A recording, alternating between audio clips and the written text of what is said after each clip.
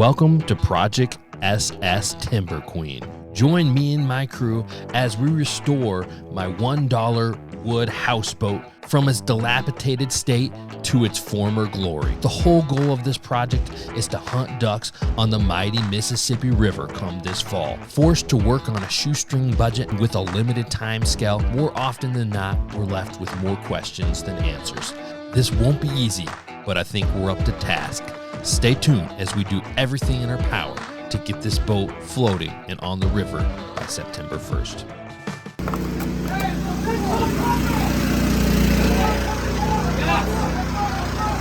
I can't hear him. Well, this isn't quite the most desirable thing.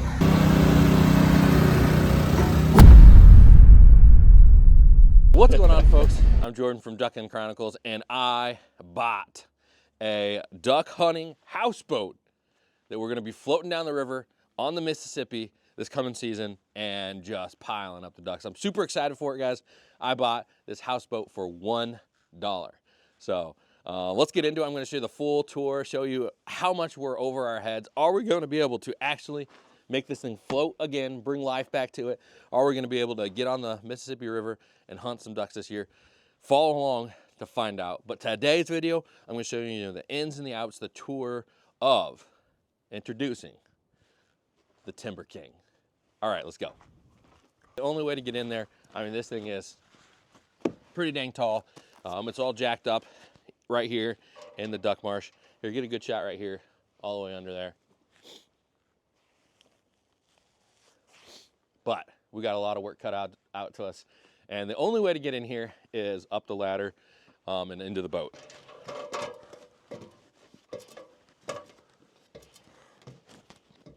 Don't fall, don't fall, don't fall. There we go. I'm king of the world. So here we are on the back deck of the boat. And I mean, super cool. Everything on this boat is wood. It's old growth cypress. We got the deck, we got the beams, we got the ceiling, the cabin area. But yeah, I'm gonna show it to you all, the good, the bad, and the ugly, and there's a little bit of everything. So let's go ahead and walk around the side of the boat here. Side of the boat, we definitely got some rot on a lot of these boards, all this paint's flaking off, but definitely some good bones here as well. We're gonna have to do some repairs, we're gonna have to do some power washing, we're gonna have to do some sanding, some tearing down and rebuilding, but we are up to task when it comes to that. Here's one of the major holes on the boat. Water can get right into the hull and rot a lot of this away. So yeah, we're gonna have to repair that kind of stuff for sure before we get on to the Mississippi River. So let's walk around the front. I mean, this is just so cool. I can imagine right now we're in the shipyard, but when we're out on the Mississippi River, out there in the wild, I mean, is there a more wild and crazy way to hunt ducks than floating down the river on a 43-foot houseboat? I don't think so. So right here, this is the captain's area. What's the correct name for it, Hunter? Pilot house. The pilot house, there we go. So we'll see more of that when we get inside. And then around here to the front, I'll let you swing that way. I mean, I already can imagine just floating down the Mississippi, having nothing around us but God's great creation, being out there on the front of the boat. It's just gonna be unbelievable. So here we go, around the side. Cabin's house, we got doors on either side for that. Looks like the hinges are rotting off, but we'll be able to fix everything. So it was sitting in someone's yard for about 7 to 10 years before we got a hold of it.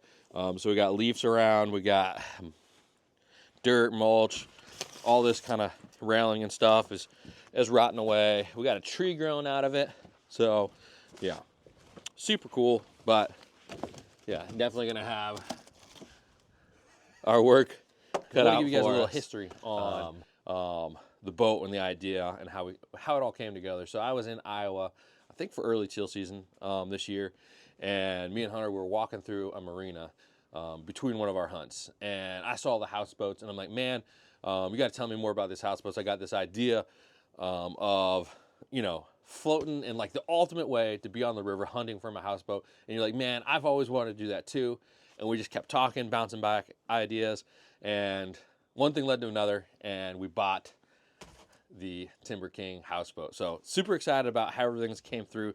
Guys, I never thought I'd have a project that would outdo the duck bus, but we're definitely outdoing it with the Timber King houseboat. So let's get in here and check out the inside of the cabin.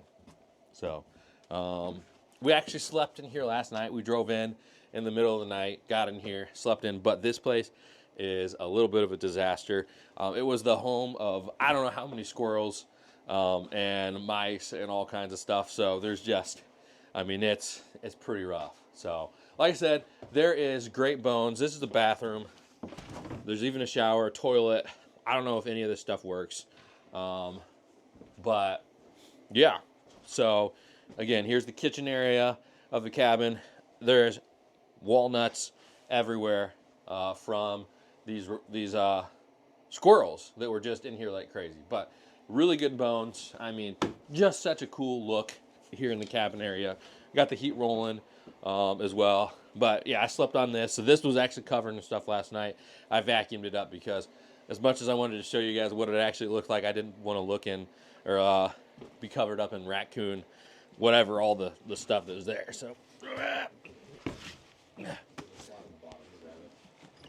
there we go. So this is probably the craziest find. I mean, this squirrel was absolutely loading up on all these nuts. So these are all walnuts. Crazy. So there was an unimaginable amount of ladybugs. There's an unimaginable amount of ladybugs in here too. So let's keep going. Main cabin area. We have lots of ideas and changes and plans to make all this fit our style of hunting for this coming season. Unbelievable. Say that again.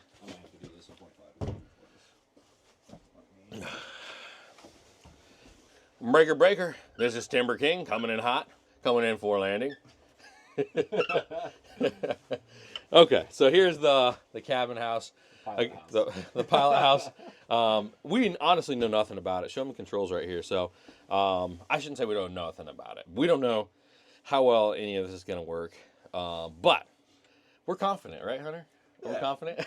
Yeah. So it's got controls and gauges, all the things you need. More gauges. Right, more gauges, a spinny wheel to turn the rudder, and who knows if this ready to go works. But it's got a lot of stuff. We're going to figure out, obviously, before we got in the water, we got a lot of stuff. Here's the electric. I don't even know if we'll have the electric running, but it's an option. We got X amount of time to get all this done, and then we'll be after it. So let's go to the front of the boat here. All right, so this is the V-berth. It's one of the areas of the boat where we're going to have a couple people sleeping. So everything in here, pretty tight quarters, but yeah, super cool being right here in the front of the boat. And yeah, I'm definitely going to be sleeping in here. Here, I'll take it. So we got the boat. We'll have one bed here, another bed under the stairs here. And yeah, V-berth, a spot for a little bit of storage and some sleeping as well. You want to come all the way down? Or honestly, I probably don't need you to because I can just...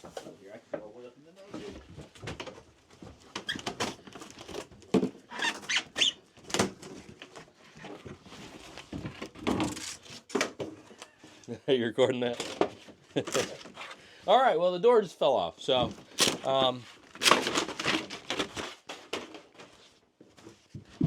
another little room in here. Oh. All right, so a little storage unit in there. Let me take that real quick. That's still rolling? All right. So, storage unit in here. You guys won't be able to see much, but there it is. You can see the light through the boat. That's got to hold water, so definitely can't be like that. All right, there's Hunter, the co-host of the Duck Gun Podcast. Do you like being called that more than Hunter from Iowa? Yeah, it's a little bit better. Okay. So what do you think, man? What do you think of the boat so far? I think we got a lot of work cut out for us, but I'm super excited. Right. I'm so looking forward to the end product. It's not funny. Right. Yeah, me too. The work honestly is gonna be fun. It's gonna be a lot of work, but like once we're out on the water hunting, I mean, it's gonna be like a once in a lifetime kind of opportunity. Oh yeah. And we're going for it. And I know we're both freaking jacked for it.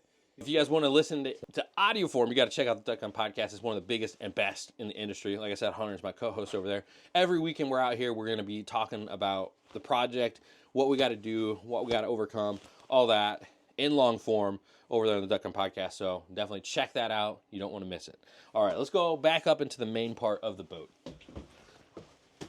Whoa.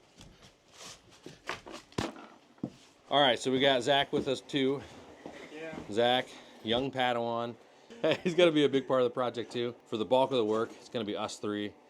So I don't know what that says about us taking on this work every weekend, driving long drives. But what do you think, Zach? What do you think of the boat so far? It's going to be a lot of work, but there's a lot of potential here, so Yeah. I'm excited. What are you excited for most on the trip and everything? It's got to be the maiden voyage, right? Right. It actually goes in the water. And Oh, yeah. That'll actually happen before season if we're lucky. So Right. that's the plan. Before season, if we're lucky. Yeah. I hope so. I hope so too. Any other words of wisdom you got? Your moment of shine. Ladies, you single? So we got in the motor. You go ahead and do this part, Hunter. I'll film it. So, Let me get on the ball. yep. So this is where the big Detroit diesel engine is in the boat. So actually, part of the story, and you'll hear more about it on the podcast, but my wife had something medical come up, and I wasn't able to come at the purchase of the boat. So Hunter got to come up here. I was super jealous. But, you know, I was where I needed to be, for sure. But glad Hunter was able to jump over here and check it out. So you saw this engine run, right? No. What? No. We don't know if the engine runs for sure. Okay, we don't know if the engine runs for sure. He told me it did before, so, no, I'm just kidding. I'm just giving a hard time. So here it is. I'll Here's probably the grab a resident. light. Maybe motor expert. So give us your rundown, Hunter. All right, so it's a 471 Detroit two-stroke diesel supercharged motor. So these things are kind of known for a couple of pretty bad runaway stuff and blowing themselves up. so we're gonna do a bunch of maintenance on it to make sure it's good. I got the whole service manuals, like 3 2-inch binders. Zach, you mind grabbing that door? So that we got the whole service manuals on it. But the motor turns over, it spins over, it's free at least. I know that there's a bunch of stuff that just needs redone because it hasn't been in the water in a long time. So, and then actually on this side, we'll see if we actually get this rolling. Oh, is that the Yeah, it's a two-stroke Nissan diesel generator, 10,000 kW. right? Pretty low on the priority list though. Pretty low because we can get some gas options as well Yeah. as running that. So You yeah, let's come right where I'm at. You can look right down to the bottom of the boat. You can see. right. Yeah, you can see lights through all these cracks everywhere. So, but pretty cool. You got that light again? Let me grab that light from you. I mean, inside of the boat here, plenty of room. I mean, we might be able to put a bed down here for Zach to sleep right here in the belly of the well. So, and I think this is the backside of the V-berth over there, right? Yep. So, yeah, definitely some room here for decoys or other hunting equipment down here as well. But, oh yeah. All right, so that pretty much is the tour of the whole cabin area. Everything we got to work with, everything we got to do. But, man, I cannot tell you guys how excited I am for this whole project. How I'm looking forward to everything we're going to do, everything it's going to take to get this thing out of the water. We're in Minnesota, right here on the edge of the Mississippi River. Actually, we're in Wisconsin. We drove through Minnesota, jumped back over the border, or the river to the border here. So this is unbelievable. So first order of business, we're going to get power washing. We're going to get vacuuming. We're going to get cleaning because there's just crap everywhere. I should show you on the pilot house as well. There's just something you got to see on there. How dirty it is. So here we come. Pilot house. but maybe you saw it in the video as well. But I mean, just loads of bugs, ladybugs, all that kind of stuff. So, alrighty, that is the intro. Put the GoPro under it. I got it. Some squirrels can be really happy. Power wash it, right? What's going on, folks? Yeah. Thanks for joining me for another episode of Duck Gun Chronicles. Today on the houseboat, again, we're in the boat yard.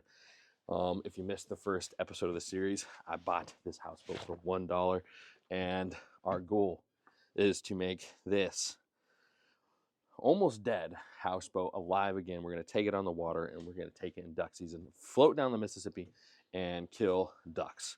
That's the plan, and we got a lot of work to make that all come to happen. It's just going to be tough to actually do. So we got faith, though. We're going to work our butts off and get it done.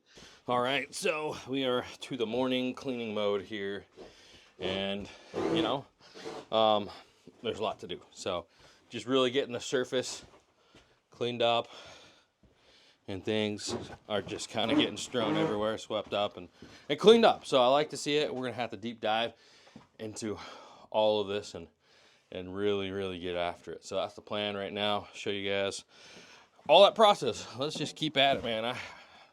I'm already excited with little changes, watching it get better, closer to what it needs to be. One part of the story that you guys don't know, obviously, the ins and outs of it, but I had to purchase the boat. And like I said, just in full disclosure, I did pay $1 for the boat, but we had to move this like 20 miles, oversized trailer, all that kind of stuff. It took like 4 hours. The price to move it was like $3 grand. So we do have some investment. I have some investment in this whole project, over $1. And then the storage for 6 months, it gets us partway through the summer, is $1,000 as well. So it was $1 to buy the boat, but we got, $4 grand in, and we're gonna have a lot going into the restoration, the cleanup, and everything else that's gonna go into this behemoth. But it's all gonna be worth it when we're on the Mississippi shooting wood ducks and having a good time. So, yep. More cleaning. Let's keep at it.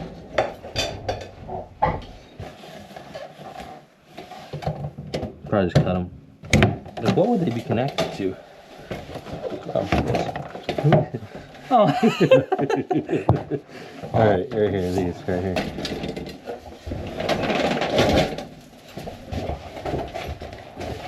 Is it more narrow to go sideways? Like, Oh, it might be. okay. Yeah.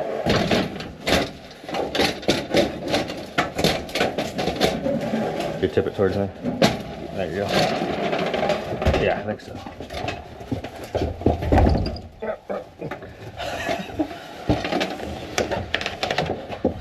Just barely. How do you feel about walking down the ladder backwards? Don't fall, whatever you do, okay? I'm not worried about falling. I'm worried about this thing falling out. Hang on. As long as like the handles don't break. Is this good, you think? Go slow. Yep. Okay. All right, I got my hands on it. Okay, do you want to hold it there in the air?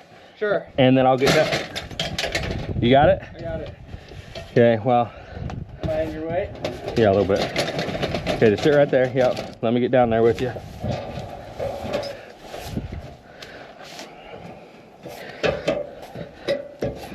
How you feeling? Are you getting heavy?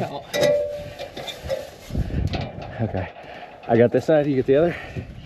Okay. And let's lean it towards us. Okay, yeah. Yep. Just walk it over this pile. Oh, you're like, oh, I was already down. So, we're in the cabin of the boat right now. Things are moving quickly. We're getting things out of here. We got the stove out of here.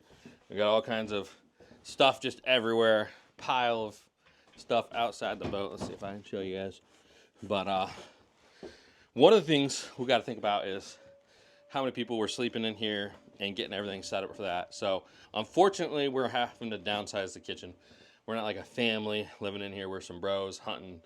And so we're downsizing the kitchen. We're taking it down to this size, hopefully being able to transfer this to that wall. Like I said, we got rid of the oven and the stove. But yeah, we're gonna trim it down and make it more sizable. But getting back to the number of people who are sleeping, we can sleep 2 in the V-berth. Then if we extend this right here, we can sleep at least 2 here in the cabin area, and then put up a cot here, put up a cot in the captain's room, and get to 5 people if we ever need that many, which I think we probably will at some point. So all that being said, we're gonna cut it apart. Time to start cutting. Here we go. Oh, I gotta press this. Don't lose any fingers. I'll try not to. It's all part of the process.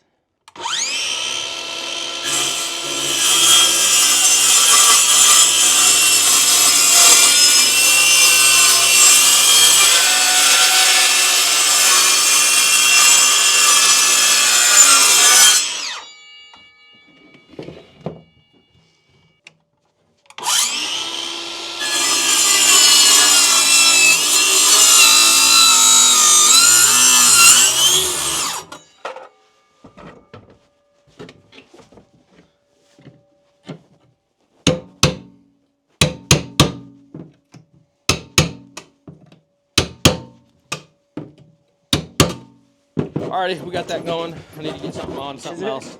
Keep this gravy train rolling. We only got a day and a half, like, per weekend, with our 15 to 20 hours of driving. So, and there's lots of work to be done. All right, update on Zach's project. How's it going? Counter's out. Got the counter out. Top is out. Man, why didn't you have the walls matching over there? What walls? You see, like, one's yellow and one's brown. Oh yeah, that's just the age.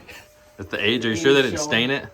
I'm pretty sure. They didn't stain it? Oh, it looks like age. That looks like stain to me. Maybe it's stained. Hopefully it is. We can restain it and make them match. But yeah, it looks like you still got some work though. Yeah, there's a little bit left that's got to come out. Nice, nice. Yeah, but I'm getting things cleaned up over here as well. We got the captain area coming together. And let's go check on Hunter down in the belly of the well.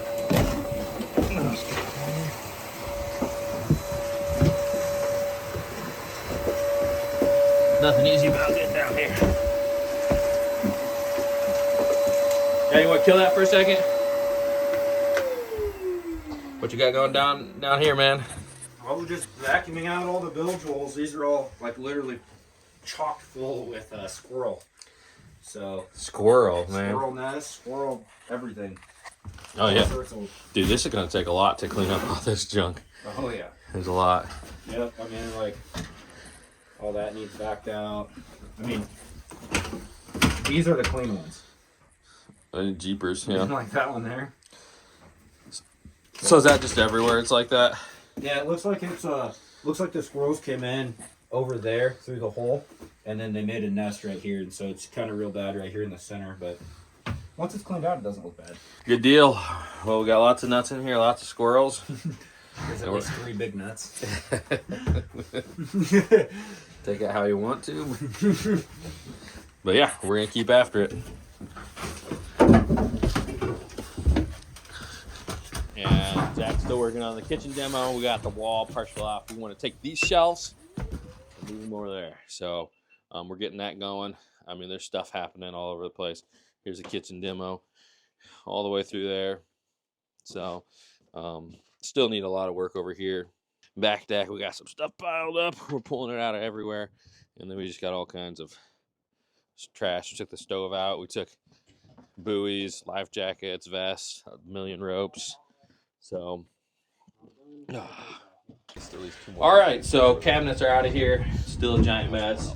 And we decided that we're not going to reuse that. So that was the plan. Then these guys teamed up on me and said, no, that's not a good idea. So lucky part is if we take it to a vote. Well, here's the voting system. So we got the board of directors, which is me and Hunter, and Zach. He's the on-board. The non-board director. He's a non-member of the board. So only board members get votes. So me and Hunter get a vote, and then I get the tiebreaker.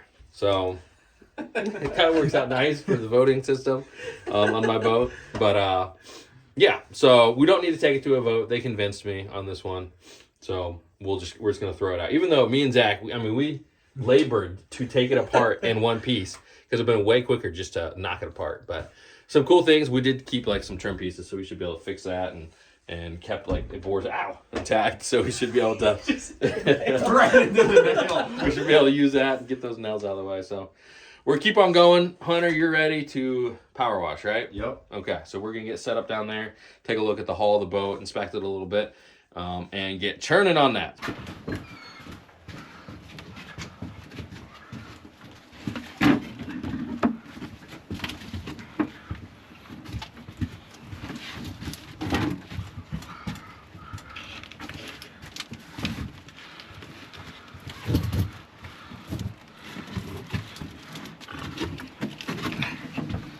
You ready? 3, 2, 1. All that work. Right. Pull them out in one piece.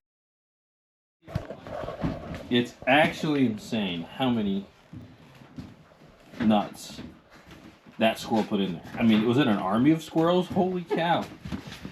I mean, just a drawer full of them. Like, you know how long it would take, like, Uzak to find that many and put them in there? Like, seriously, how long do you think that'd take you? Probably like a full week. Full 40-hour Yeah, I work mean, week. you'd be like hiking around the woods. Oh, I found a tree. All right. Dig in, Zach. That's disgusting.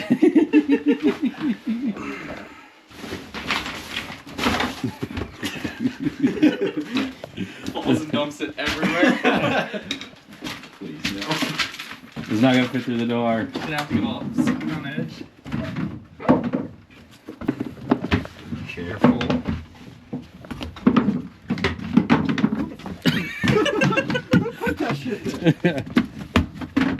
The squirrels. You want a different shot of this stuff falling? Put the GoPro under it. I got it. Some squirrels can be really happy. Oh. Power wash it, right? Sure. Yeah. All right. There was his food supply. Here's his nest. I did have some snacks in there. And what is this? Is that just more? Your life jacket? Oh. On a scale from 1 to 10, how gross is that? Like a 9. Yeah, it's pretty gross. What do you think, Zach? You're not easily grossed out. 7. 7? I mean, seen I worse. found a dead squirrel when I was vacuuming up there earlier. So Did you really? yeah, like little pieces of it. I think Oh, it's nice. ate him. Nice. Yeah, I You just just saw your first mouse. Just saw the first mouse coming out of the bedding while I was sweeping up, which is like, this is like an endless mess to get all this junk out of the walls and everything. Like, we're just, honestly, I don't know if we'll get all of it because there's just some places you can't get to, right? Luckily, like, most of it's exposed, but they were living in here. Mm-hmm. And I wish you guys could feel how gross it feels, like, through the camera. Yeah, it's not good. It's not that bad. We're just being little babies about it, but we're getting it. I mean, little by little. All right, so next step in this, we're getting the power washer going, also known as a washer, power washer. Can't say wash. So Are we in Wisconsin or Wisconsin? well, who knows? We're somewhere, but just want to take a look at what we got going on over here on this before we get it all. All right, so we got to get all this power wash. We got to get the paint off as best we can. A lot of it's flaking, gonna come off real good. Then we got a lot of caulk in the seams here. So we're working on all that, and yeah, we're gonna get the top side as well. Here's some of that original. You're saying that's cotton was the original caulk in there. Yep. So Yeah, they originally used cotton and they like shove it into the seams, and then when it gets wet, the boards expand and then the cotton expands, and that's what actually makes the seal on when they originally built the boat. what are we gonna do about this board right here? Hit it with a hammer? I don't know.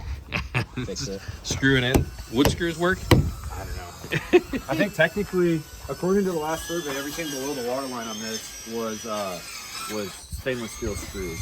Okay. So Gotcha. So we could do something like that to push some of these back in. a little bit. That board honestly feel that one's a little soft right there, but not much. Honestly, that's pretty good. So. I think it's not below the water line. All right, so. It's not, right? Oh, it's way over here. Oh, it is. Okay. So, this might be our biggest concern with this board, but we'll do some shoring up on it and make sure she's good. And there's some boards that might have to come up right there too. But, yep, nothing like climbing under there like a monkey. But, yeah, so a nice power washing, resealing, all that. We got all our work cut out, but today we'll get that power washing done and the last look at that before we get that going. So, how easy do you think this caulk's going to come out? I mean, some of it looks like it's going to come out pretty decent. Wow, that's satisfying. Oh, yeah. If it all comes out that easy, we'll have this done in no time.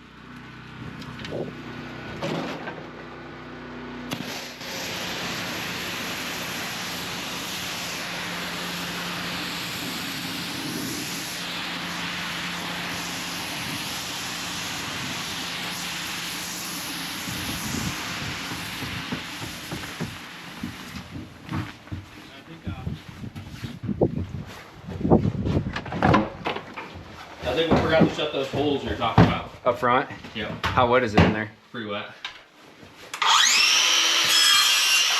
We got it wet in here. I'm scrubbing the walls. Oh. I got it wet in here. Turning high and going low. Mm-hmm. This is an improvement. Right. Alright, fellas, well, hopefully you can hear me all right above the power washer going, but man, this room has opened up a lot with taking that kitchen, part of that kitchen out, just making it more what we really need and some more open space. We'll finish this off, this cabinet, we tore that piece off, reconnecting it, and then we're going to build the bed all the way over here.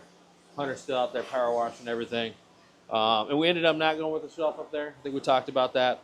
Took off all the drawers in here, and we'll have to refinish this some way, one way or another as well. But that'll be good storage for like bags and stuff like that. So, yeah. Everything else moved back up into the pilot house, but it's coming along pretty darn swell. So what do you think, Zach? It's looking Feel good. like home yet? It's way better than it was when Yeah. it started. So, Way better. oh yeah. So we're gonna keep after it. I'll tell you what, I'm getting tired. My arms, my back, my shoulders, everything's getting tired. So we're gonna keep on churning because we know we got season coming before we know it. It's only March. All right, hard, long day of work, and we have a lot to show for it. So, I mean, look at the space, the additional space we created in here. I think that's the biggest difference you're going to notice right now because, I mean, yeah, that took a lot of our time today to do that. Power washing and all that, we still got to do a lot of sanding and, yeah, putty knifing and all that kind of stuff as well. But we're about to record a podcast, Duck Hunt Podcast. We're going to talk about all this we've done today, all the plan. So if you don't listen to the Duck Hunt Podcast, you should. It's one of the best and biggest duck hunting podcasts in the industry. And not only do we talk about this kind of stuff, we talk about our hunts. You just check it out. So, but yeah, what do you guys think? I'm tired. Oh yeah. Get tired. I'm tired, Grandpa. Right, dude. That's what I keep doing. Dude, on man. All right. So we're gonna What's going on, folks? Thanks for joining me on another episode of the Duck Gun Podcast. I am Jordan, your host and guide, and You are listening to the Duck Gun Podcast, where you learn to be a better waterfowler. So, today's episode, we are going to be, well, letting you know that I've been keeping a secret. So, the secret is that I bought something that's going to be a once-in-a-lifetime awesome opportunity. Getting some fajitas going. We got, is it chicken or steak? Steak. That's steak? Okay, nice. Steak, onions, peppers. We eating them with shells, or we eating them on a plate, or what? Tortillas. Nice. Tortilla. There we go. Living in here now, right? Yeah. We're going to bake some cookies, too. Nice. There we go. Good deal. Yep. Actual feels like we're camping. We're still, we got all our stuff in here after cleaning up. Zach's over here. Gonna be sleeping right here tonight. We still by no means done, but just actually staying in it is kind of fun, kind of cool. It's like staying in a way cooler camper. Right. Just a way Like this, cooler. like really high up, like 20 feet up. Oh man, I'm on like cloud 9. I don't even know. I'm so happy, so excited. This is just an experience all around.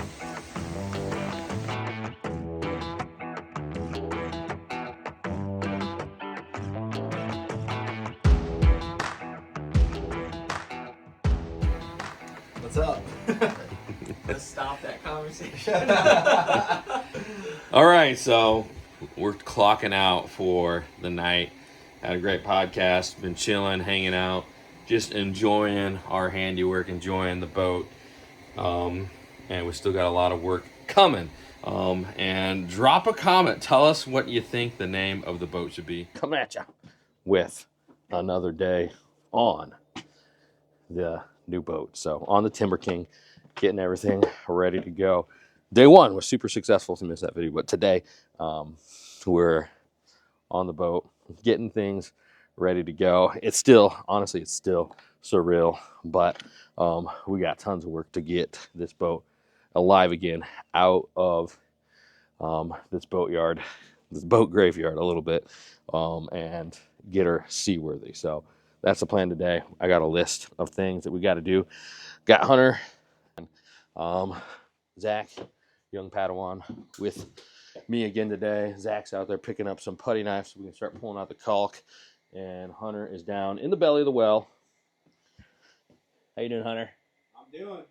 Yep. So he's got his hands full working on getting the motor running for the day. But here is our list of goals to achieve today. Because today is the last day for the weekend, and then we're out of here for a little while. We'll keep coming back until she is ready to. And see if we can't get enough battery charge on these 2 batteries in here to get it to at least roll the motor. Nice. I take the phone down there. Give him a look. Give him a little talk too. All right, so we got the valve cover off. She's sitting over there. And we're just looking at just kind of general condition. Obviously, a little bit of stuff fell down inside there when I took the valve cover off, but really, it's not all rusty. It's pretty clean. I checked the oil out, and it's clean. There's a leaf down in there I just dropped, but it's looking good. Now we're just going to try to see, there's a battery tender up there. We're going to see if we can't get the batteries to take a little bit of a charge, see if we can't roll this thing over so I can start doing some of the maintenance on it. Awesome. That's honestly great news, because one of the biggest concerns is how well the motor and how easily and how much we're going to have to spend to get all that rolling. So, and I don't have an endless budget, but definitely want to make it happen.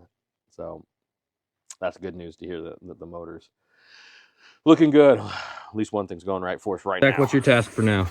I'm scraping putty out of the hull. Right. For all the caulk. We got like 4 hours till we have to leave. You think you're going to get it all done? Not a chance. Not a chance. Yeah, we got a million.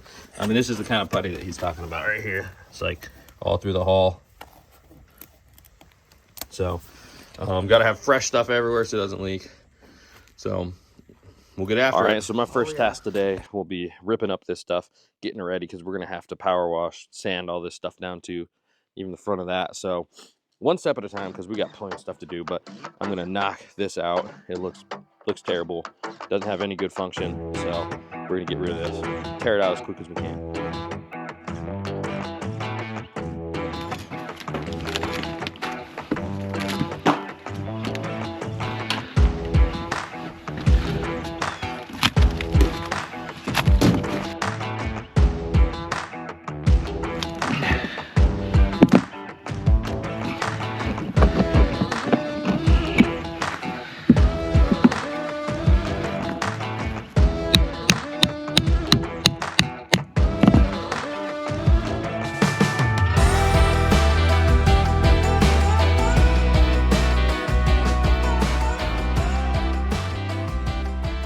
Alrighty, well. So on to the next project. I know they're messing around with the rudder, so let's take a look in on them. Is it working? Looks like it. That's a lot of turning. Yeah, look at big rudder. You mean That should be all the way left. rudderly ridiculous. That was a stretch. Yeah. You remember if there was a nut here? There wasn't, no. Okay.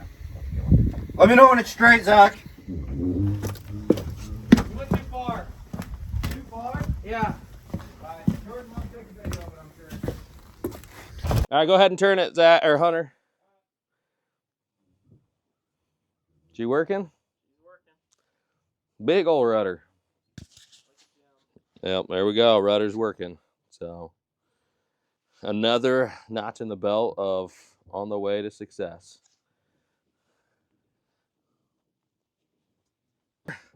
We have Timber King coming in for landing. Oh.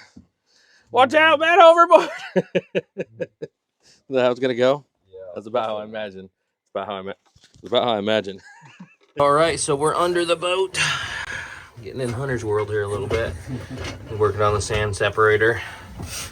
The resident mechanic over here is the generator. We got a pretty good idea that generator's not gonna work, but the whole boat does have electric run everywhere. So we have some other ideas for solar panels or other options instead of using that to still have some electric. Especially we got to have it for the bilge pump because well, the boat's probably gonna have some water in it, which is normal for a wood boat. So where it took the batteries out, and your charger, is that where it's gonna stay? Yeah, that's the charger. And it's gonna charge the, Yeah, it'll trickle charge the batteries. so we have to plug that into shore power, right? Yep. Yeah, it'll be plugged into a drop cord. I don't know if we'll get shore power 100%. Is that water damage over there too, or what? Like the board there. Yeah, in that back wall. Yeah. So there's some damage But in here. this isn't like structural. That paneling's not structural. Right. It's just, what's it for then? It's there to like separate. So originally, like how these boats were built, this would be where you'd put like your shrimp catch. And so that's just a bulkhead, and then actually they cut it out here. But eventually we might end up putting, actually. Okay. You look way back in there, there's some rod holders and stuff way back in there. And there's a chance that we'll be able to set up all that to have a hatch to go up to the back deck. So we can drop decoys back in this backspace. Oh man, that'd be pretty cool. Yeah, wouldn't it? So. But yeah, it's just, so right, I'm trying to figure out which tanks are which as far as water and diesel and stuff. Right, yeah, so there's tanks back there. Yeah, we got 2 tanks back there. We have this stainless steel tank here. We have this big tank, that's a diesel tank behind you. And then there's a big diesel tank over there, but that diesel tank's pretty well rotted, so I don't think we'll use that one. We can't use it. Well, if you scurry around the front of the motor, you can actually look over there, and the boards that hold that tank in. Saying they're non-existent would be an understatement. They're not what? Not existent would be an understatement. Oh, the boards are rotten. Yeah. So the tank's fine. Well, yeah, but Potentially. they're 154-gallon fuel tanks. All right, Zach, how's the caulking going? This is a lot of work. It's a lot of work. Still feeling optimistic, or is it just gonna take a long time? I'm feeling optimistic. Okay, that's good. It's not taking too much time. It's just a We lot need of one muscle. optimistic person in the group, so we'll let that be you. All right. I'm optimistic too, but I think we can get the whole thing done pretty in like a weekend, okay. maybe a day. So Yep. I think you're on the easier, like thicker boards though. For sure. It's gonna suck when we gotta crawl underneath the boat to do it. And Right. then use a ladder up on the top. Right. Time will tell. All Yeah, right, we'll so keep cracking. been crack-a-lacking on the list. Been working on the list, guys. Getting through it. Here's some of my drawing skills, so we can buy the boards, get the wood we need coming back. Next up, we got the V-berth. We got to get this set up so it'll have 2 beds in here, one over here and one over here.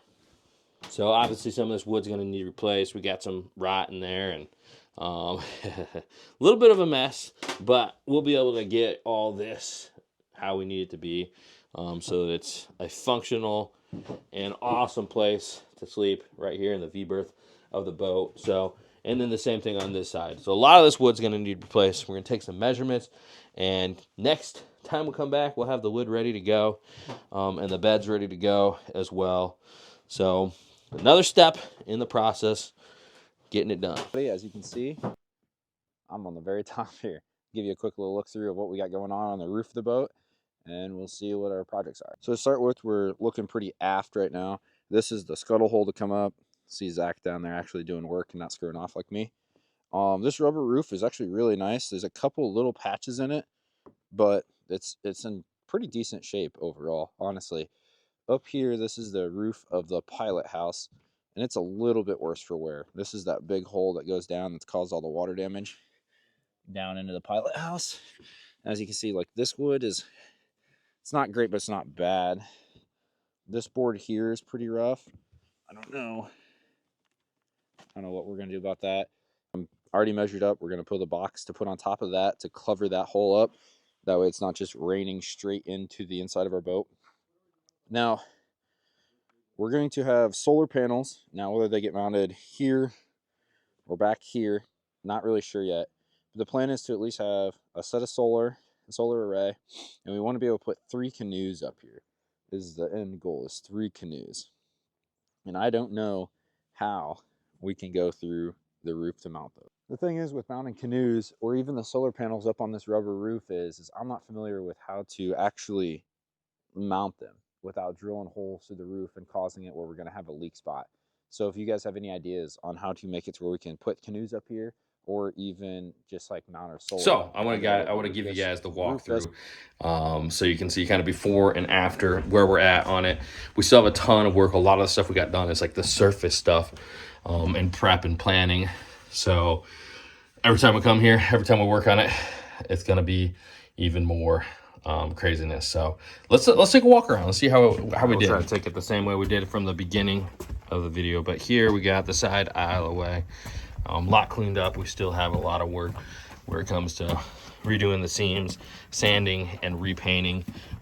That step broke off over the weekend of working too, so we have to work on the repairs there. We got Zach slacking, caught sitting down. So here we got the front of the deck, which is definitely an improvement, right in front of the captain's or the pilot's house as well. So did some work on that. Right around the edge as well.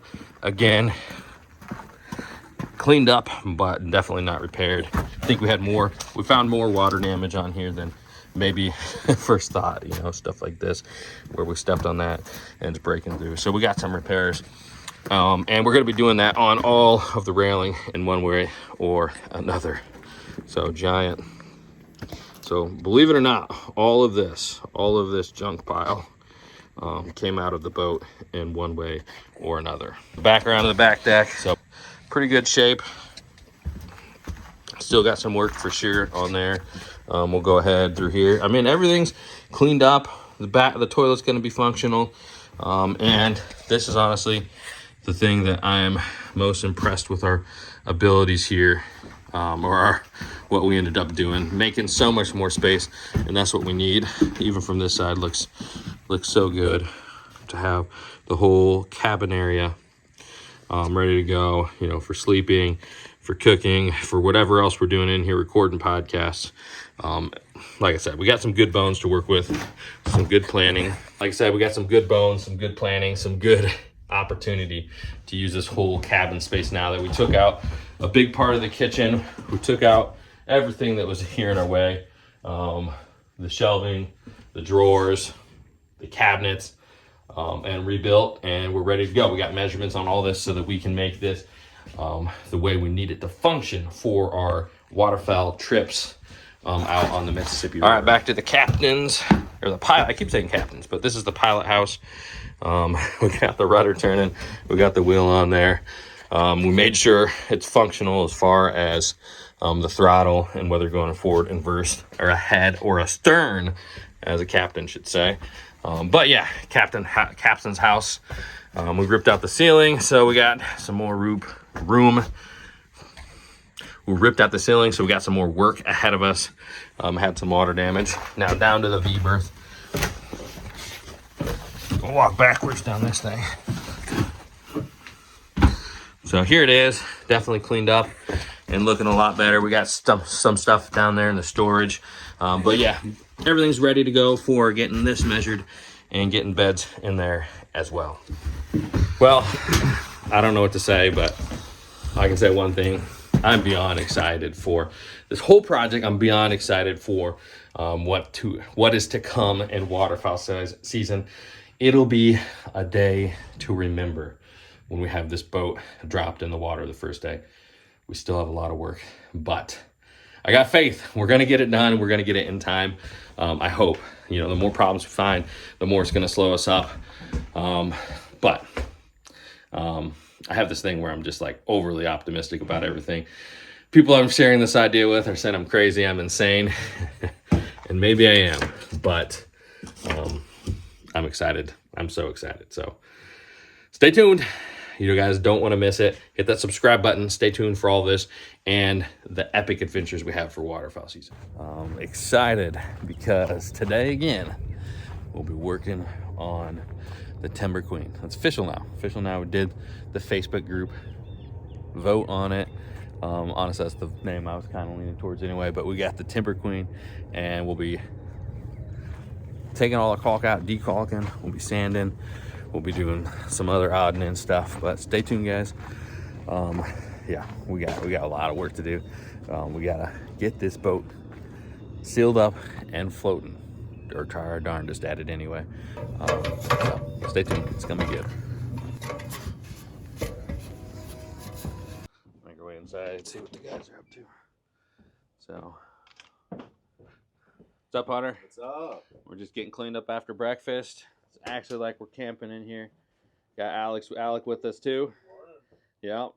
Ready to get after the cleaning. Oh yeah. Or not the cleaning, but the peeling caulk. Yeah, peeling caulk and some sanding today. Oh yeah, we got our work cut out. Is that the trawler? Is it that trawler troll? Ah, what do we got? You been guarding the boat for us since we left? It's been dark down here. Man, Zach, how long you been down there? I'm hungry. I need food. Young Padawan.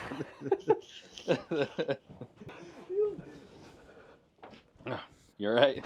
I'm good. I think. No blood. All right, so our next goal on the boat is we gotta take all the old caulk out of all these seams so you can kind of see it. This stuff here's like the really old stuff. It's the cotton. It's a lot of work. A lot of work to get all this out of there. So, all right, Chief, come here, buddy. We got the boat mascot. He's just carrying around stuff, wishing that we'd throw it and retrieve him, but we're working. Got Alec and Zach over here. All right, Alec, how long is this going to take us? I'm guessing we done decaulking around lunchtime, 12, 1 o'clock. All right. What do you think, Zach? 3 hours and this whole thing will be ready. Okay, there we go. All right, Hunter said he wants a time snap. It's 8:30, so Zach's saying 11:30. Hunter's, well, we'll get over to Hunter. So, but it does kind of suck laying under there. A lot of stress on the core and the neck and the arms, obviously. All right, we got the group optimist on that side. We got the group pessimist on this side. How long is this going to take us to get decaulked? I think we'll be tired before it's done. Tired before it's done. All right. So, and then I will add to. I think it's about 3 o'clock is my guess. 3 o'clock. Yep. Okay. All right. That seems to be the most reasonable guess. Yeah, that's pretty normal. All right, so let's look at that board over there. What's this board called again? This is the keel board. Okay, and it's looks like it's been keeled. This was not shot with a 28 gauge. Yeah. Oh, so yeah, we got some wood rot in there. We're gonna have to take all that bad wood out. Wood hardener, shore up. It's not great. We did know about it. I will say it's maybe a little more rot than what we were aware of at first. So It always is. it always is. Yep.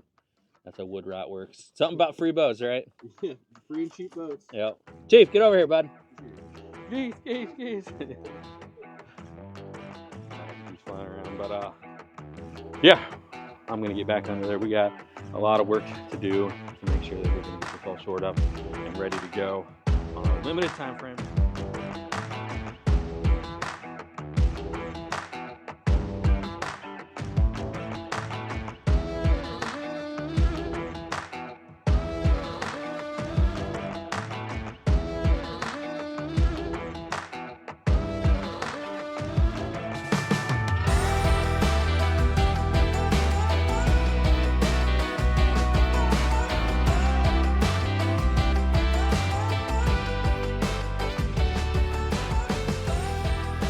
All right, fellas. Well, we're still at it. Here's the tool for today. We got these putty knives, real good for getting in the seam on these. Pulling out the caulk. No. Real good for getting in the seam. Some of it's this stuff, and it's just, I mean, it pulling out big chunks. And some of it, I mean, we gotta dig in there. Let me show you what we're working with. So, sit, Chief.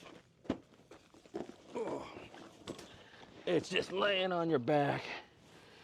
Getting in these seams, making sure they're all clear. So some of it, like I said, is coming out real nice and easy. So like some of the stuff like this right here, some of the stuff like this is just, I mean, real sticky. And it's definitely a pain to get out. So got to get all of that out of these cracks, little by little. Just putty knifing our lives away. So, but bottom's coming along pretty well. I say we're maybe 70% done with the bottom, and then we'll get back up here on the top, and it'll be nice to stand up. What do you think, Hunter? Yeah. 10 o'clock. Is it going faster than you thought? Yeah, it's going faster than I thought. Okay. I would have originally Oh, sure. I think I got some crap filling my eye now, so that's fun. But yeah, we still got lots of work to do. We'll check on with these guys. What do you think, fellas? Going good. Not too bad. Not too bad. Worked all the way up from the keel to here, so making good progress. Oh yeah, you are. You can jump over and help us, man, when you get done. All right, well, small step, keep on churning.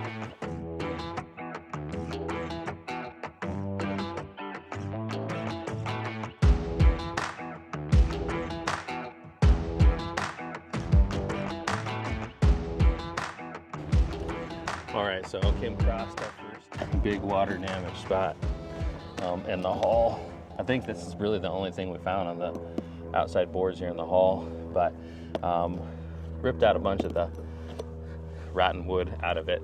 If we're gonna do it right, we'd remove that board or replace it or cut it and seal it back up. But for what we're doing, we don't need it to be perfect. We need it to be functional, and we need it to be usable. So we're gonna, like I said, get as much of that rot out of there, and then we're gonna seal it back up. I'm glad to be off the bottom. We're now on the sides and doing our best to get as much of this caulk out of there. But I mean, above the water line, these boards are still really solid and really tight. So this part should go pretty fast too. Then we'll be to sanding. So. All right, so next step, we're breaking out the sanders. Hunter's down in here in the bilge, getting everything cleaned up. That way, well, all the junk and everything else that's in there can flow through there and not clog up the bilge pumps. How's it like in there, man? It's pretty bad. Disgusting? Yeah, it's pretty bad. Hence the gloves. Right. Right. So, but one step at a time, man. It seems like every time we get one thing done, it feels like there's 3 other things we need to remember to do. So we're gonna keep after it though. Just break it in half. There you go.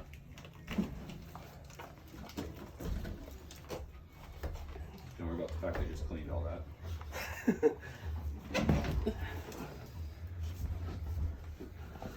Man, that's dirty. It's heavy. No, it's heavy because it's so wet. Probably weighs 100 pounds. Oh wow.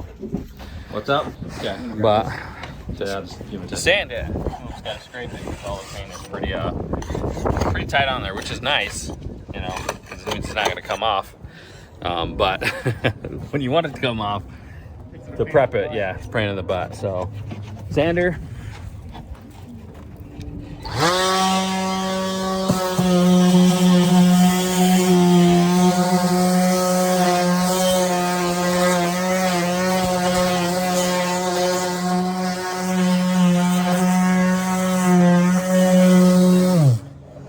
Here we go. All right, so we are still churning along. Zach, you loving life? Loving it. Young I got so much Padawan. sawdust in my eyes. Yeah, me too. All over my arms and dirty job, but it's coming along. So we're on to sanding it. We got most of the decalking done. Alex still working on some of that, but we're having to scrape this bottom paint. It's just so thick and chippy. We're having to scrape it off little by little. You're not going to grab these. Look, just take a look at this though. Here's the difference on the bottom paint. This is sanding real nice. You can see the difference there. So the bottom paint is sanding real nice. Top paint though, real chippy. We're gonna have to scrape it off and then we'll go back to sand.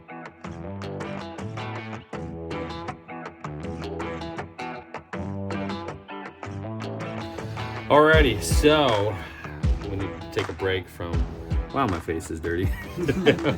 From all the crap and sanding and scraping, and Hunter's been in the bilge, and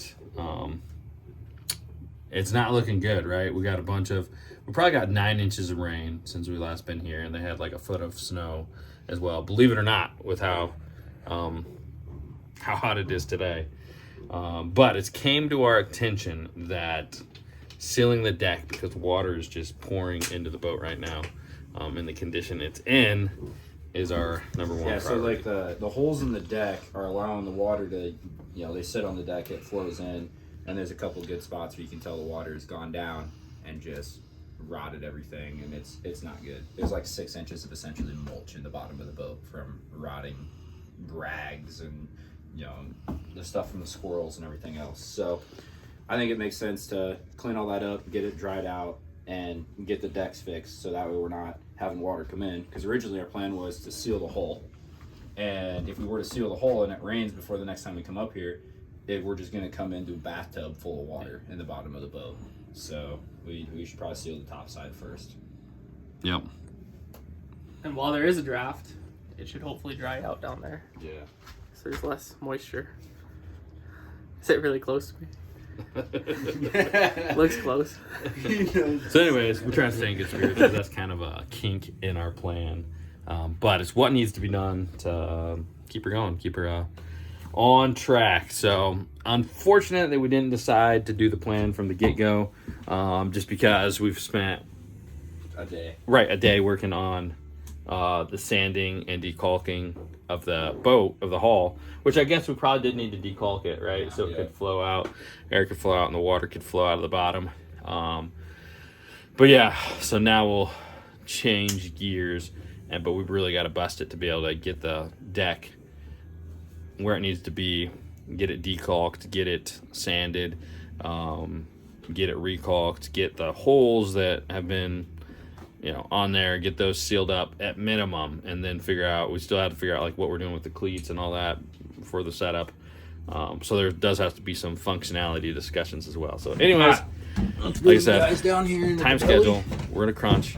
I'll show you what we got going on.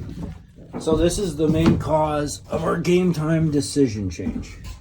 As you can see, just the headlight here, this stuff is just It's nasty. Let me see if I can grab it. As you see, it's just soaking wet. Just nastiness. And so all this is just like this rotting, wet stuff that's coming in through the holes in the hull, which there's one right over there. As you see where the boards are pressed down, that's a hole in the hull, which is running water down, rotting all of this out, and the water runs down and it's rotting out all this. This is the main problem here. See this board? This board is supposed to go all the way down to the bottom, and it's not supposed to wiggle. And these bolt here, there's two of them. Those are what go down to the keel and will hold the keel on. So we made the kind of game time decision to go ahead and fix the top sides. And I'm gonna clean up all this stuff down here, try to get all this moisture out of here. And we're gonna clean the top sides, get all that sealed up. That way it doesn't rain down anymore. And yeah. All right, so as I said, guys, we gotta do this now. Wasn't in the plans, wasn't in the works, wasn't what we were thinking, but this is what we gotta do now. So here's the deck again.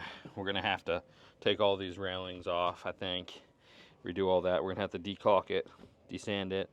I mean, these cleats, they might all come off, and we have to redo some of these boards where it's letting in water. So definitely some water damage, and the sooner we can take care of all of this and get it ready to go, the better off we'll be. So how's it going, Alec? Going all right. It's coming. Massive change of plans, which sort of felt like a waste of time for about 30 seconds until you realize the work we did earlier had to get done eventually anyway. So right. We just move on and we keep trucking. We'll get Yep. it all done eventually. Right. One step at a time. A little, I would just say, just a tiny bit discouraged by the change of plans, but yeah, smart choice to get it done. I just kind of wish we would have started that way, but what can you do? Roll with the punches. This is definitely a project that's unique to us, something we've never done, and we're gonna get through it. So here we go. Gotta go game time mode and get busting.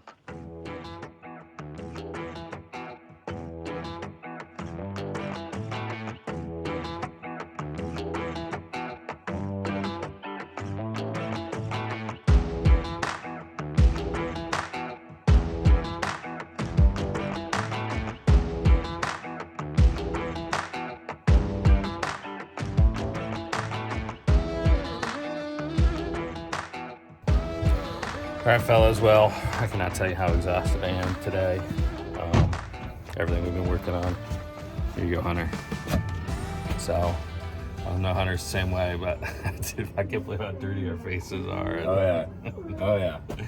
So, I didn't film as much as I probably should have because honestly, I was a little, what's the right word? A little frustrated, a little down on our like we knew it was like this, but to actually, I guess, to see it and like do it and like tear up all like the water damage stuff on the deck, you can see all through here. We took off the railing, we cleaned out, we took off all the scupper holes, is that right? Yep, scupper holes. Scupper holes, and then tore up a bunch of that water damage stuff.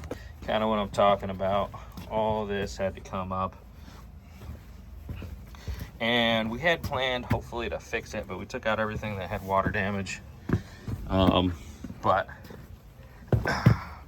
we just came to the conclusion that we couldn't do it the way we wanted, right? Yeah, it sucks, but we got another solution. So there's always a way forward, and well, the boys are picking up materials for it. So Right. Getting sheathing down. We're gonna put treated lumber down on all this. I'm pretty disappointed because the decking is OG and it looks really cool. Yeah, so here's a bunch of the crap we took out today. But yeah, we just have to do what makes sense, what's gonna be good for it. In the end, well, I think we'll be happier with it because well, it's just not gonna be rotted wood on the top, and it took forever to do these like individually board by board, and we thought we could do it kind of here and there, like, well, you can see like on the edges and all that, but it's just been a lot of measuring and sawing and putting in, and on our limited time schedule, to make the whole project work, sometimes we got to go with the functional and quicker fix than the fancy looking awesome. I am honestly, I'm a little heartbroken about it, but it's what we got to do. What do you think, Hunter? You ready for all the YouTube comments about today? I mean, it feels like today almost is like it does not feel like a victory. No, it doesn't feel like a victory. Yeah, I'm ready for the comments of the shouldn't have bought a wood boat, and cheap boat cost the most, bust out another 1,000, etc., etc. But oh, we busted out another 1,000 today for the materials on getting all this fixed. Let's show them the other side too. All right, walk over there. Yeah, so we're getting it all prepped for that. We still, obviously, it's like, it feels like it's one step, or it's like 2 steps forward, 1 step back. Because it's like you have everything clean, and then we take out the caulk, and then Everything's dirty again. right, then everything's dirty, and then we're trying to get ready for the boards, and then yeah, all this. So Yeah. This side looks better than that side. It's not nearly as bad like Right. the outside boards. this thing just got completely drenched, which I think was eye-opening for us, because we realized How bad it was. We knew kind of how bad it was, but seeing it firsthand, like after all that major issue and not having it sealed up after we left, you know, so that's where we're rectifying it. This, like, we got to get it done.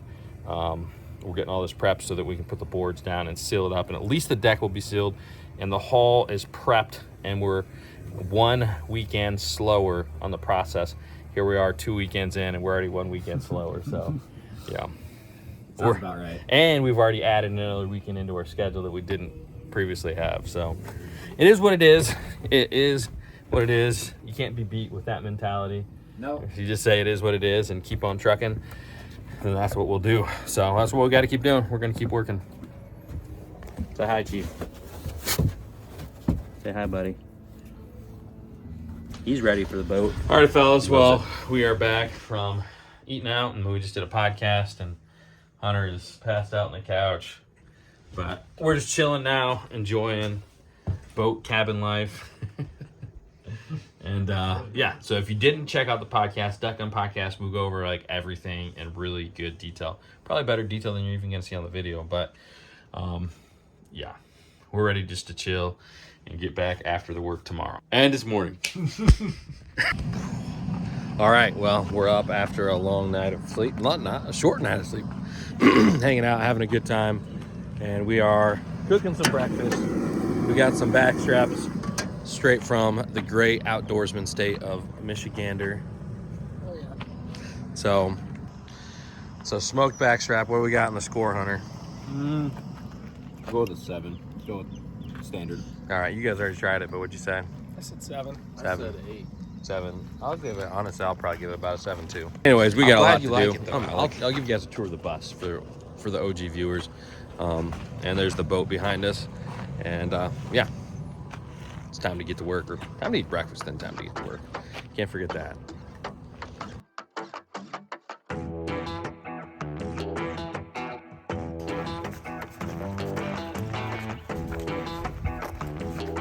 It's light, right? Yeah, it's real light.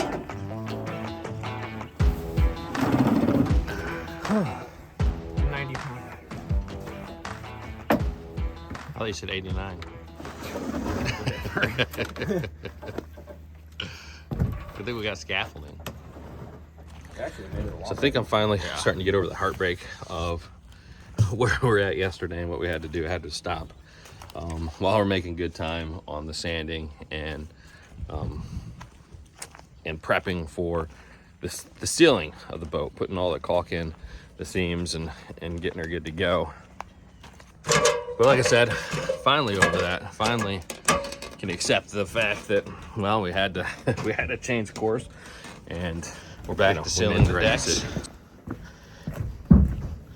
And well, we got a little bit of cleanup to do. And we got these guys up here templating away. Heck yeah. Make a whole template for the front deck here so we can cut the plywood out, Nice. and then we'll make our way back. Yep. Hopefully get the whole deck templated. But oh yeah, we really need to get all that sealed up to stop our water issue. Come around more than we were having with the water leaking in. So we got that underway.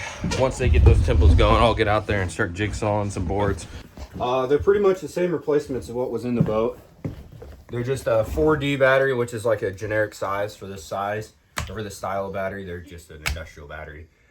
And then 1,000 kilo cranking amps per battery. So when we link them together, well, 2,000 according to the manual for the motor. We only need like 1,200. So we should have plenty of cranking amps to get this motor rolled over. Hopefully. Nice. Yeah. With plenty of battery reserve. So I know we talked about a few different styles, but are we gonna have to have different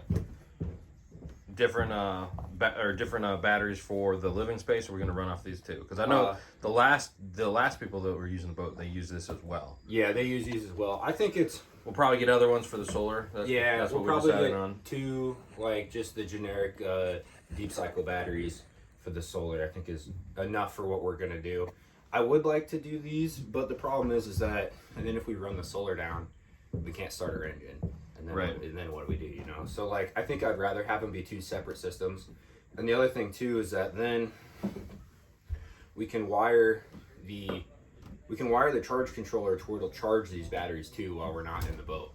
So these batteries will always be charged up for like when we come back. Oh yeah. From the solar. So we'll be able to charge off these, but we're not going to discharge off these batteries. We're going to discharge off of the other batteries. So nice. Alrighty. Well, you're getting those in place. I'm gonna go check on the guys. See if I need to start jigging. Do not start the boat without me. All right, so next step of the job is to template out. We're templating out the flooring. So they got the template down here, and I got it traced out on the board. Jigsaw it, and then we'll just rinse and repeat all the way around both sides to the back. Tack it down, seal it up.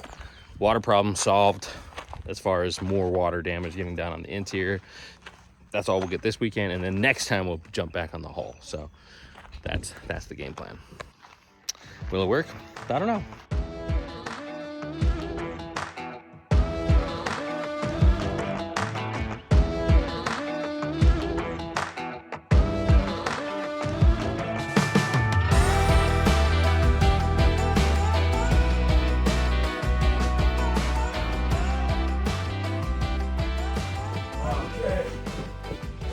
just hit the key, just bump it, and if nothing happens, the Perco switch is off.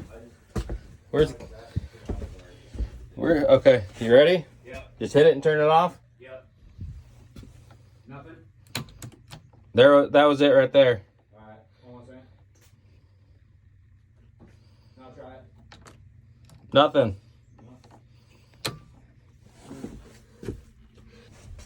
All right. Hit it again. Nothing. That'd have been too easy. No, give me a couple minutes here. All right. No bueno on the first attempt. All right, attempt number 2. You ready? Yeah, just bump it.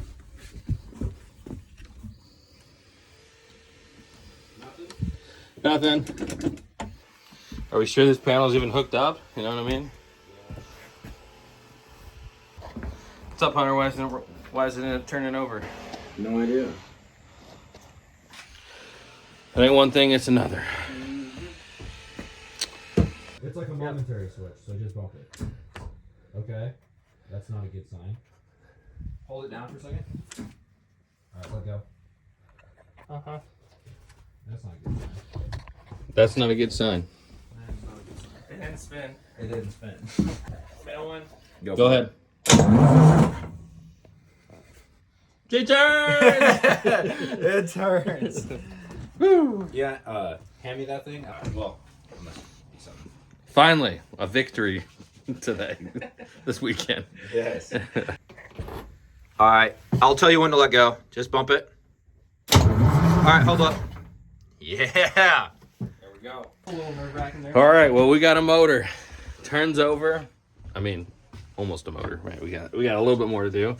The boat might not float, but at least we'll go somewhere while it sinks. So here we go. We gotta get hustling. What's the holes? There's my intro. Oh no! Who took the measurements? Cardboard flexes. On a tight fit, right? Right, there we go. Down there working. Let's see, we got the first piece of it, and boy, this was kind of soft before, like stepping on it. Much better. Like spreads that load out over all the boards. Looks good. All right, fellas, we're in the final countdown of this. We're still churning away. Board's going up, board's going on. Template's coming down, that's cutting. I mean, just a pile of trash there, pile of junk. Chief, like a champ, working on his place board. He's gonna make a good duck dog, aren't you, buddy? That's a good boy. So, well, we gotta keep going, man. We're running out of juice, running out of time, but it's gotta get done.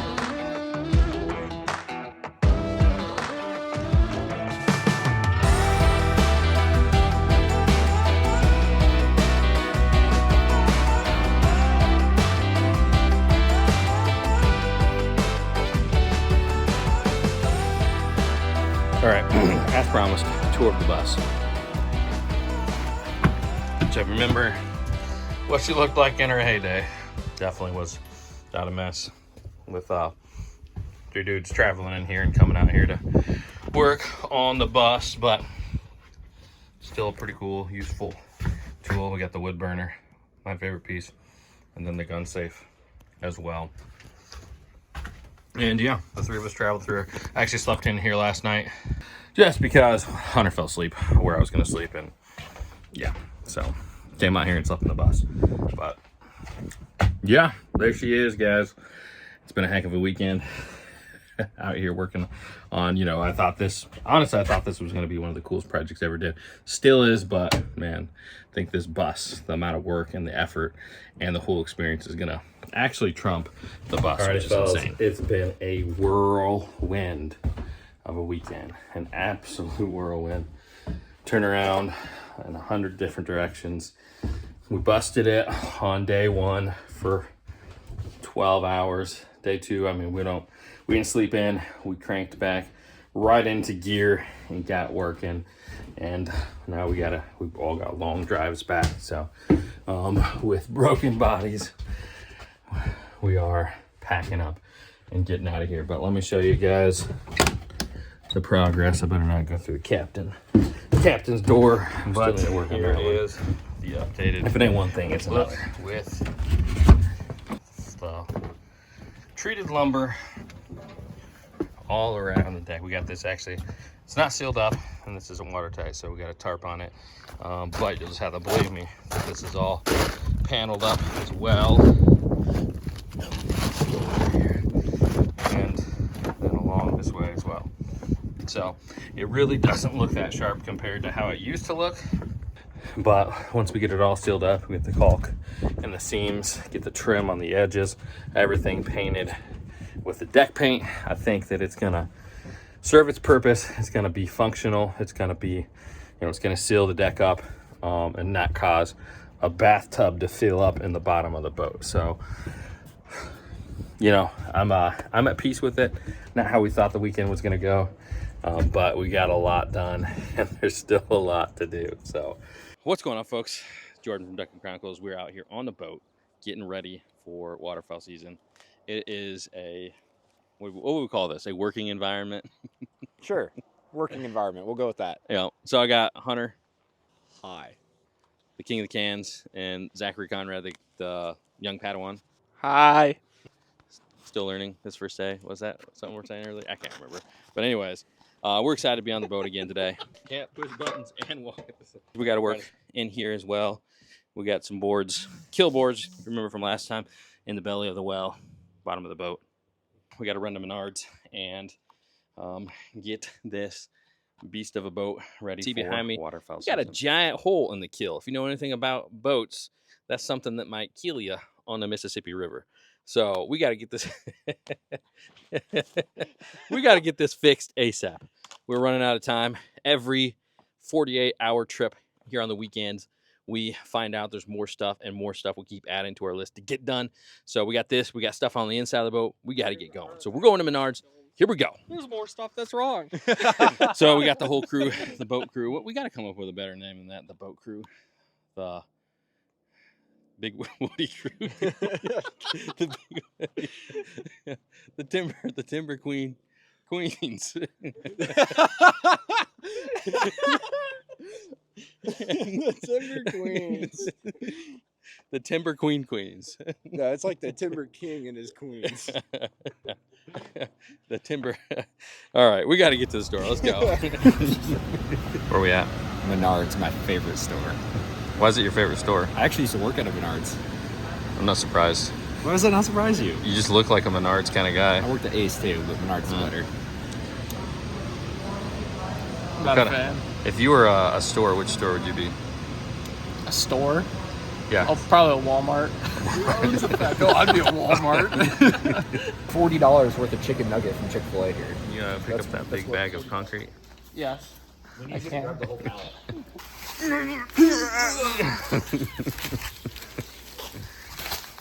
It's not that bad. It's 60 pounds. Ladies, he's single. Find it pretty interesting that Zach doesn't stand up and help once the women are gone. Yeah, isn't that funny how that works?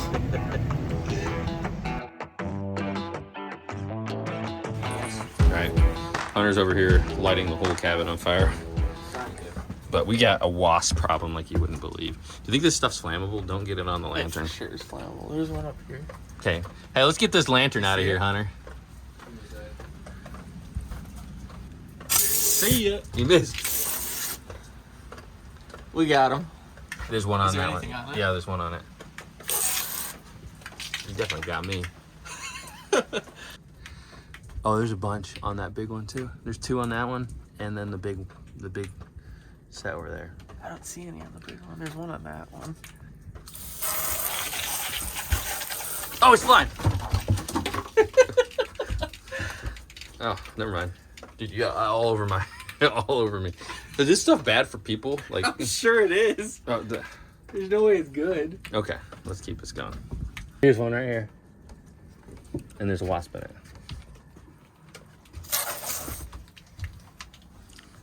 This burns my face. You're hiding behind me. I'm just getting out of here. What are you talking about? Hiding. Why am I leading the way? Here's one with a bunch. Yeah, I guess we got to trade spots. None of us. You see it? Yeah. Did it fall? Yep. Shiny. There's one. You see the one on the ground? Go step on that one on the ground. You see him walking away? No, way up there. There's one walking away. Go step on those mother truckers. I don't have shoes on. Why are you out here without shoes? Get out of the way. Let me go kill these guys.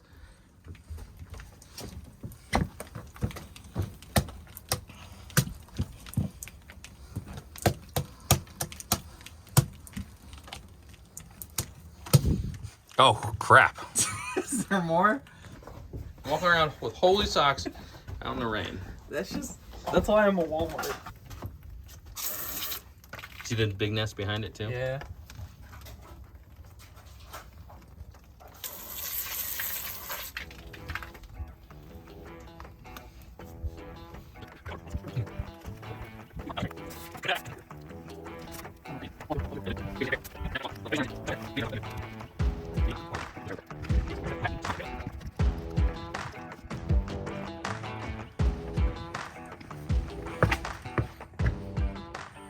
The thing is, they hide like on the back side of them. Well, we can sleep in peace now, knowing that we won't get stung to death tomorrow working on the boat. Let's go check on Hunter. Feel nice and safe in here? Yeah. I didn't know there was a problem. There was. I didn't know there was a problem. Man, you got stuff all over your arms, your shoulders. Yeah, I got sprayed. Home sweet home, back to the boat for another sweet weekend of working, grinding away, and getting things done ready for season. Super excited for what we got in store. Yeah, get to work. We got a lot of fun stuff to do. Maybe not so fun too, but here we go. A lot of stuff in store and that needs to get done. We got a limited time span. Today's goals well, let me show you what we got going. So a few of today's goals, we gotta seal this up so no more water leaks through here. This is where I pulled off all out front. Got all the screw holes. You can see where it's collecting water still. So all that's got to be sealed up. We got 2-part epoxy for that. Me and Hunter are going to get in the bottom of the boat here. We got to work on the stringers and some of that rotten wood, replacing that, getting her good to go. Zach, you're going to be finishing the back deck. Yep, got the temple built. Just got to get it cut and screwed down. Right. Finished Easy. up from last time. Easy money from there, right? Hopefully. There's Chief, the boat mascot. How you doing, buddy? All right, sit back here. And here's another big project for today. The kill board is just full of rotten wood. We pull out a lot of it, but we gotta get all that rotten wood out. We gotta put some wood hardener on it and case it up around, shore it up, scab it together, so we're good to go. All right, weekend number 3, right? And Yeah, the water. That's right. How is the thought on where the boat's at as far as everything's gonna happen successfully? Oh, it'll happen successfully, but I think we still got a lot of work left. But last time, okay, what was it? We said like a morale. What's the morale level? Pretty high. The morning of weekend 3. Pretty high because I'm eating a burrito and it rained on us last night and it was like awesome. So like we gotta get a 1 out of 10 here. 7. 7. I'm at like a 9. I'm just confident this thing's going in the water this year. Right. So there's a lot of work though. I'm actually with Zach. It's kind of funny how like at the end of this, we're at the same spot as the end of the second weekend, and like we're all like kind of mediocre and low, and I'm a solid 8. So I'm ready to get things done, and it's gonna happen. Shame on you, naysayers.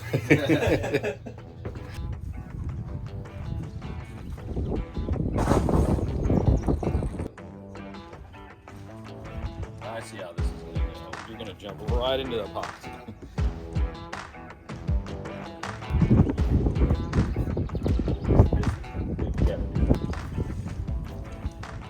All right, so I want to tell you guys a little bit of a story. Just hold on, because it's all gonna come together and make sense with what we're doing. This story that I'm gonna tell you though is about when I was a kid. So when I was a kid, one summer I trained for a race. Trained, work hard. It kind of reminds me of this boat project we're doing. We have an end goal and a race against time, and we're working all summer to get everything we need done for this race. So anyways, I was running all summer, and I was running with my sisters, and it comes to the end of the summer, and we get in this argument, this drawn out argument about who was gonna win the race. And so, you know, we're arguing back and forth. So we go talk to my dad. I think I was in like 4th grade, and she was 5 years older than me. I knew in my heart, in my mind, as a 5th grader, that I was gonna win this race. And so we asked my dad who he thought was gonna win the race, and I could not wait for him to tell my sister that I was right, that I was gonna win that race. So he said my older sister. He thought my older sister was gonna win the race.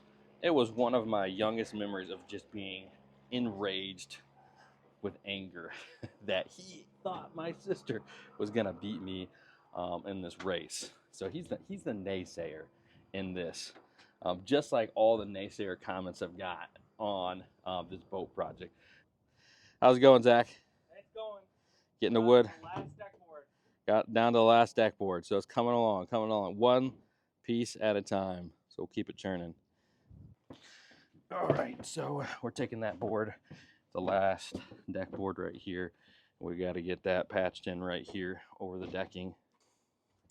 I set off on that race with that anger in my belly that I was going to prove them all wrong. I was going to prove my sisters wrong. I was going to prove my dad wrong.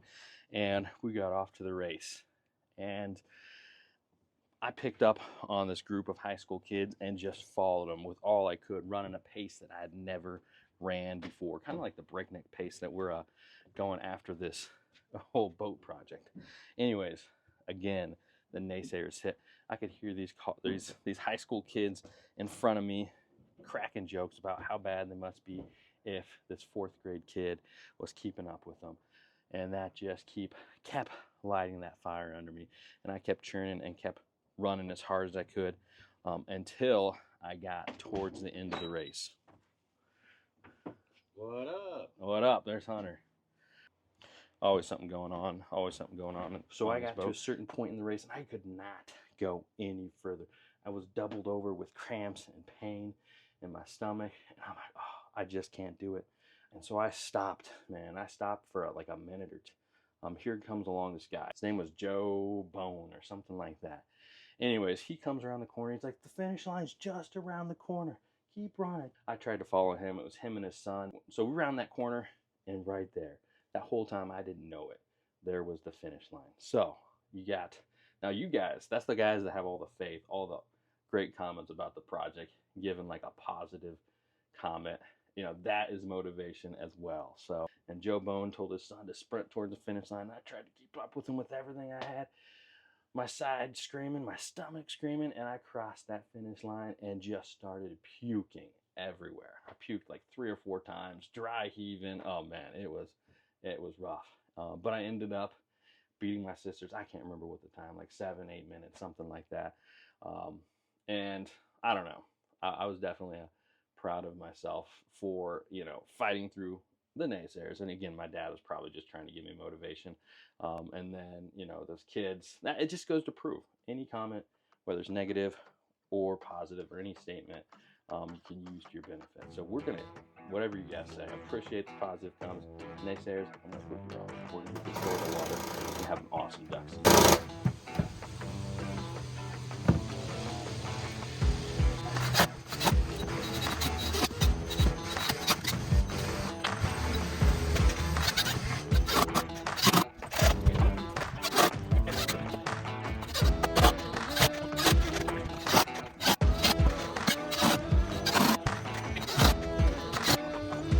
The moment of truth, the last board going in.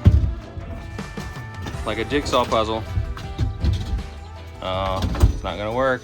It's gonna work. You should lean it from this way.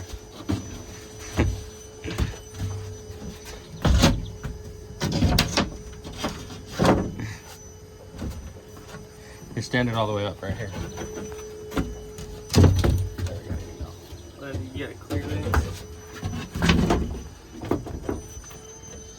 So close. You ready? Yeah. Yeah, so I was back in the back, way up to the transom cleaning, and I thought it was going to be better back there. It's not. It's just as full of junk as it is up here, but the better part is it's dry. So I think it's stuff that's been there for a long time. And I'm cleaning it up. That way when we put it in the water, it doesn't all get wet and then soaking all the boards. As you can see, sweaty. Right. So it's fine, there's just junk in there. Yeah, it's almost level with the stringers. So it's 4 inches deep of trash. Really? Yeah. Oh my goodness. She's almost there. Getting there, last piece was oversized. Right, Zach? Yeah, I failed. He's down to 16 days on the boat. All right, so Zach just informed us that he's not going to be able to come the next weekend we work on the boat. I thought we were in this together. You know we are, but yeah, he's bailing on us for, I don't know, what was it? I have to volunteer at Walmart. So yeah, likely story. So, anyways, so we decided that we're docking him for every day he misses. He is docked 4 days he gets to hunt on the boat. We had 20 days of trips planned. 4 days. We had 20 days. Okay. 20 days of trip plans. So since he's missing 3 the next weekend we come up, he's down to 17. How do you feel about that? You know, it's a little disappointing, but I deserve it. Yeah. I deserve it. Yeah. How do you feel about that wasp looking for its nest that we destroyed? Well, they won't find it. So, anyways, and now he just informed us that he failed on the back deck. So, we're docking him again. 16 days left on the boat. Okay. You think by the end of the project you'll have any days left? No, I think I'll owe you days. Have to take me hunting somewhere. Dude, you should have seen the look on his face.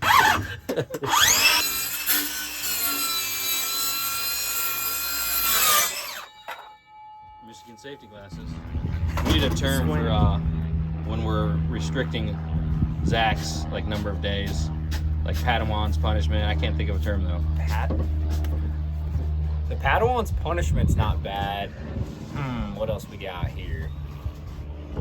I think the Padawan punishment is kind of the play, honestly. It's like child abuse though.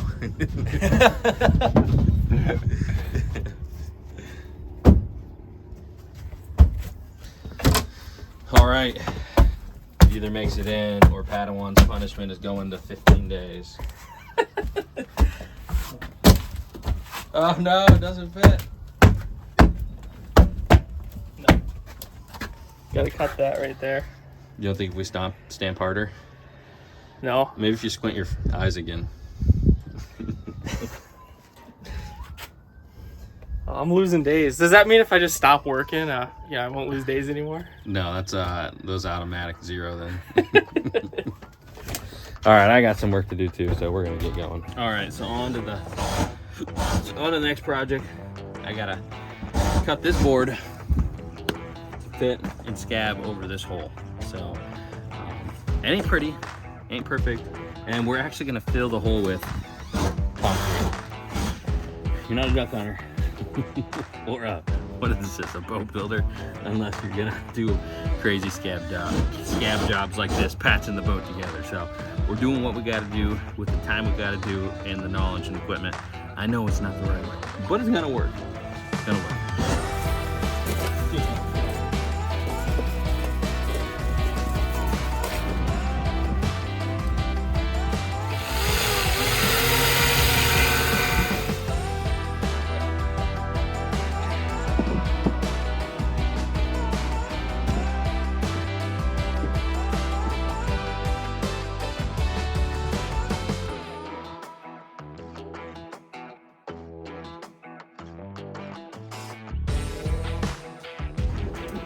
All right, I came down here to check on Hunter. He's been in the bilge, cleaning it away. Man, it actually looks way better in here. It looks so clean on the floor, which is awesome. And we can't say so much for everything that's going on up top of the boat, but things are looking good down here, aren't they? Yeah, they're looking a lot better than they were. I mean, it's still bad, but it's still pretty dirty. Every time I do anything, I look back around and there's more garbage, but it's looking better than it was.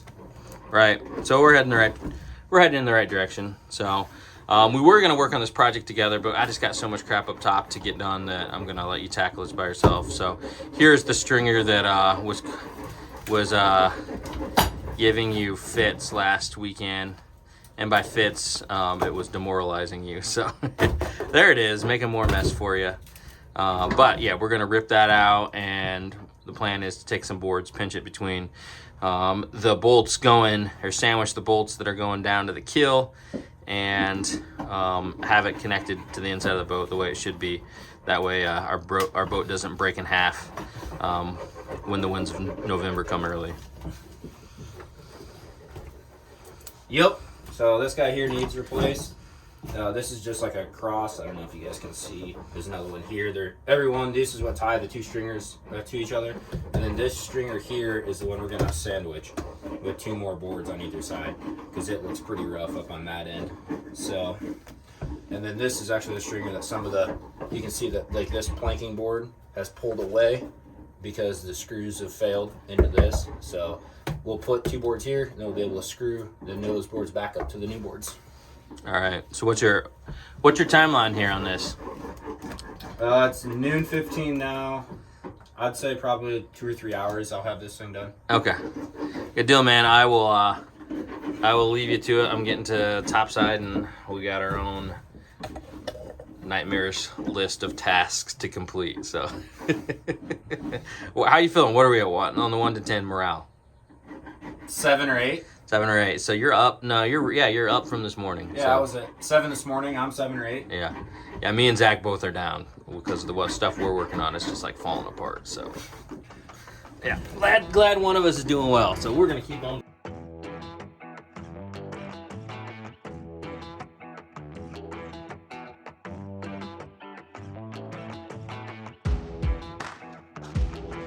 All right, time for an update. We've been sanding and scraping, and just when I think we're never gonna have to dirty this thing up again, and I mean, it's a mess.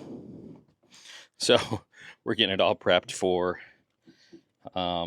sealing the deck, and we figured we might as well get all this stuff off before we seal it, and then we'll be able to scrape it, sand it, seal it, and then start painting it the next weekend. So, we're just always going to be chasing this thing until it's time to hunt, and not everything's going to get done, but we got to get the important things done so that it floats, it moves under its own power, and we have a place to stay and hunt. So we're trying to keep morale high as we work our butts off in like 80-degree heat. So I really don't have too much more to say. It's just got to keep going. Just got to keep going.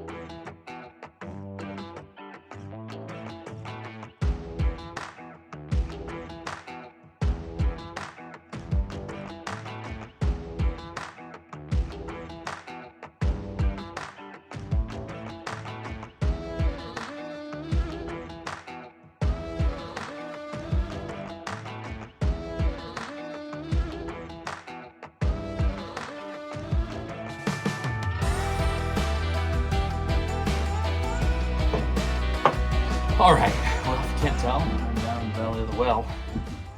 I'm checking on the king of the can, Hunter, his progress down here. So, there it is. Let's take a look. There we go. All right, so looks like we got some 4x4s and some cutting and splicing and all that. So, Yeah, so we got the put my flashlight down. Got the two 4x4s here, holding up this stringer. So the only thing left to do to complete this part of the project is to go from the outside and actually run some screws from the hole boards into each one of these. So that way it'll tie it all together for sure. But these have a bolt running through them in a couple spots that tie this board and it bolts them all together. I did something similar over here, just shorter ones, because the bottom part of this stringer was kind of getting rough. It wasn't bad, but we had leftover boards, so figured while I was here, might as well put them in. did you use our bolts for the keel? What, these ones? No, these right here on the board. Yeah, they're going down. But that's to the keel, right? No, so there's a bolt. After I got all the wood cleared out of here, these are going down to the keel, but they're pretty much rusted through. So no matter what we do, they're useless. It's almost like it's bad. Yeah. But after looking at it, actually underneath of this is a bolt that goes to the keel. And then right here are two main bolts that go down to the keel, along with ones on either side. So we're fine. Yeah, so I think we're fine. I mean, is it preferable? Probably not. Is it fine? Yeah, is it fine? Yeah, because these go down and their heads are covered by another board the way they constructed it, so there's just no way to tie into them. But we have both stringers tied together with these boards, so the boat won't want to do any of this too bad. And then, like I said, once we get all of these boards screwed into these, we're done with this project. Nice. Checking one off the list finally, eh? Finally, yeah. What time is it? You told me a 3-hour. It's 4 o'clock, and I started it at what? 12:15. Yep. Not bad. Yeah, not bad. Not bad. Ran into some issues, but here we are. So are those the bolts that we had planned to use for the keel, though? Connecting that board? No, so these are they're like 5-inch long bolts, so they're lagging these to these. Right. I thought that those lags were what we're using for the board on the outside for the keel. We have more. Oh, okay. We have more, yeah. Okay. Oh, I understand what you're saying. I misunderstood. Yeah, we have a whole nother bag of those. Okay. So we bought extras, that way I could. But yeah, these are all going straight down, tying all this together. These are tying everything together here, and I put those two just to try to sandwich them. I was going to try to run a lag bolt, or like a carriage bolt through the middle, but there was just no way to make it line up properly. So here we are. All right, we can put her in the water now. Ready to go. Don't mind all the holes we can see behind you and around and everywhere. Everywhere. That's Yep. one that'll be back there. It's all right. That's what next week's for.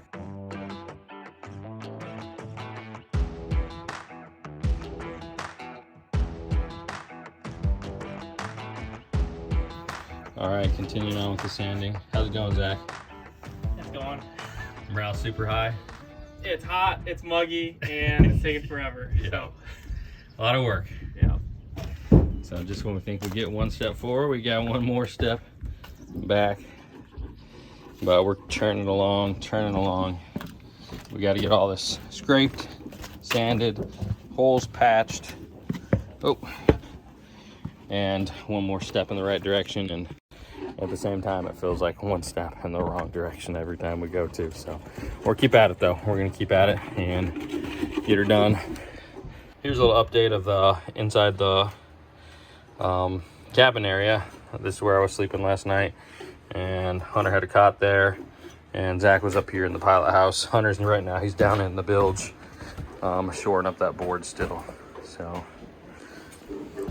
trying to keep morale high even through all the work, all the sweat, the tears. Back to the sanding. You told me last time that it was all downhill from here. That was before we figured out the deck was leaking. How do you feel about that?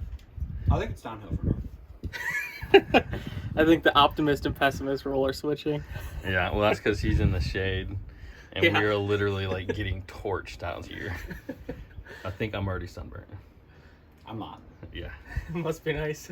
He looks like he has a goatee. He looks like a Frenchman or something. You have a baguette?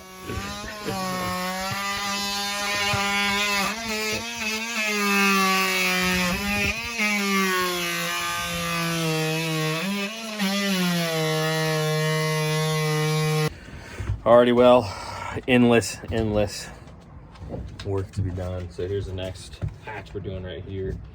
Zach's been working on that. Cut that all out. Kind of interesting to look down into the boat. Kind of interesting to look down in the boat and see what it looked like back in the day. Still good bones on this stuff, so that's great. But we're gonna patch that up. Got Hunter out of the hole, and he's over here. He was sanding until I told him to stop so I could film. Paint, dust everywhere. Yep. Did you miss the hole yet? Nope. Oh, so yeah, we're keeping going. And more mess over here, getting all this ready for painting, caulking, sealing, all that good stuff. And every time we do something, it feels like we're pushing everything further down the road instead of being able to get done right away. So kind of is what it is what it is. We're gonna keep busting it. We got about an hour and a half before cutoff time for tonight to do the podcast. So stay tuned, we'll get after it. All right, so a pretty major leak issue that we have here is this window, and you can see the rotten wood. So we gotta fix it. We can't leave it. There's just one thing after another we had to keep fixing. We gonna check anything off today? No. Our mental sanity, that's about it. That's gone. So Chief's still happy. Oh yeah, happy dog. Happy dog, he loves hanging out. So there it goes. I don't even know if you have to use this, pull this here. Yeah, just pull it off there. Wow, that actually came off really clean, man. So yeah, we'll just put a board in there for now. If we have time in the future, we'll either put a piece of plexiglass or put this thing back in there, or get something similar. Where does the rot stop? Probably about a foot down that way. Yeah, probably. So yeah, but it shouldn't be too bad to put another board in there, right? It should be pretty easy. One big square chunk right there and call her a day. Maybe two. Boat Marina life. A quick garden hose shower. I'm waiting my turn. Why don't you just jump in there with them? Yeah, it's enough stream for both of us. Come on, Chief, let's go home. Alrighty, folks, we're pooped. It's the night of the first day of this weekend. Got the whole crew in here. We're just chilling, having a good time. We just got done with the Duck Gun podcast. Check it out. One of the biggest, best in the duck hunting industry. Go through the whole update, and some other stuff too. So definitely want to check that out. We're gonna get some shut eye. Stay tuned. We'll have more boat content coming your way. We'll see you on the next one. Let's go.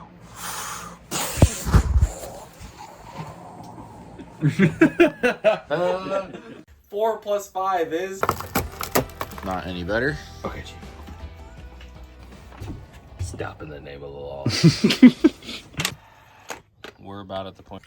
Today we're doing one of arguably the most critical parts of the whole boat restoration project. We gotta finish the decks and seal everything up so it's watertight. Every one of these boards has to be sanded, has to have all this junk out of here, and every single one of these seams has to be sealed with M5200 marine grade caulk. So we got our work cut out on this boat. We got a bunch of plans for today, and everything's gonna go wrong. So before we get to that though, we got to start breakfast for the boys. So let's get breakfast going and then we'll get to work. What's up, fellas? What's up? how's it going?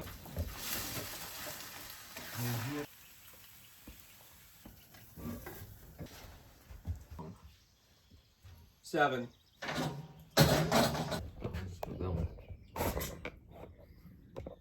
You anything smart to say, Hunter? Don't do drugs, stay in school. I'm trying to think of the old Catholic saying, "Long live the Pope." That's long live the king. I know, but there is one. Is that anything? 2 plus 2 is 5. I think he'll be happy about eating leftovers. Sit. Okay, Chief.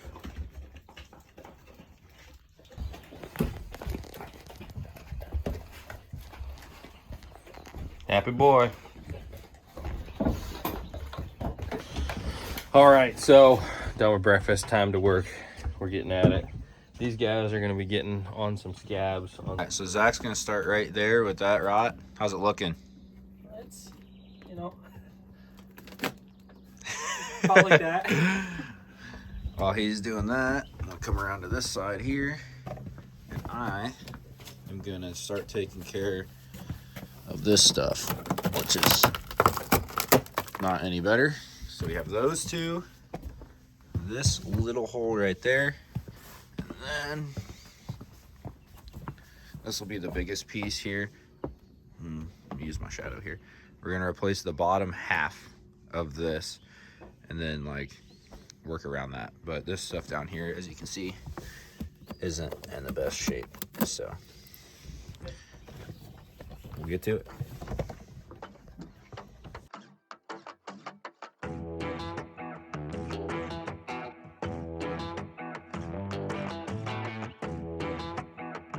Time to cabin again. Pilot house, V-berth. Here's where we've been having all our fun camping at night, in the cabin, breakfast area. We got Zach over here. 10 plus 10 is 30. And he's working on tearing out these. He's working on tearing out these rotten boards. Slaving away. What do you think, man? Well, it's actually not as bad as I thought over here. So. Yeah? You think Chief will help you? Oh yeah. He's always here to lend helping hand. Nice. So what's the plan? You gonna pull all those boards out and make the whole big for one piece of plywood, or patching in individual pieces, or what? I'm not sure. I might try and just do the individual pieces. Keep it smaller. Otherwise, I'm gonna have to come back all the way to here, and that's a pretty big piece. What'd you do? You just hit another board out. We'll just screw that one back. I think a full sheet on it. Okay. Chief, what do you think? Where's more sausage? So here's my tool of choice.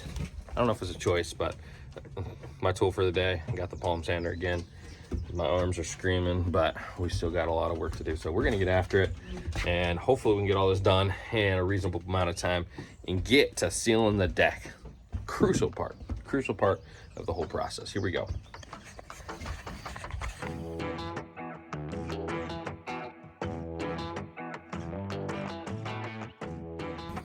I didn't know we had insulation in the walls. Neither did I. Uh-oh. Get all that rot scabbed out, huh? Yeah. Gotta make a hole in this board. Right. Looks like a mess, man. Getting closer though. Getting closer.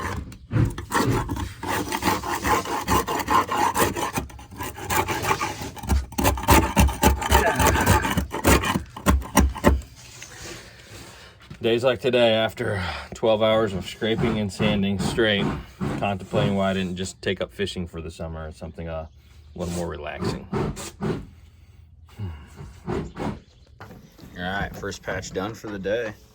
Got her all in. There's a little bit of a thickness difference between the wood where it sits in just a little bit, but throw a bead of caulk around it.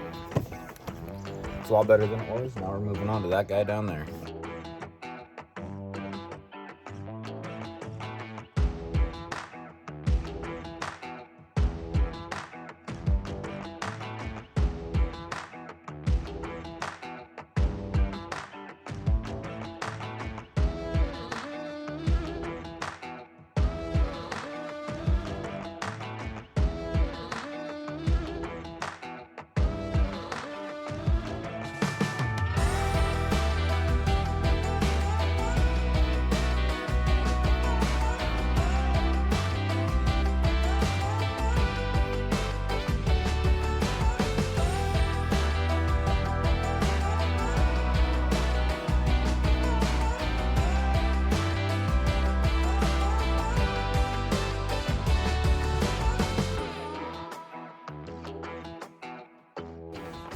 Stop in the name of the law.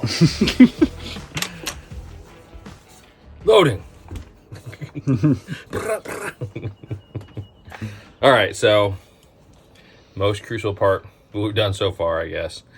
We gotta caulk all the seams, the whole boat, everything that's open. Got to be watertight because it's a boat and we're gonna be on the water. So we spared no expense. And went from the traditional little pumps to this action. So should be pretty sweet. What do you think? Should work. My wrist already thanks you for the purchase. Right. So I need a battery. Just steal mine. I see how it is. Yeah, still my own battery. From your own caulk gun. Oh. Things are going about as expected. Pretty much par for the course here. Reloading.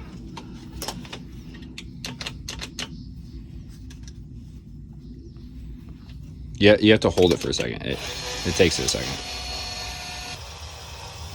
Did. This so far has been 3 minutes. All right, so we're about at the point where we're going to be caulking the whole boat. But before we do that, I wanted to give you one last walk around, see all the progress where we're at. Because once the caulk's down, we won't be able to walk around. So let's take a walk through here. So here's the side deck. We got some foam in some of these holes that we're gonna trim down. That's all gonna be trimmed down flush. But everything's sanded, both sides. All the railings are off. Everything's sanded everywhere. The cabin sanded, everything. So same on this side of the boat as well. Looking pretty spiffy, looking ready for us to seal it and then painting it in the near future. So here's the cabin again, the cabin area of the boat. We got everything cleaned out. Oh man, I'm so excited for spending weeks at a time, days at a time on the river. Pilot house and the V-berth down there. So yep, honestly today went super well, super on schedule. So we'll stay after it, get everything seamed up, sealed up, and ready to go.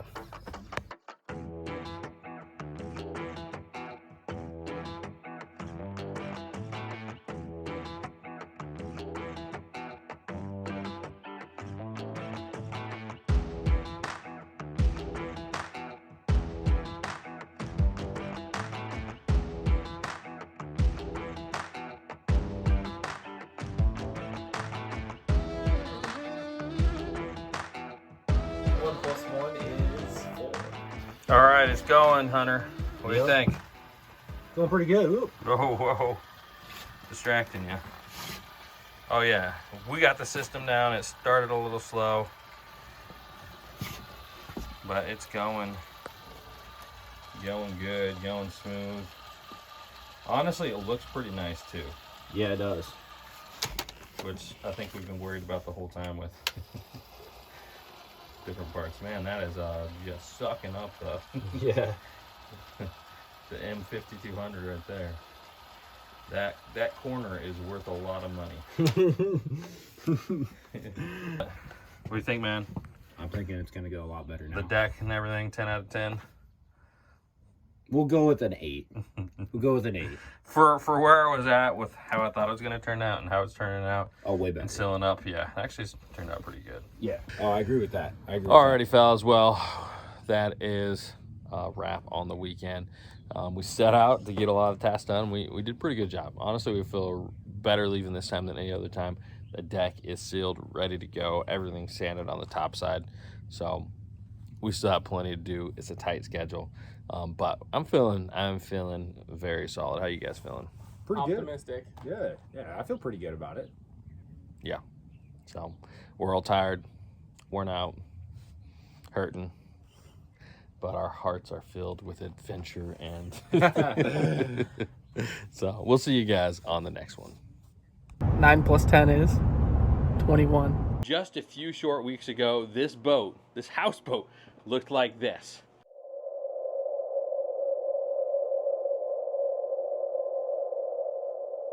She's come a long way. She's come a long way, and I couldn't be more proud of all the progress we've made, all the steps we made along the way, getting so much stuff done, getting her up to the standard that she needs to be on the water for our duck hunting come this fall. But today I'm going to be working on the boat solo. The guys couldn't be here today. Zach, young Padawan, is volunteering at Walmart, and Hunter has to work. He'll be here later. So yeah, he'll be here later this weekend to help me out on this awesome house. So today it'll be a solo restoration. No experience needed, man. We just figure it out as we go. But we gotta fix the railing. Let me get out here. We've had near accidents with the railing, and it's high on the priority. Hunter's almost fallen off. He busted off one of these early on. Me just going up the ladder, it's not safe, and especially when we get out there in hunting season, we got to have a good railing fix. Part of the problem is that you know, it's going to be hard to do because every one of these cuts, there's nothing square on here. They're all going to have to be custom cuts because the distance from here to there and the angle is going to be different on every one of the support beams, and then the rails that go in between, kind of like we have back here. We're going to have to do that, restore that how it was or similar to that around the whole boat, and I'll be doing it by myself, so there's the danger of myself falling off. So I'm gonna have to be careful. I need to do it right so we don't add any more cost to this ever-growing bill of this $1 boat. We don't need any more cost added, so I got to do it right on the first time, not waste any of this lumber that we already have bought. So yeah, and then not only that, we got some wood rot along the edges of the boat. We've done a great job about taking that off and leaving the good stuff, and that's kind of where we are on that. I do not want to peel that onion anymore and add any more cost. I want to make it how it is, make it good enough, functional enough to make it to waterfowl season. Man, just look at this awesome boat, man. Look at this. Man, I'm in love with this thing, and I can't wait to get it done right. So let's jump into it. We got a limited time frame though, because Hunter's coming. Like I said, he's expecting to do the motor. I told him I'd be done with that. I've been doing some other stuff, some podcasts, some Instagram posts. We got the marina owner out here mowing, so that'll be great. That'll be great for filming too. But we're gonna get to it.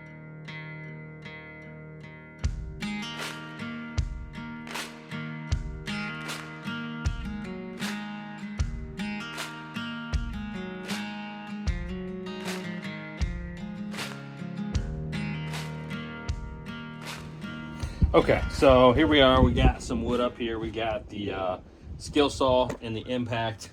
Gonna be the tools of the trade. I got a tape measure and a marker in my pocket as well. But I gotta take, like I said, the cut from here, setting on here to here. They're not square anywhere. They all have different angles. So I'm trying to figure out my best option for it. And I think something like just setting it on one and cutting the angle for the other. So I think I'll set it down on here let's just do it. Like this, take this.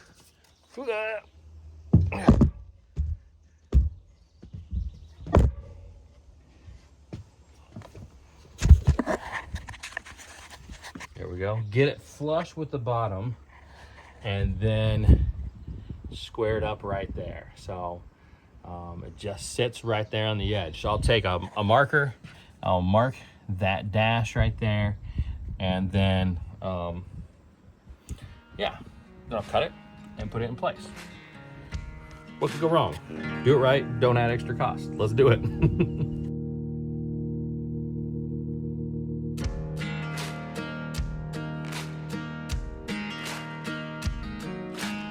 All right, so I had it up there, it all fit. Scored it right across here. I'm gonna cut 45s on these, put a little chamfer on it, make it look nice. I thought about doing the dovetail method. I think that's what you call that, where you get that little step in there. And that's probably like more structurally sound, but really, I mean, for what we're doing, a couple screws through the top, right down in the board right here. It's gonna do her good. So that's gonna do her good. We'll go for that. Let's check out the first one, see how it goes. So, run into problems, solo cameraman. She's gonna have to believe me that I'm doing it. All right, there she is, free-handed a little, got a little rough there, but it's gonna work. I'm gonna try it out on the first board, and then after that, I'll number them so I don't have to mess with turning the saw blade and all that. But that's kind of what I was hoping for, that 45. It fits right under there. Then you got the chamfer on the outside. The board says square on the bottom. I think that's gonna be an easy way to do it. So I'm gonna test this one out. If it works, everything goes together good, we'll plug and play from there. So here we go. It's less than perfect, but it is 100% functional. Less than perfect, but functional. So I like it. We're gonna go with it. Get rolling on these. One down. Very sturdy in there. One down, bunch more to go.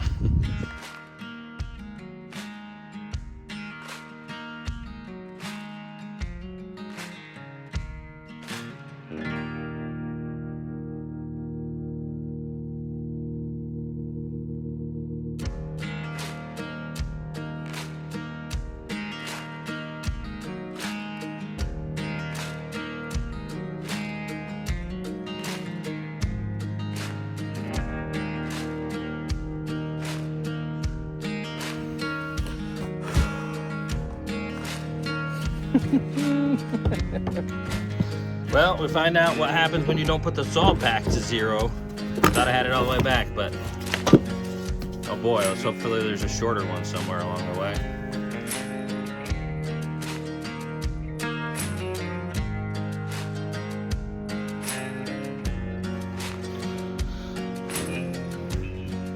Oh, there she is. One side down, and it's looking pretty sharp. So we'll need the railing on the outside of that. Side number 2. We got the first one in, and well, I thought we had more screws here than we did left over. But I'm gonna have to go get some more of these. It's not a project without having to run to the hardware store midway through, unfortunately. We're back. Premier interior wood screws. Did not read the interior part, but I'm not going back. Let's just cross that out. Interior, wait, wrong word to cross out. Premier wood screws. It's under an overhang, right? I mean, doesn't that look good? It just looks so much better having the support beams for the railing and the roof on there now. So I'm excited. Let's keep on cranking. So before I get back to the cutting though, man, I just want to take a second and think, you know, it's just kind of reflecting on the whole project. And so this is the first day that I'm by myself on the boat. And I don't know, man, it's like, how did this happen? You know what I mean? Like, I'm like, how did I, like, if I think about myself, like, you know, X amount of years ago, and it's just kind of mind-boggling to realize, like, this is my boat, and this is my project, and this is something that we're gonna do this year. We're gonna go hunt ducks on, I'm gonna have to walk, the wind's blowing, but we're gonna go hunt ducks on the Mississippi in this boat, in this huge project, this huge undertaking. And just, it's not lost on me, like the uniqueness and the epicness of this whole experience. And I don't know, there's some other things that have been going on in my life here lately too that will come to light as well too. That's just, man, this whole thing has been crazy. Let's get back to work.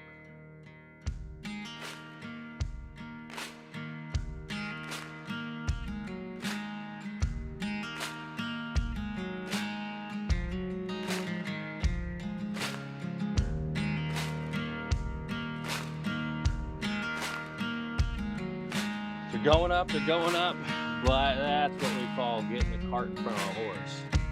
It's all attached, but, well, no chamfer on that one. So we'll have to take her down and keep on trucking.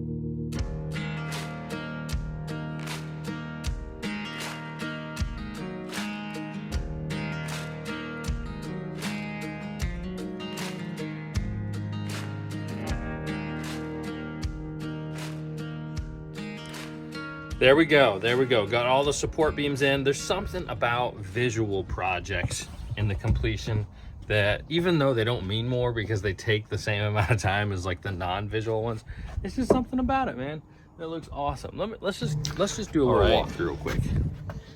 Here is the railings right on this side, or the support beams. The railings would go there. I was getting confused for a second. I guess there was one here. Over there, we patched it, so I didn't realize it. Now I got to decide if I want to do one there. I don't know. Probably not. This should be fine. Okay, so we got this way. Floors all replaced and sealed. We got the beams up, man. Everything's sanded, ready for paint. Things are going to change quick in the next few weekends up here again. And then over here, oh man, spectacular. Just looks great, man. Looks freaking awesome. I can't wait to get this fresh paint job on here too. So, yep, there it is. Next, railings all the way across, just like these in the back, but all the way back around, except for our gap here to get on in and off the boat.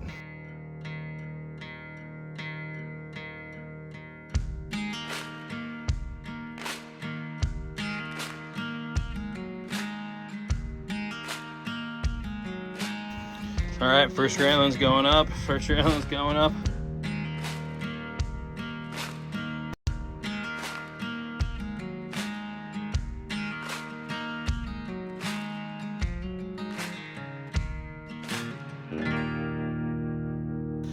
If I had to describe in few words what level of precision I'm going for like duck blind engineering precision.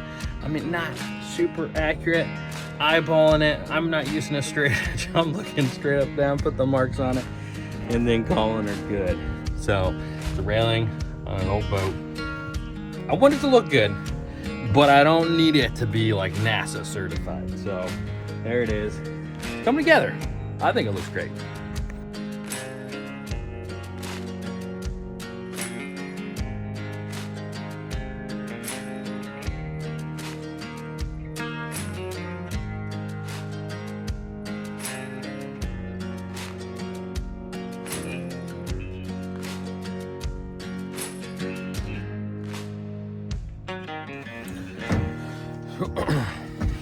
Well, there she be, folks. There she be, looking swell. If I don't say so myself. I might be biased. It's my boat, so I might be biased. But she is looking mighty fine. Safety first. The railings are good to go, Chief. Now the only one that can fall off is you, I guess. Let's take a look at the other side too.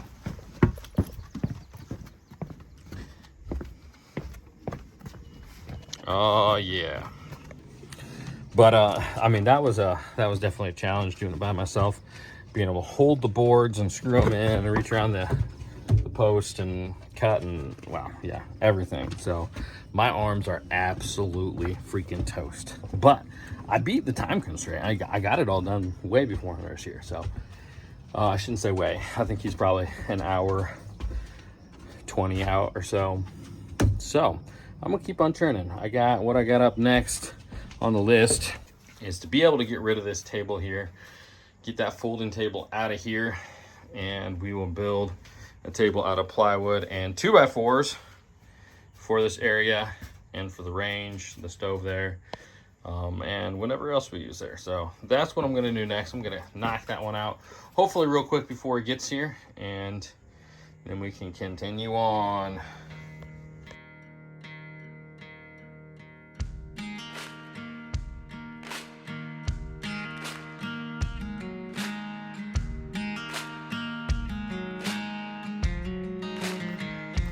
All right, got everything cut. I got the boards cut, got the legs upstairs. I'm gonna take it. I got cross members, 4 cross members, 4 long pieces.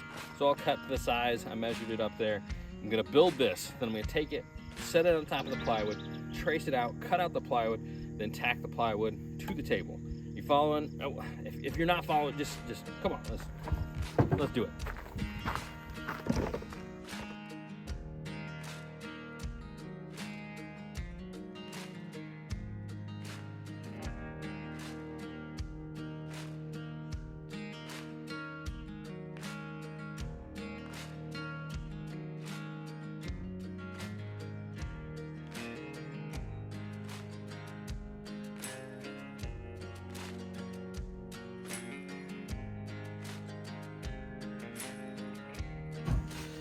All right, all the pieces here.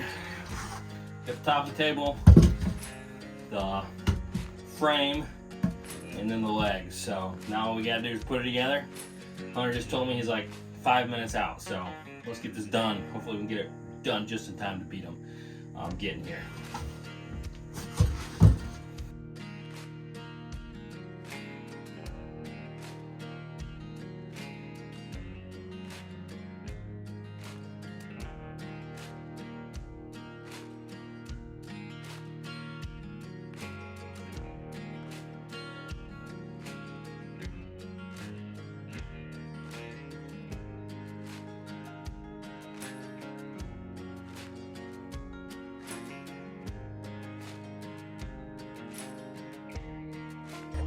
Just in time.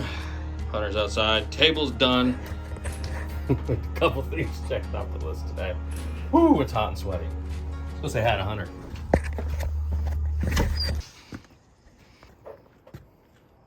There he is. What up? What up? All right, let's take the first look. What do you think, man?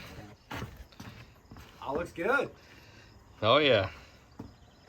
If I fall against it, will it break? No. Yeah, you could football tackle him and it's going to break his shoulder before it'll break the boards. That's a bold statement. You know who's going to be on this boat? Zach.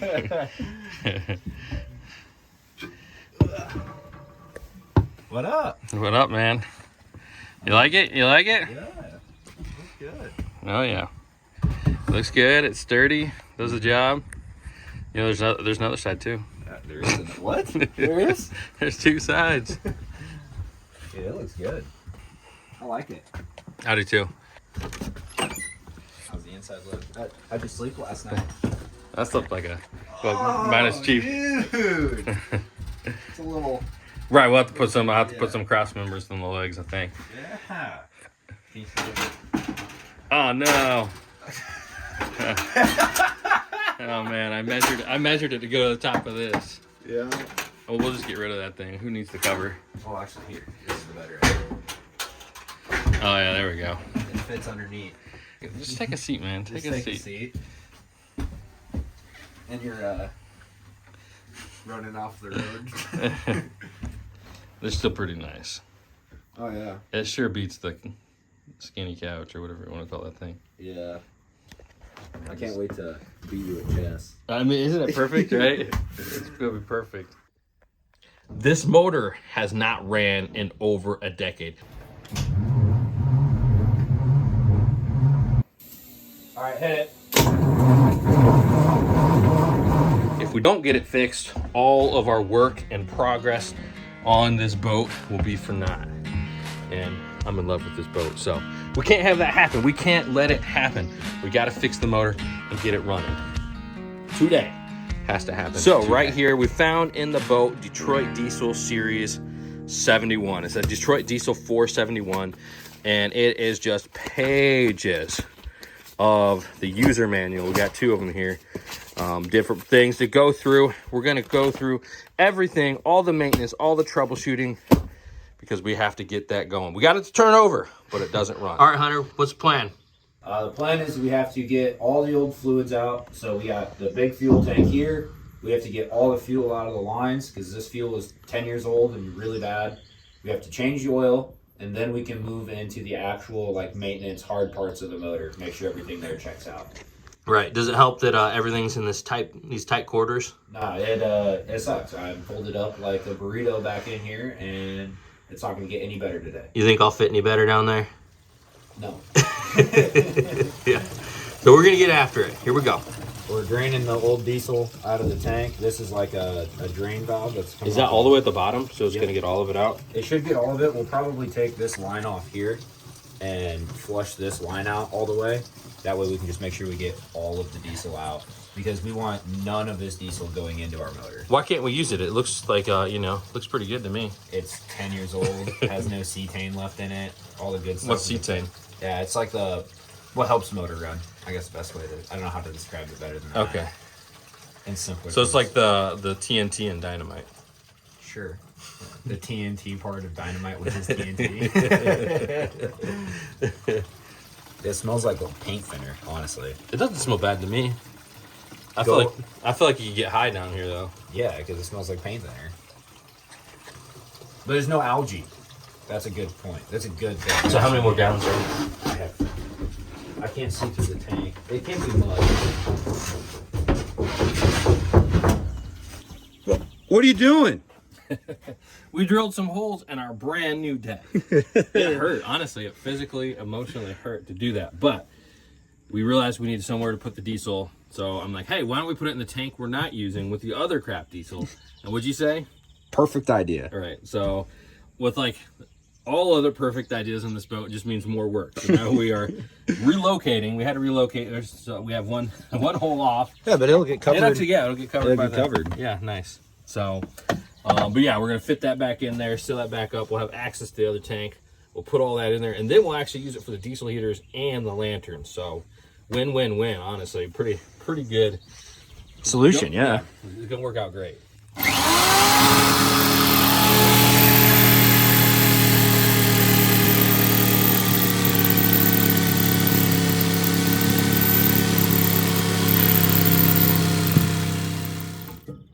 Wrong hole. Oh no. That's it? Yep, that was the cap. What's the chances that cap is loose in there? Oh, nope. Let me go get an appropriate wrench for that. Nope. Well, you're about to hear it. When you use tools in ways that were never designed. What's the issue here? Why can't you use them? I ain't got enough leverage. Whose dumb idea is this? No, you just break at the deck, man. Can you put like a cheater pipe? Do you have any cheater pipes and you could get inside and put it on the end of that? Where you at, Hunter? Way over here. Hold on, give me a sec. Let me turn the light towards me. Keep I'm up back more? here.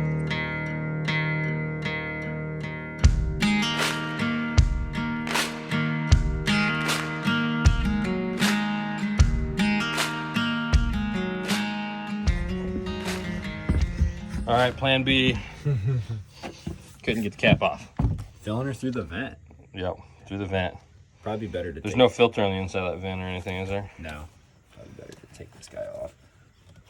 Be easier. These safety caps, garbage.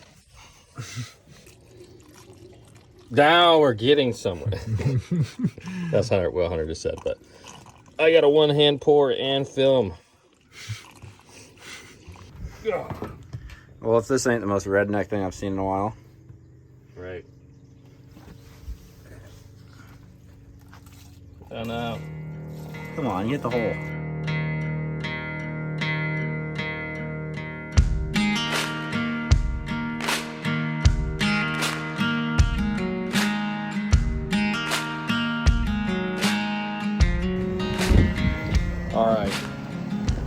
just because we're working hard doesn't mean we can't eat well too. Got the Traeger up here.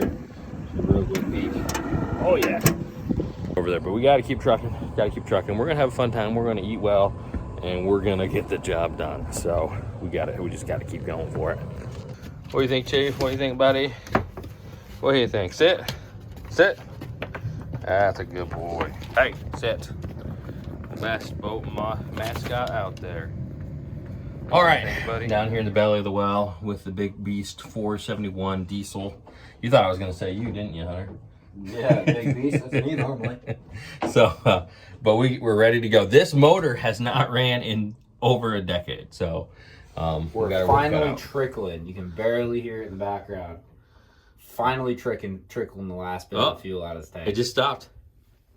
Yeah, it did. It's done. It's still, I mean, like, there's just the tiniest stream. So all that is just sitting there going out. This is the water, fuel water separator, and there's also a filter cartridge inside of there. This has got a first stage fuel filter, and then it also separates out the water. The water should separate on the bottom, and this petcock here is supposed to let the water out if it gets full. And then up here, that's the motor side fuel filter here in this canister. We don't have fuel filters, but we can still take it all out, and we need to get this oil or this fuel out, and then we need to make sure that both of them are dry of fuel, and we're actually going to try to get as much fuel out of the lines as we can. It's going to be a little bit of pain. That's all that's coming out? I was expecting more. It should be more. Thing must be clogged full of crud. Look at how dirty the stuff is coming out. Have you already got some of that out? Is that what's in that pan? Yeah. No, the pan is actually from the other fuel tank.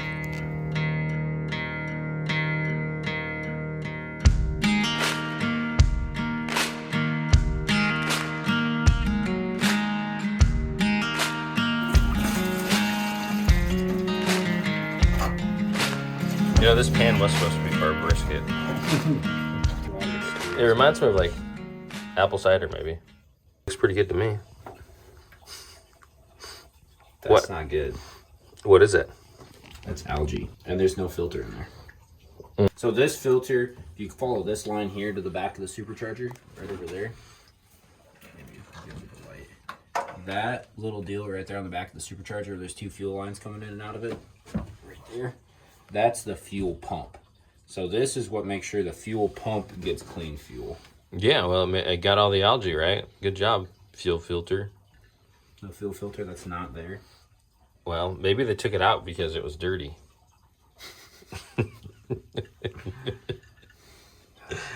I'm trying to be optimistic here. Brother. Not looking good. Really? Yeah, that's not a good sign. It's very much not a good sign. On a scale from 1 to 10, how bad? You don't want to know. we'll put it at that. You don't want to know that. A 1 then. I don't know if I'd say 1, like a 3. Tight quarters, limited space, limited experience. What could go wrong, Hunter? I'm elbow deep in the boat. I don't understand. Yeah. Hopefully we get it. There comes some fuel. Alright, pull the wrench out of there. Alright,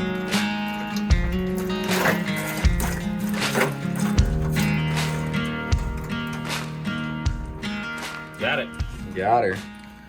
I dump her out inside the canister, I guess. Let's see how bad it looks. Sweet tea. It's a little bit dark.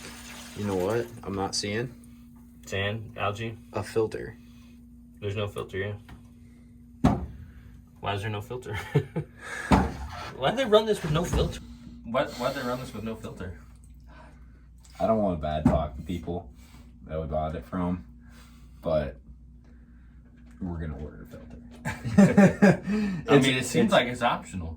It's not. It's for sure not optional. This one not having a filter. Oh, look at this right here. It's coming out the bottom of this. Oh no. Oh no. We'll put fuel filters in it. We'll have to order them. We can still run it. Can I have a shop rag?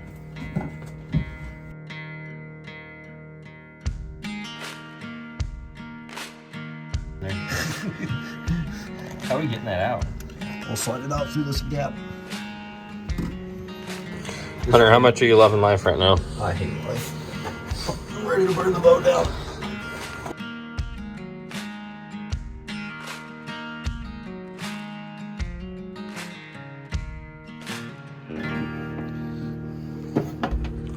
All right, so next up, oil filter. It's kind of odd because it doesn't look the way it looks in cars, because they always have like the Napa logo on them, or like these are encased in some type of metal device. They're called canisters. Canisters? Yeah, it's called a canister filter. It's not as uncommon as you think. Like the Porsche's got canister filters. Okay. So like the cheap cars that I've always had don't. Hey, we got one thing has to fill. 1 for 3. I'm gonna need a hand here. You're gonna need to. I got one here and one on the camera. Do it. Do it. You're do gonna have to, it. I can't move like that. Come on, man. Just go for it. Oh, my. It was not even that hard. I would have died if that would have landed in your face. Did it get you at all? I don't think so. Man, that's unfortunate. A filter. Trash. Is that just draining the whole time? Yeah. That's cool. Doesn't it seats inside of here. All right, well, we got the oil out. We're getting the oil filter in. The issues we're having is it's just a tight space. We've neither one of us has ever worked on it. It's sat here for 10 years. Again, like it's a little disappointing that there's no filter in anything protecting the engine from any harm. Yeah, we don't know why it's not starting. So we're gonna get there. We're gonna keep trucking along, but I mean, we're still on a tight schedule, because if something goes wrong today, it's like just one more weekend and one more day, or other projects get pushed back with the potential of not making it for waterfowl season. So I don't even want to say it out loud, but we're trying our darndest to make sure that we get her done.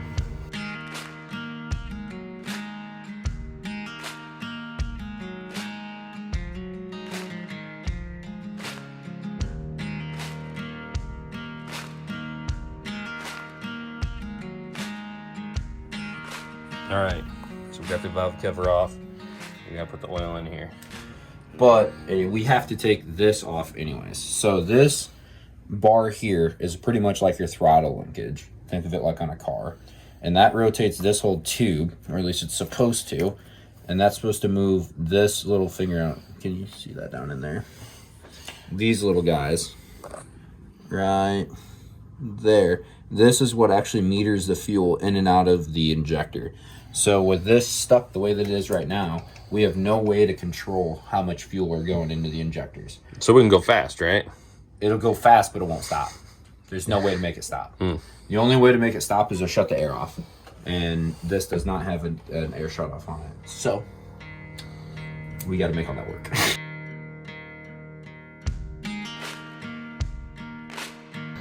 What's the word? Word is, that is the fuel rack.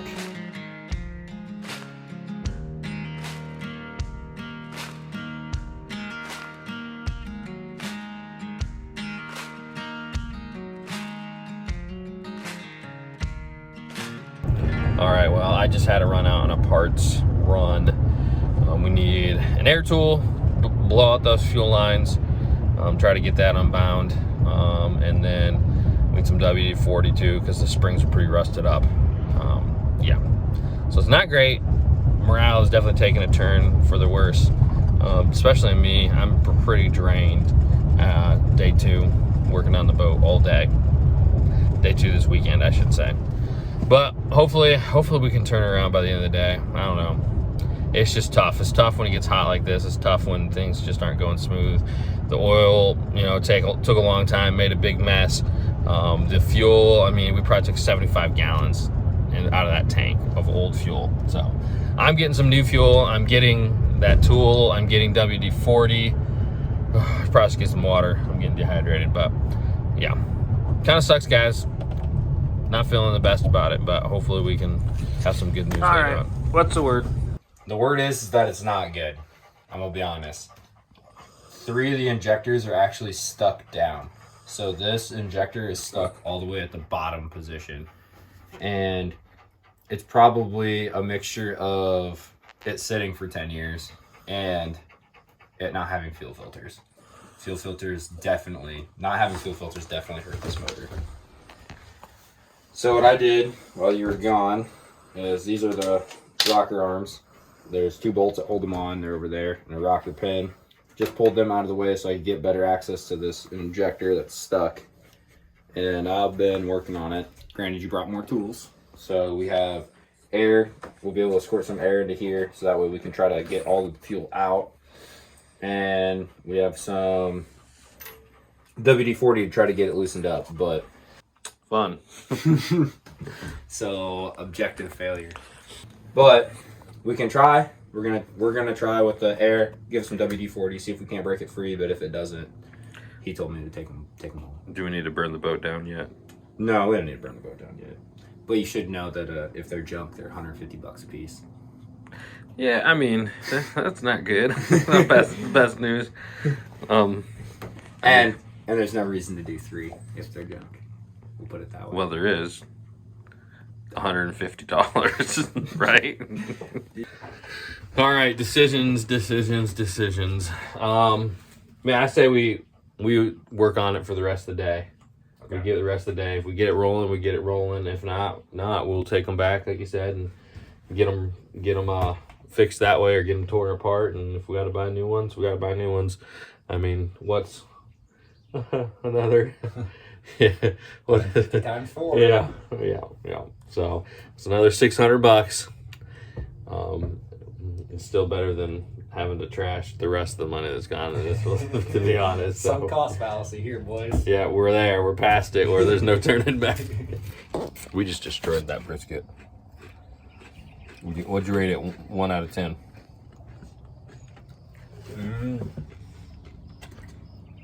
It's better than the goose ribeye that you made for me. I don't remember what I gave that. Was that goose ribeye and goose steaks that you made? Mm-hmm. I don't remember what I gave that, but this would be half a point above that. Piece of brisket. Oh yeah, that's good.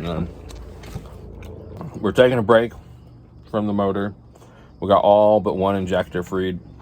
So if we get this last one done, then we can try to run the motor tonight. Running out of daylight. Running out of stamina. Running out of hope. I'm 50%. 50% will get it. No, 50%. I could run till midnight probably. But will we get it by midnight?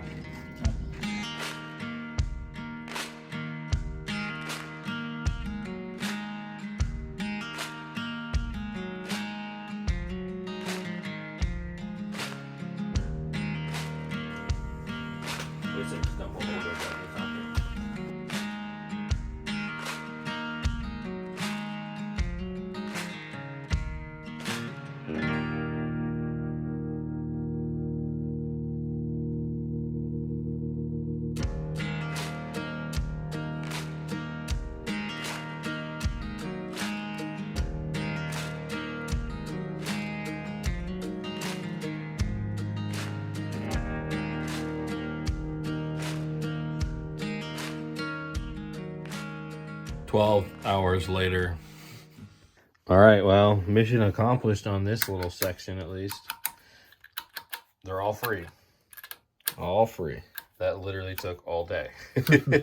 Yeah. But we got them free. Now it's time to sacrificed a few fingers.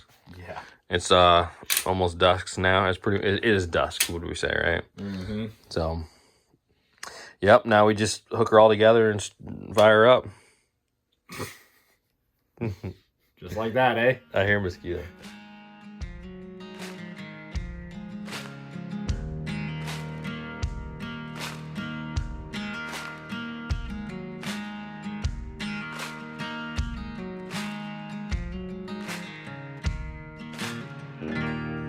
All right, fellas.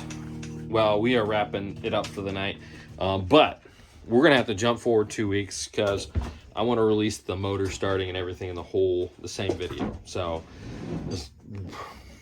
we can't start it without the fuel filters. As much as I want to, Hunter convinced me that we shouldn't, just because we want to make sure it starts and all that. So we're going to come back the next time, and then I'll put this whole video together, put the motor, our attempts to finish getting it going. We're feeling pretty good about fixing all the issues, but you just never know. We felt pretty good other times. Yeah, so we'll see. That ain't a beautiful sight. Nothing is. All right, fellas, well, we're back at the boat. It's been a few days. We couldn't start her up because we didn't have the parts we needed, no matter how hard we tried. But we were back, so let's show you what we got, and hopefully we're going to turn that key, push that button, and that motor is going to roar. We brought our little buddy with us this time. All right, so we got a rink-dink setup here. This is a fuel pump. We got wires that are just going to go jammed into the battery. So the fuel pump's going to pull fuel from this fuel can, pump it through into our inlet here. And what we're doing is we're trying to bleed all the air. So this is the return. We'll watch this return for good fuel to come out. Once we have good fuel to come out, then we'll hit the key. Okay. So it's you already got the filters in? Filters are in. Okay. We had to get two special order. It took us a couple tries to get the right ones. We got them ready to go. The big things is someone needs to be watching the fuel pump, not burning stuff down and leaking fuel everywhere. So this needs to go here if the engine runs away. So that way it'll be cut off. Person 2 needs to stand right where you're at. And you're responsible for shutting the engine off. All right.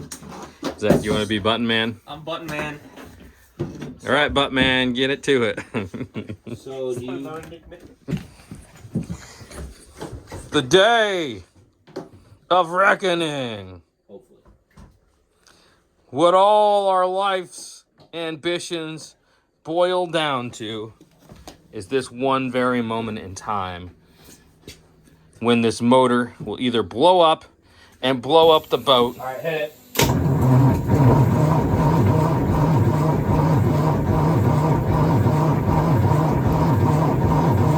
All right, oh! Didn't work. Yep. Let go, let go. Don't hold it down if it does that. All right, hit it again.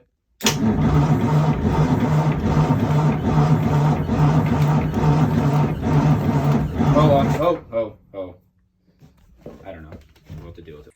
All right, moment of truth, Zach. Hit the button.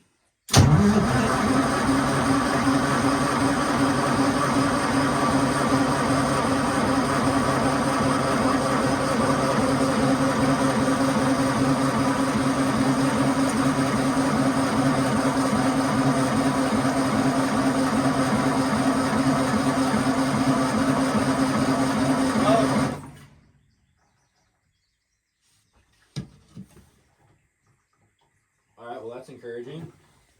We got diesel out of the return. The discouraging part is it didn't fire up, though. Didn't start. Yeah, but I almost wonder if we'll have to give it a sniff of the ether. Crank it right this time, Zach. Get her done. Ready? Yep. What the?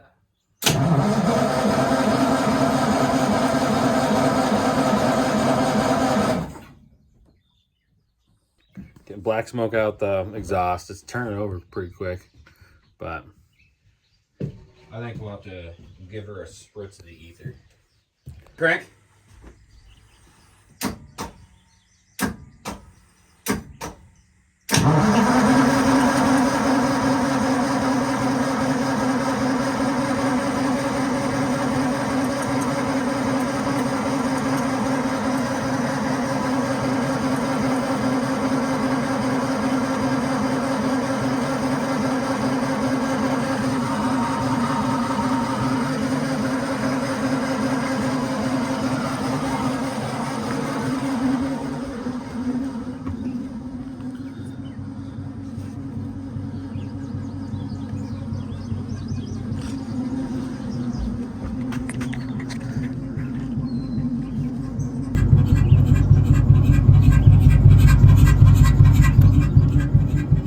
okay. Hunter's got to give her the giggle juice. Is that what you said? Well, it's the boom juice. Giggle gas is technically nitrous. Oh, okay. All right. Fire away. Zach, you good? Yep. All right, give me a sec. All right, cranker.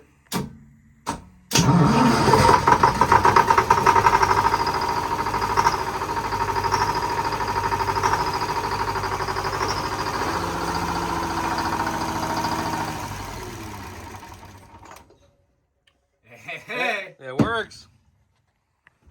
We got a boat. Yeah. Oh man.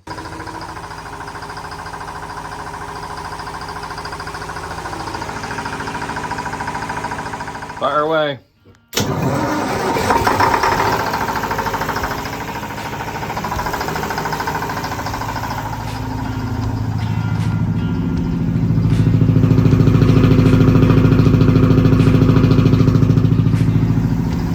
Hey, give it a bit of a rev. Give it throttle. I did. Nothing happened. It Did it? A little bit. Oh, it didn't sound like it. I only gave it like half throttle. They rubbed up, yeah. Got her. Yeah. When I bought this boat, it looked like this.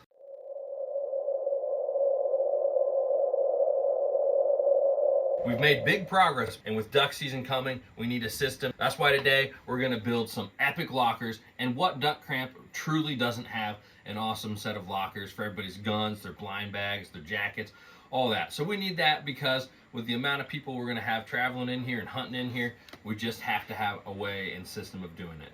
But the problem is nothing in here is square. So we're gonna have to fit it, we're gonna have to measure it and put it all together right now. Hunter's been working hard on some rustic looking epic boards. So we got those coming. We're gonna get to work. Stay tuned and see how it turns out. All right, step one is getting these boards off Hunter's truck up to Hunter on the top of the boat. So the arms are gonna be feeling it. But then we got some more stuff to talk about for this whole project, so stick with us. All right, so here's the boards we got. Live edge, excellent work, Hunter. Looks great. I know you spent a lot of time in your shop getting these ready. But a couple of the issues we got. The floor isn't square. The boards are cut square to the floor. The other thing is once these lockers are in, it's gonna take up some of our space. Here, shift that chair over to me. So here's our awesome duck camp chairs. So everything's got to fit, you know, from this to the locker to being able to walk in between. And so we're just doing everything we can. And one thing we decided to do is to move this main beam, the whole thing that holds up the structure of the roof. What do you think, Hunter? Great idea? No. No. So, but we're going to do it anyway and make some more room. We're going to take this, we're going to make a new post right here to match the kitchen area and then drive a supporting beam over to this point and back across. And that'll create some more room for the chair, walking around the locker, and just give us all the space we need. So Hunter's going to start working on his project over here with the lockers. I'll get this all prepped and then I'll jump back with him. The top of this is the top board right here, 50 inches. No, I guess it'd be the top board up here. See what the shelf on the bottom? I think so. That'd be something.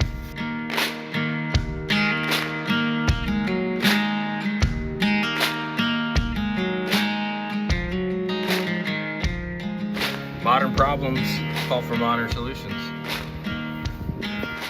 We didn't have a square, so we walked around. I found this box. It's gonna work on her, I guess. Not optimal. Not optimal. It's our wall will be as square as a cardboard box of rags. Chief, you're helping, aren't you?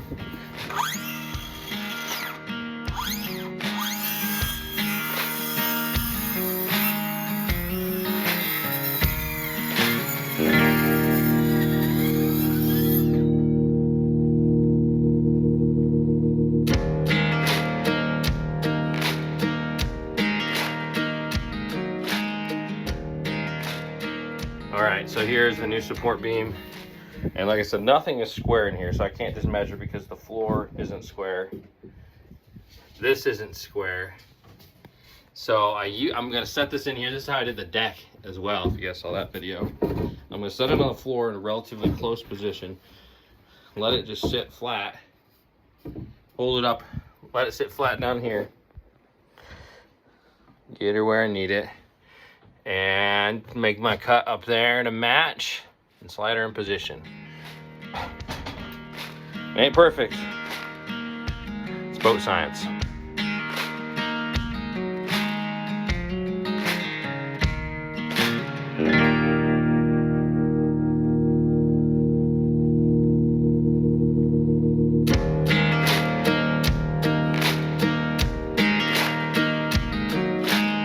Alright, well, I started out with 2 4x4s that were big enough for my job here.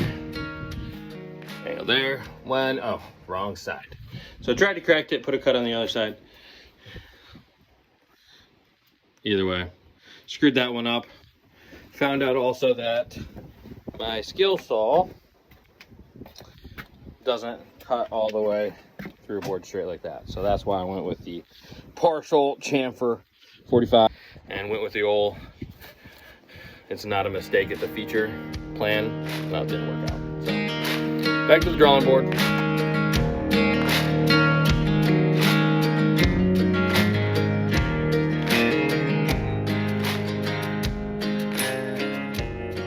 Use some boat signs. We gotta take this out. So there's nails, which are a lot harder to take out than screws because you can't use an impact. But you just told me, what? What'd you say? Yeah, Hulk smash it out. And then what did you say? There ain't no way you can do it.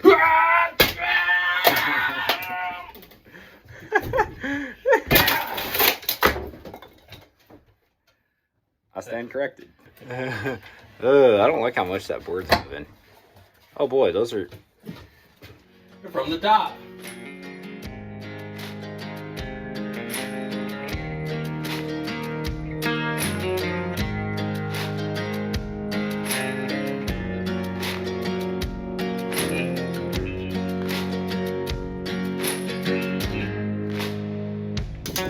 What's the problem, Hunter? Math ain't mathin'.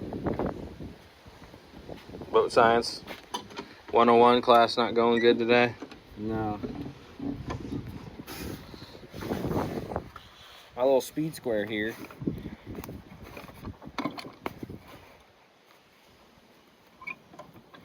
Is this what they mean by be there, be square? It could be. All right, Hunter, progress report. Progress report. It's taking twice as long as it should. It's not bad. This thing, it looks weird because nothing's square. But we'll end up with, we'll have this split into 4 sections here. Right. And we'll put shelves across the bottom. So the next thing is to make my boards going this way. It's weird because you say it's like, it's not square, but it's like square to the ceiling and the floor. But like when you step back, Right. it's like running downhill. Right, it's because I think we kind of like equalize the equilibrium. The boat's sitting up on a tilt a little bit on dry land, so Yeah. who knows what it'll look like on water. But yeah, it's coming together, man. Wood looks sharp, man. Gonna look super sharp when it's all together. Yeah, I hope so. I think it'll look nice and rustic too, even if stuff doesn't match up quite perfect. Right, like I said, I think that gives it character. Yeah. So we'll keep at it.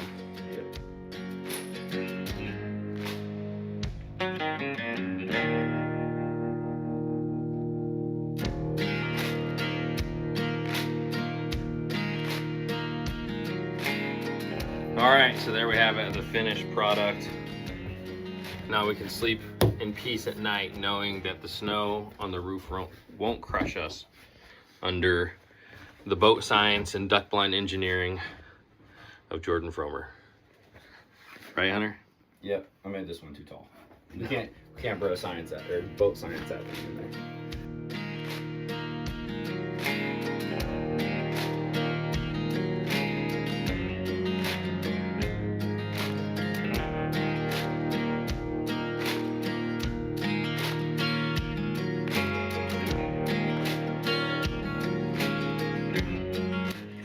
Dangerous game, Hunter, sitting down like this. We got to get like the little set in, like little orange lights. We'll wire it around and we'll make them in there. We should too, yeah. But like the orange lights in there, so like there's like a switch or something that you just, yeah.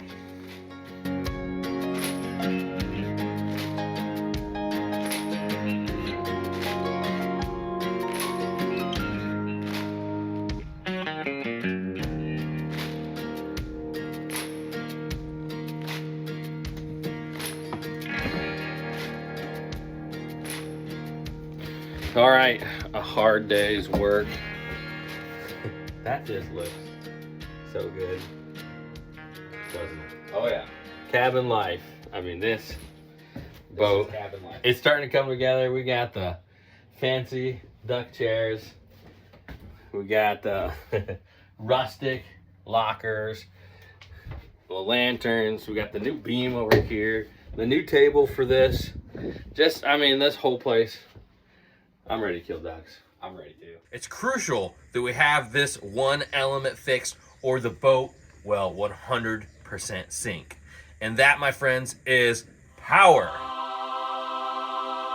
The issue is the generator currently is non-operational, and it's been that way for decades. We need a way to power the batteries. Most importantly, we have to have a way to power the bilge pumps. The wood boat is gonna leak. Not only that, but if we hit something, we've got to be able to bilge that water out and not die on the Mississippi River. We have to have power, and the way we're gonna do that is honestly freaking awesome. We are building an off-grid solar system for the boat. But it's still not gonna be easy. We gotta get these all the way up onto the roof, way up there. We got 4 of them. We got no experience. I've got all the components, I think, to make it work, but we've never done this before.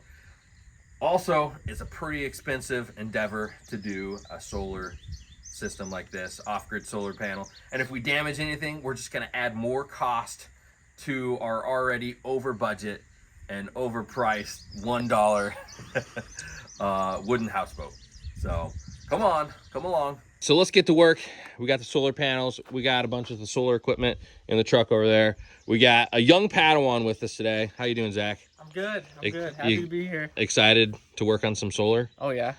Yeah, brought you because you're so experienced at this, right? Totally. Yeah, yeah. I know what I'm doing, totally. Right, yeah. No, neither one of us has ever touched a solar panel. Quite literally, so. But the boat is coming along. We are so excited to get working on this and get solar going. We might even have lights by tonight. What do you think, Zach? I hope so. Lights by tonight? I think we will. Yeah. And the other cool thing is Hunter doesn't know that we're putting this up. He'll be here tomorrow, and we'll surprise him with a working solar system, right? Yeah. Or a burnt down boat, one of the two.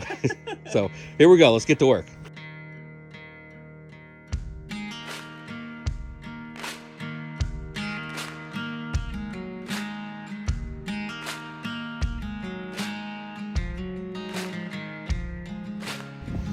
All right, so we got most of the solar components up here.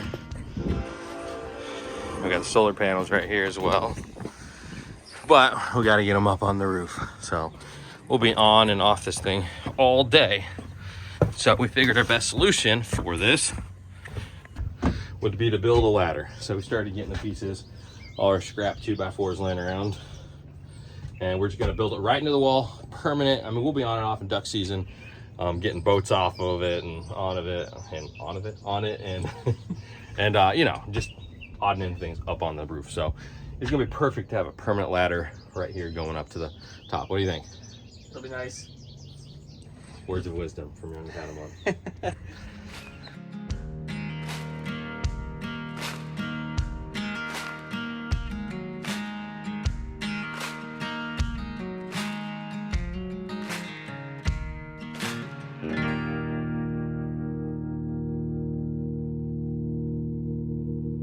All right, Zach, do you trust it? Do you trust our quickly slapped together, super wide steps? Those are actually way wider than, like, we should probably get another one when we get a chance and just make it a little. What do you mean? I mean, those waders on it will be nice. I mean, sure. I'm just saying it's like pretty wide.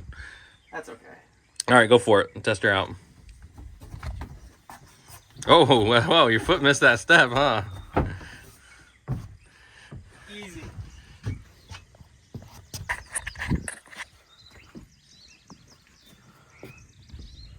That's a far step for sure. But yeah, Easy enough. now the true question will be if it's easy enough to get back down. You can jump. I think that support's holding us up real good. Oh, I wouldn't step up. All right, next up we got to get these solar panels up there. Say hello to our plane friend again. But we got to get him up on the roof.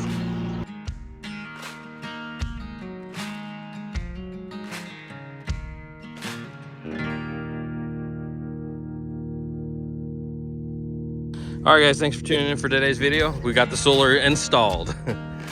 We got power. No, we don't. Okay, we got them in place though. We just realized, hey, do you mind lifting one of these up for me?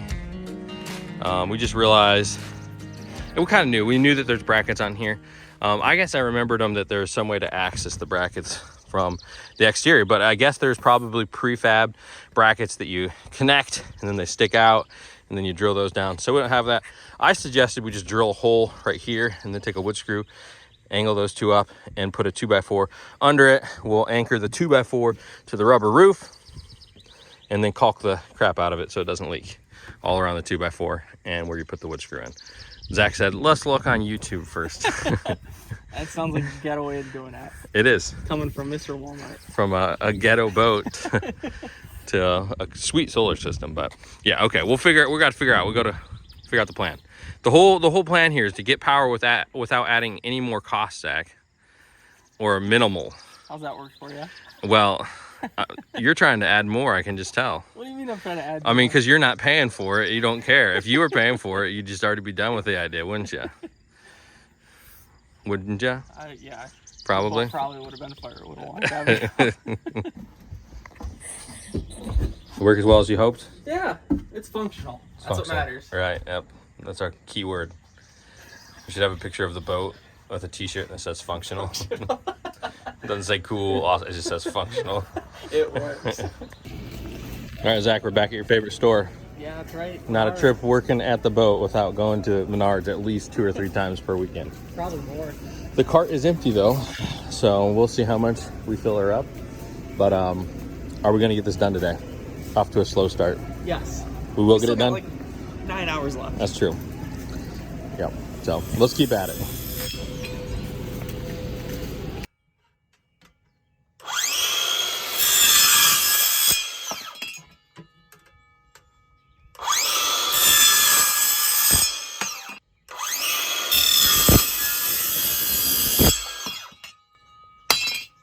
Done. So anyways, we just sat down for some lunch. We are $200 in deeper than we started, about 3 hours in, and so far we've carried the stuff upstairs. We got a ladder. We built the ladder and put the stuff on the roof, and some of the stuff's still in the bow. So we've not got very far. So, but we still have 7 hours or so of daylight. So we might get her done yet. We'll get her done. How confident are you? 10 out of 10. 10 out of 10? Yeah. That's pretty confident. I know it's getting done today. I bet we'll have lights. All right, so we're back on the roof. Got the solar panels laid out. The way we got to do it, we're laying these boards down because all the trusses inside the house go like this, parallel to one another. And we want to lay the boards this way for our wiring because we got to do in parallel and then in series. So that way we can have all the wire come into the middle, going that way, and then head back down to the boat. If we do it the other way, then we have to do them like this, and we don't have enough wire with what I got from the solar. So we're turning them around 90 degrees, lay them on the 2x4s, take the 2x4s into the joists, there we go. And then we got brackets right here. And the brackets will go on the bottom. Our homemade brackets will go on the bottom of the solar panels, and then that gets tacked down to the 2x4s, and bam, everything's cinched down. Like it? It'll work. It'll work. Here we go.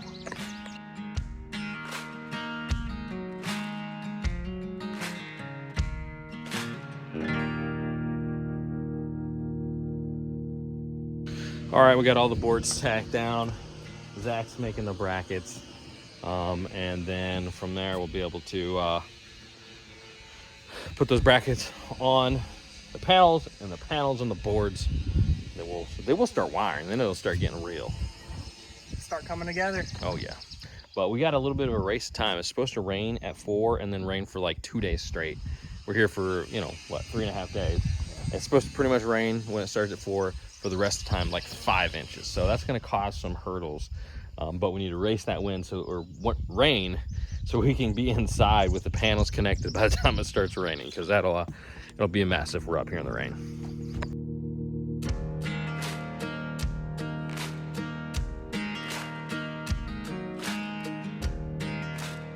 I had that so set nice for you, man. Oh, is that right? Good. All right, show them how it works, Zach. Guys, this is probably one of the most riveting videos I've ever seen. Get it? I get it. Because it's a riveting video. You get it? Look at that. Perfect. Man, it's real riveting stuff. I'm just not even gonna respond. That's no fun for the viewers, you jerk.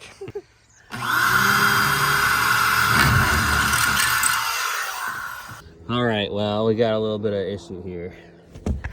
We got Bull in the China shop just drilled a hole into the back of the panel.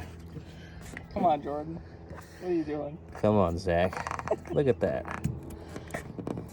What do you have to say for yourself, man? I guess I'm not finesse enough. How are you gonna feel if it doesn't work? So how are you gonna feel if we don't have a fourth one to put up here? Well, we can still mount it. We'll still mount it. And just you don't know how they work, right? You gotta run them in parallel and in a series, or it doesn't work. Oh. The whole system's built off of having this amount of electricity. So you can't just run through. No, you can't just run through. It'll work. It'll work. Okay, so we are going to hope and pray that Zach didn't just break one of our panels. It's fine. And in the meantime, I hope he finds it in his heart to say I'm sorry. It's fine. All right, moment of truth here. We're gonna test it out, see if Zach broke it. I put one hole in it. You put 2 in it. I did not put 2 in it. Yeah, it works. Okay, still works. You see that? All right. Padawan's punishment almost went down to like 0 days, but we'll let you stay. It just might be a little less efficient, but it works. Like 90, probably 95% still efficient. So yeah, We're good. we're good. Has anyone ever told you that you're a caulky guy, Zach? I don't even know what that means. I mean, just look at those caulky hands.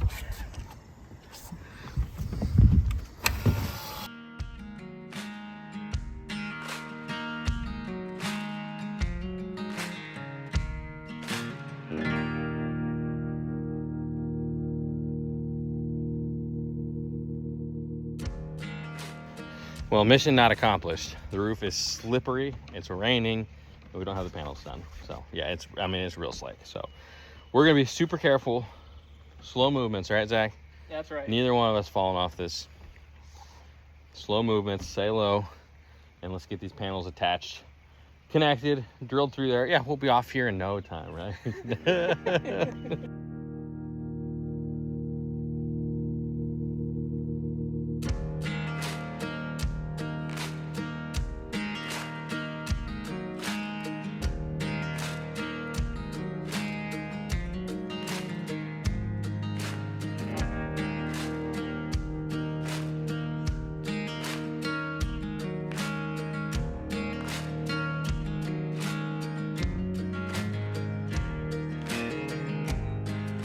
All right, we have components everywhere strewn out. We've been figuring out I got a diagram from the people over there at the solar company.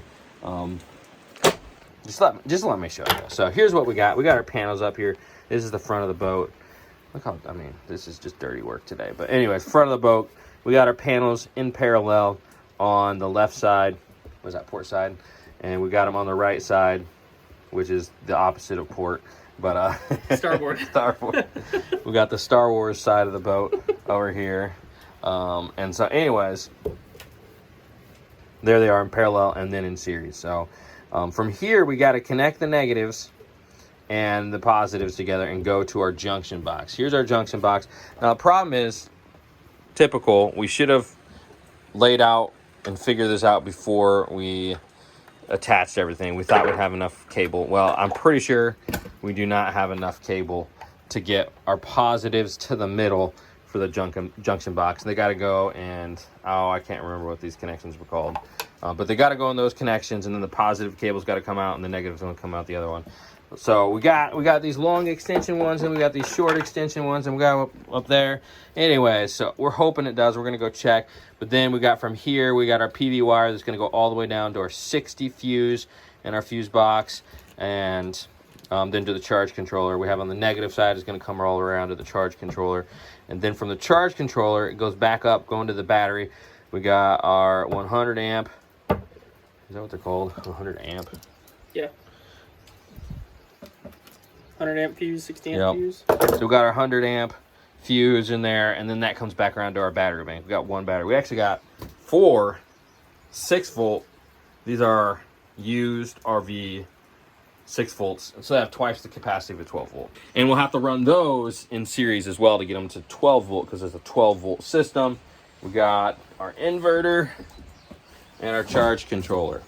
So we actually had a lot of back and forth. We ended up having to go with a 100 amp charge controller, and because of that, we have 360 watt solar panels. And so anyways, the math comes out, that's 1440 when you combine them all, and with the amperage. It comes down to is a 72 volt system. Then we got to convert that to 12 volt. And when you convert your 12 volt, your 10 amps goes back up to 120, because you got a conversion rate of 6 on that, from 72 to 12, from 10 to, what was that, 10 to, no, it's 20, yeah, 20 conversion rate of 6. So your amperage goes back up to 120. They said that they'll never be more than 80% efficient, so we need at least 100 amp charge controller. So follow all that math there. You lost me at charge controller. I lost it at charge controller. So anyways, we've been doing a lot of learning on the solar end, so hopefully we can get it all together. Right now our biggest hurdle is, well, we don't have the right, I don't think we have the right length of cable. So let's check her out.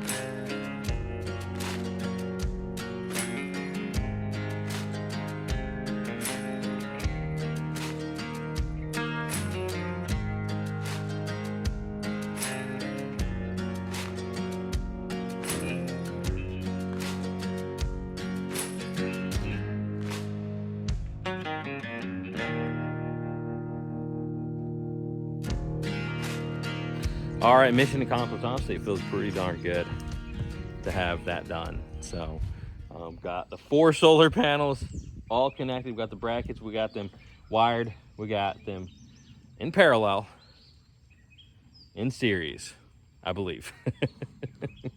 I think so.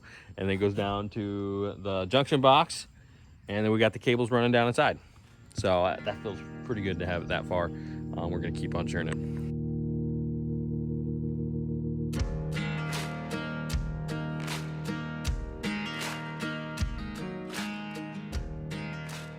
All right, so we're to the point in the day, man.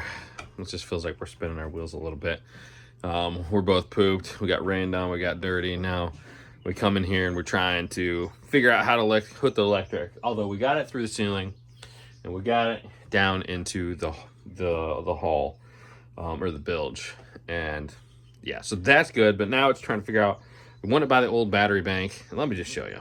But we want it down by the old battery bank. There's some wood rot over there. And so we're trying to figure out where we can attach it and the panels and everything else. So I can move back from there a little bit. So yeah, so that's where the old battery bank is. That's where the charger's at and everything. Or not the charger, the batteries for the engine. But yeah, we're trying to rig up the rest of everything else right there.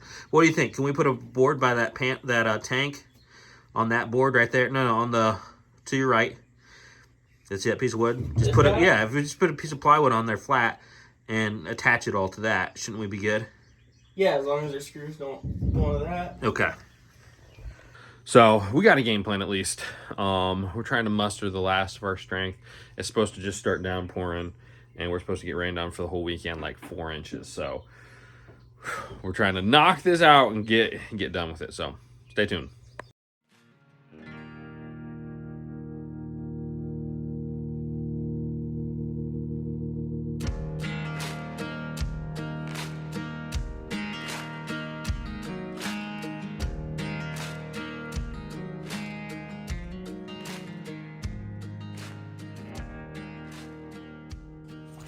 All right, so here is the solar fully set up. So Hunter got ants in his pants and finished setting this up. Well, I think me and Zach were caulking. I don't remember, but he was supposedly down here working on the motor. Next thing we know, he's hooked up. He's finished hooked up the solar. He had to jimmy rig it a little bit because, well, they didn't send us the right amount of cable. So we need 8 wire gauge to hook our batteries to the inverter.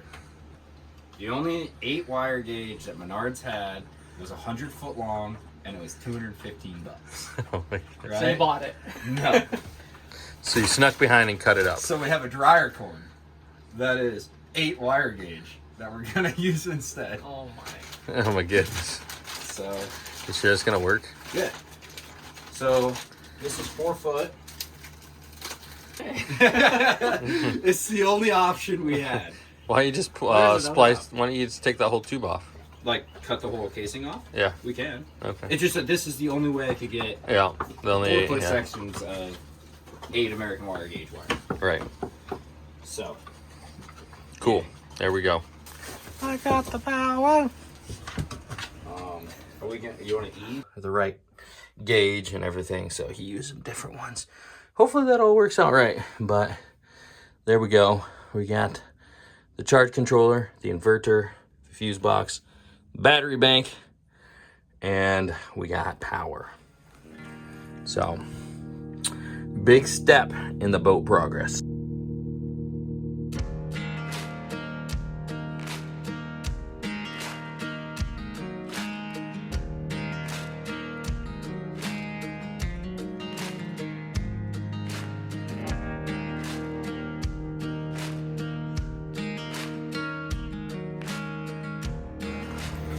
Isn't this just about the coolest thing that was ever built?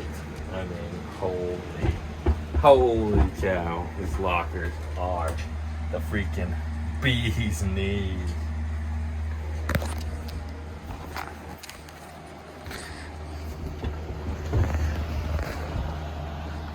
I mean, I'm just in love with this. There's the gun, blind bag, the lanyard. Got some furs on the top. I mean, we just got the lights installed for the nice backdrop. Holy cow, that's super cool. What an amazing duck hunting season. So without further ado, let's jump into today's video.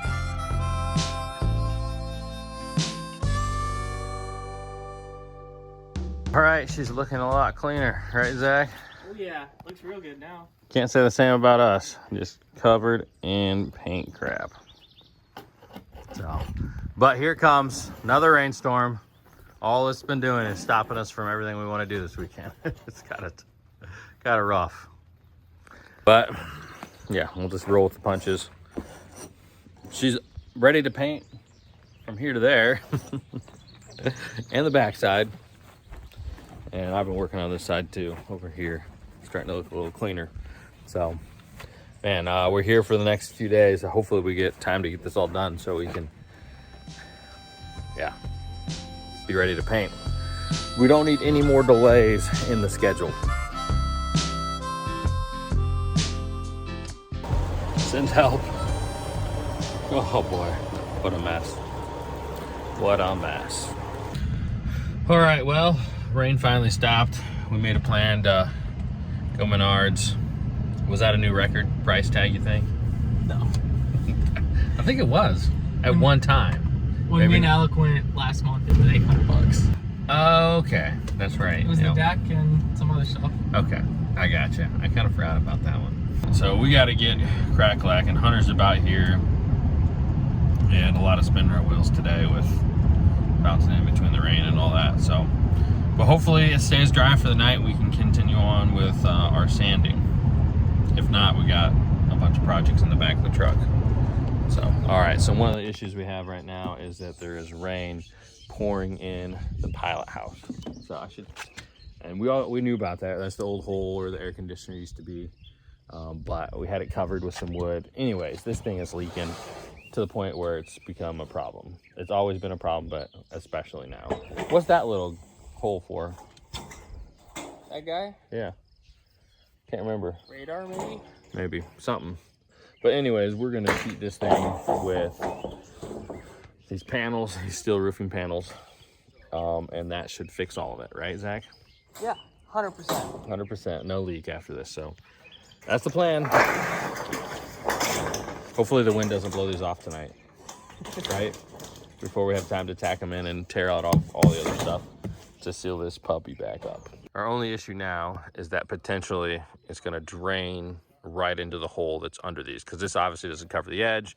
It will. We get Hunter's picking up on his way. We just grabbed these and we need 5 more. So, but yeah, then it should be watertight after we cut and screw everything down. Do you get enough screws?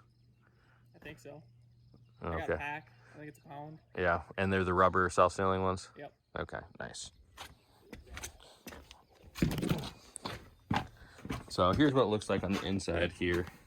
Like when we got here, it was just puddled. This cardboard box was sitting there and all this wood is rotten. So it's got worse because it rained a ton and the leaks have got worse from just sitting here. So yep, is what it is. We're gonna fix her little by little until she's good. I mean, this room's still sweet.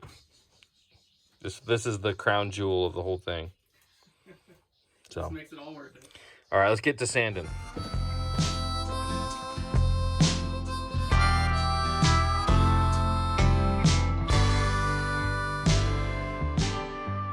All right, so today's project is fixing this roof up here. It's a mess. It's just got a hole. It's actually raining right now. But we got to get it fixed because it was raining in on Zach last night. You got to make sure he's going to be dry tonight. So first off, I'm going to start with taking these little nubs or some wires that are poking up. I got to get rid of all that. So that way we can put the new sheeting down and it'll be flush. Get to it. Try not to get too wet in the process. All right, fellas, well, it's raining again. Luckily, I got out my FA waterproof shell jacket. This thing's awesome. It's protective in the rain. You want to check it out? I just thought of that. Want to check it out, guys? I know it's off season, but you can get your off season list of gear you need. Go to finalapproach.com, fabrand.com, and use code DuckGun10. I get a kickback, you get a discount. We're all happy, but we're trying to get through this sanding because we got to caulk and get everything going. But sides starting to come together. I'm doing below the rubber up there. Still pretty rough. Tell the difference. Nice and smooth and super duper flaky. So yeah, this week's been a grind. This weekend's been a grind. We're just going to keep at it and hopefully have something to show for it by the end of it.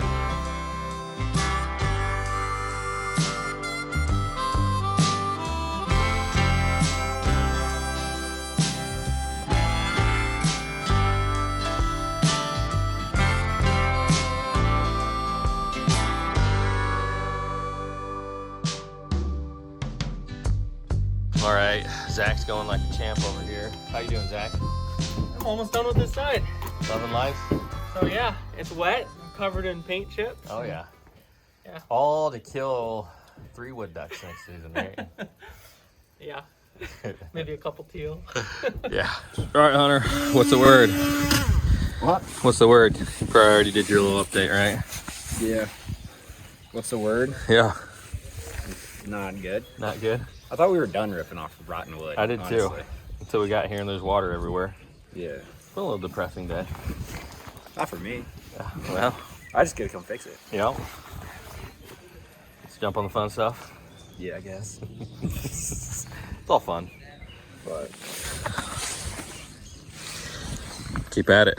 What do you think about the solar, man? dude, it looks nice.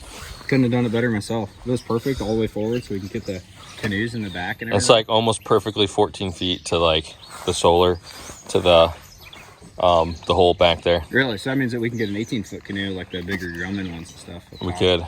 Like I have. Yeah. So.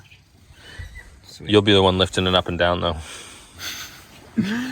You know, I got 3 Radissons now, so. Yeah, that's a good point. We'll be using the Radissons.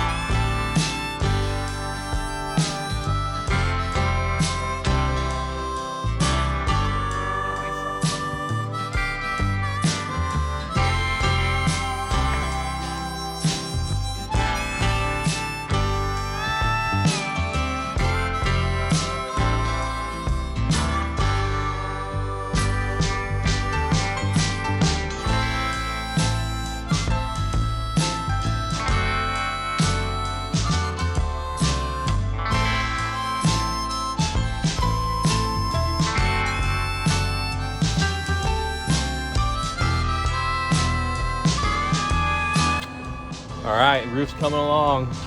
Actually looks pretty sharp from the edge over there. Really? With this, yeah, I like it. I think it's gonna look sharp up here. So we're gonna have to give young Padawan credit on this one. This was actually his idea. This is the best idea you've had for the boat. I think you've earned yourself a quarter of a day back. How many have I lost? What am I up to? You were at 15, so now 15 and a quarter. Okay. Good job, man. Job well done. So what, now he gets to like come with us at the beginning of the hunt and then not actually hunt? I get to set the decoys No, out. if he doesn't make it to 16, he just automatically rounds back down. All right. Improvised hearing protection. Yeah. Is it gonna work? Oh yeah. It'll be better than nothing, man. Mm-hmm. You guys know how silly you look? I don't care. You know how silly it'll be to not lose my hearing over this? Right. I hear you. Huh? Hot. As you can see, the tent is on. It's not perfect. It's not cut. But it's on. Hopefully this will keep water from at least getting down inside there. Hopefully it won't sit on top of it too much. It'll be able to run off. Obviously you can see some gaps. I'll probably come up here tomorrow when we're running. Still got my earplugs in. Tomorrow when we're running. And seal up the cracks with some silicone if we get a chance. Maybe even I'll just go get some roof stuff. It's a lot cheaper than that 3M 5200. But this is what it looks like. We're gonna trim up the edges. I already kind of have trimmed up the front part of that edge. So trim up the edges and it'll be totally done. On to the next project, I guess. So, you got me the first mate hat. You got Jordan the captain. Oh, yeah. The captain's hat. Pretty cool, man. High five. Where you going? It's Shane. Come on, man. I'm the captain here. We got you the little boy. Oh, my God. Put it on, Zach. Put it on. Let me change. Put it on. Put it on. All right. We got. I'm ready, guys.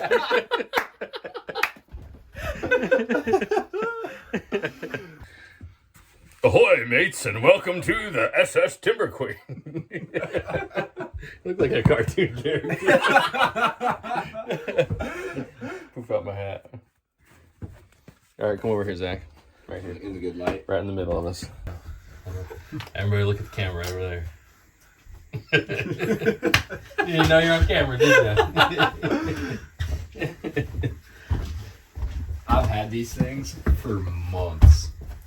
I'm actually just going to wear mine tonight, I think. All right. It's the morning after, and we survived the rainstorm last night. Time to get out there and sand our little hearts away. I think Hunter's the most excited about that. Absolutely not. See how I'm all clean and not all sweaty and sticky? Don't have dust in your eyeballs. Yeah, I would really like to keep it that way. I'm actively trying to keep it that way. Right. Well, a good way to do that is not to join boat projects. What do you think? Zach, has he been dodging it? Oh, 100%. We've taken the brunt of the sanding work. Yeah, well, it's all about to change because we're gonna get under there and you get to touch the last piece of sanding, Hunter. Great. So we got our work cut out. We got a lot of other things to get done today. So stick with us. We're gonna get grinding on it and get her done.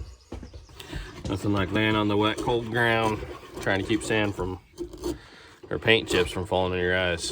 You loving it, Hunter? No. I'm loving your reaction to it. So I hate sanding. I could tell. Just embrace the suck. We'll get through this. All right, Zach, you're up here sanding away too. Yep. Having fun? Oh yeah. How do you feel about job assignments today? I'm actually happy today. You think you got the good end of the deal? Yeah, it still sucks. It's still, yeah. I think it's better than being underneath the boat. So. What do you think about Hunter's belly aching down there? He hasn't done any sandings. He can suck it up. What were you saying about Gibson's, Hunter? I'm ready to not be sanding this. That's not what you said, though. I'm ready to buy a Gibson and not be doing this. Yeah. Now you're joking, though, right? No. One of those where it's in the moment, you're like, yeah, but when we're on the water, Yeah. this will just be A distant memory. I yeah. You'll think back and be, oh, that wasn't that bad. I'd do it again. I will never think that about sanding. Yeah.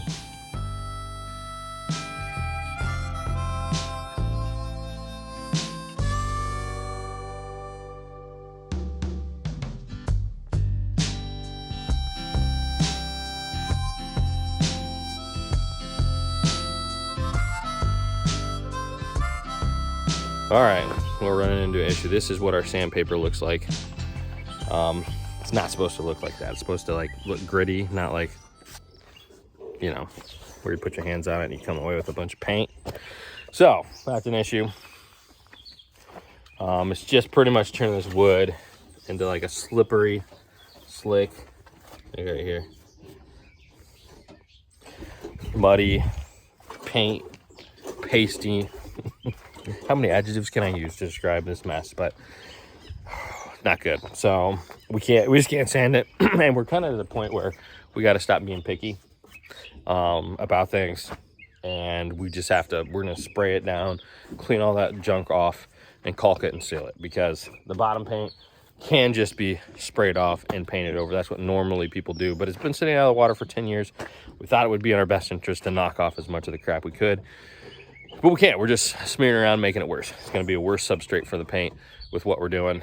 And we're running out of time. We either have to get it in the water this year or not. So we're choosing to get it in the water and do it an okay way. That's not as good as what we're doing.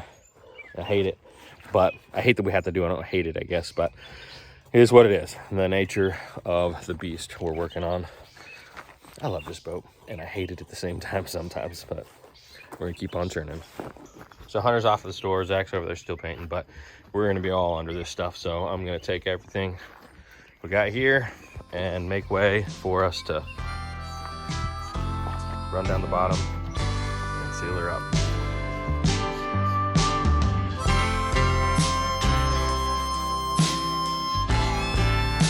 The last paint, or the last sanding of the boat. About there? Just about. And then we'll never have to sand again. Hunter's got the power washer. This is a little guy. Dude, it's 1,800 PSI.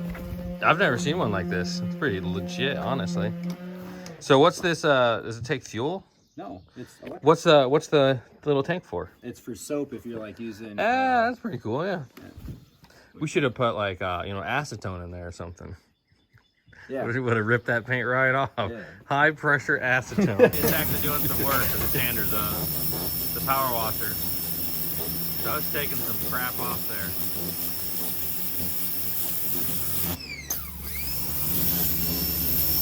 Crazy. All right, we're gonna let him keep going on that, and while he's at it, we got another issue. Best way to show it to you is that, well, the ceiling right here, or the roof, you can see by the post, it doesn't cover the edge. See where the posts come up? See where the posts land on here? Anyways, this whole thing fills up with water. It sits on the plywood and it soaks through no matter how good we have it sealed up. It will seal better once it's painted, but that's a problem. So we hated to do it, but we bought a bunch of gutters. So we're installing gutters on the side of this, and that should take away any of the rain that comes in here. It's just something we have to do. It's going to keep everything else dry, going to keep it from rotting. And what do you think? Done Patty? Yeah, I think it'll work. You think it'll work? It'll look a little weird. It'll look weird, but we're at the point where looking weird does not bother us as much as not functioning right, because we're running out of time. As usual, we're running out of freaking time. So we think we got all the stuff to hang it. Got our attachment points. We got more gutters on this side. So we're gonna get to installing it.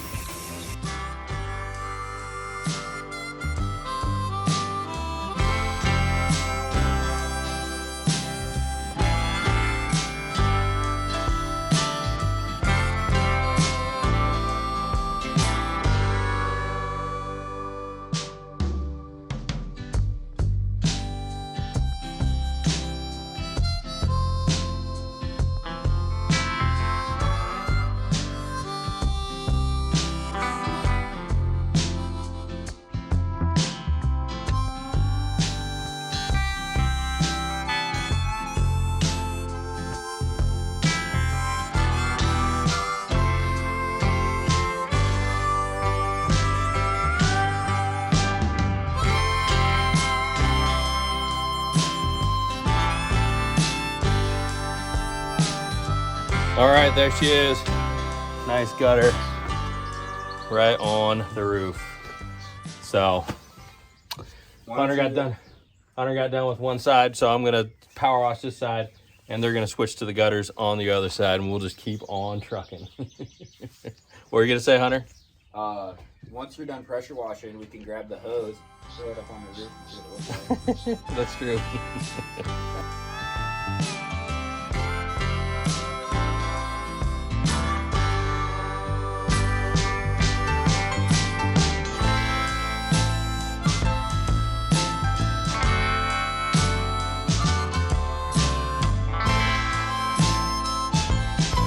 I'm having more fun than a human should be able to have.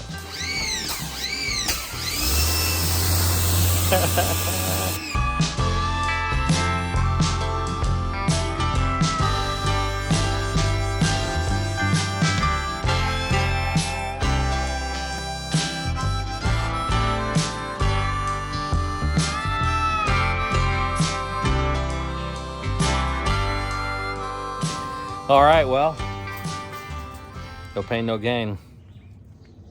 Right, Hunter? Yep. We are officially done with sanding and power washing on the boat. We're ready for some lunch though, and then we'll keep on chasing any problem we find. All right, gutters are up and the rain is here. How do you feel, Zach, with that lightning coming?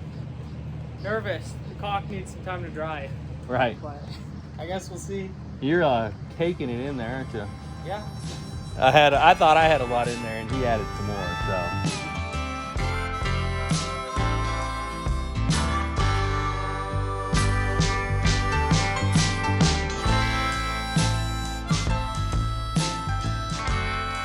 All right, guys, day 4 of the weekend. How you guys feeling? Motivated. This is day 2. Day 2.5 for you, I guess. Mm-hmm. All right, what's the goals for today? Caulk the boat. So anyways, we're gonna finish chowing on breakfast and get to it. So here we go. All right. Not our favorite thing to do. Lay on the bottom of a wet, dirty boat and put caulk on the seams, but that's what we're doing. Like this, Zach, for the thumbnail. So cheesy. It is cheesy. That's why I'm doing it. But anyways, we're gonna get to it. We got a lot of work to do, and not a lot of time to do it. If we don't get this done, the boat won't float. Every one of these bottles costs $30.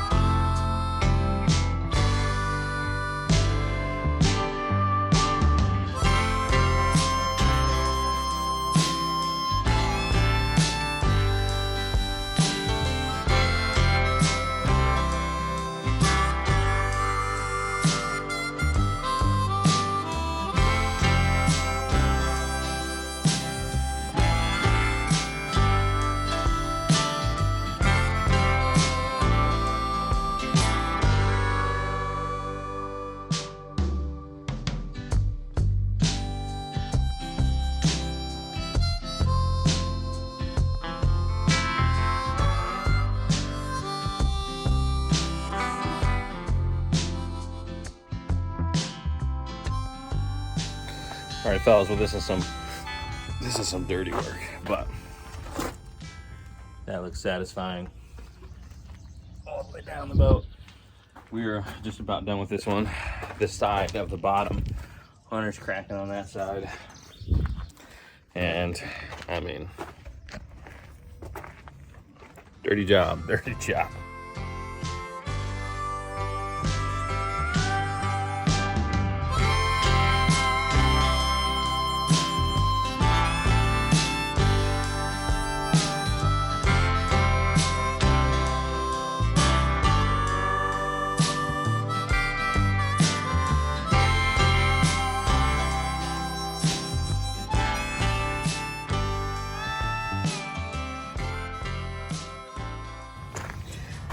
What do you think, Zach? It's actually really satisfying. It is. It's not as bad as I thought. Yep.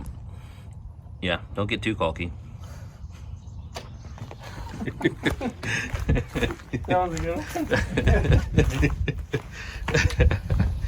Oh, I should have saved the other one for on camera. How's it going, Hunter? It's going. Yep. We're gonna keep cracking at it though. Zach was hoping to get out of here at noon today. What do you think, Zach? Are we gonna hit that time? I think we'll get out of here at like 1. So we'll keep cracking at it.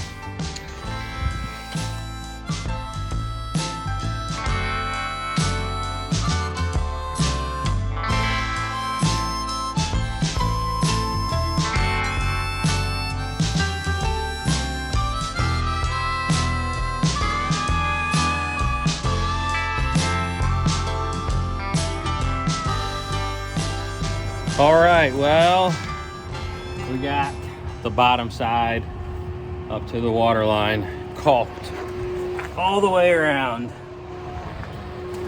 Took a lot of tubes. We just gotta, we're all packed up, getting ready to go, but man, is it nice to see that sealed. So we still got from here up on both sides, but I think that was the hard part, crouching under there and dealing with that. So, oh yeah, glad we got that part done. Always wish you got more done than you did, but what do you think? I'm happy with it. I think we got more done these 4 days than any other weekend. For sure, 100%. And it started off pretty rough, but some big steps got done. So huge steps. Even things we didn't even think about, like gutters. Tin roof, solar, engine runs, and most of the caulking. All right, thanks for tuning in, guys. Stay tuned. I promise we're gonna get this done by duck season.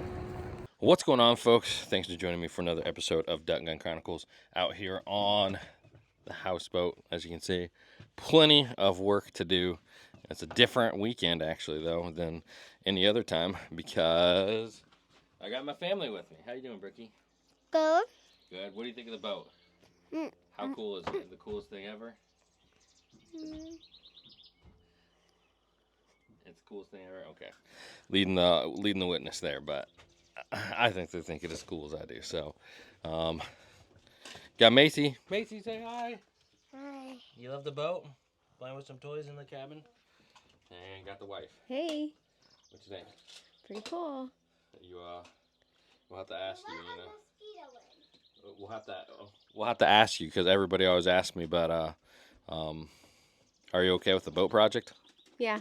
You never know with him, but yeah. Yeah. So we got a lot of work to do. I'm gonna get to caulking the rest of the boat. I've actually tasked my wife with doing deep cleaning. I know her strengths, so she's right over here scrubbing the chessboard. But we'll have a little bit of a woman's touch in the cabin here. Some of the cobwebs will come off the corner, or the dust will come off the windowsills and that kind of stuff. I'll do my best. So stay tuned. We're gonna get after it. Brookie, what's the plan on the boat? What's the big plan? Why are we doing all this work?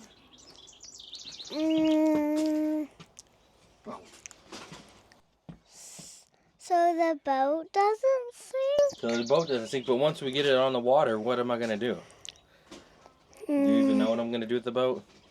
Fish? Fish? I thought, you think I'm going to fish on the boat? Hunt ducks. Camp? Camp, yep. Probably do a little bit of fishing. This girl, I think her heart lies with fishing and camping more than duck hunting, but we'll work on it. So I got a lot to do, so we're going to get started. All right, so in the last video you guys saw that we got the boat caulked to the water line, which was great. The only issue is we have stuff like this where like that whole line just fell out of that seam, which is kind of, it's not going to hold water. So I'm not going to hold water back. So I'm going to have to go through, I think, through the whole thing and just double check all the seams. We got some great seams like these where that's, I mean, zero water's getting in that. But you don't want death by 1,000 pinpricks here where water's coming in. And in that case, we do have a couple on the angle where it's a lot more than a pinprick. That's no bueno. So if I can caulk it, and I'll be here to like keep running around like as it cures and kind of reforming it on those seams. But I still got a lot of work. I got the whole backside and I got above the water line the whole way around. Not to mention touching up some of the small spots on this side of the boat. This side of the boat actually fared pretty well.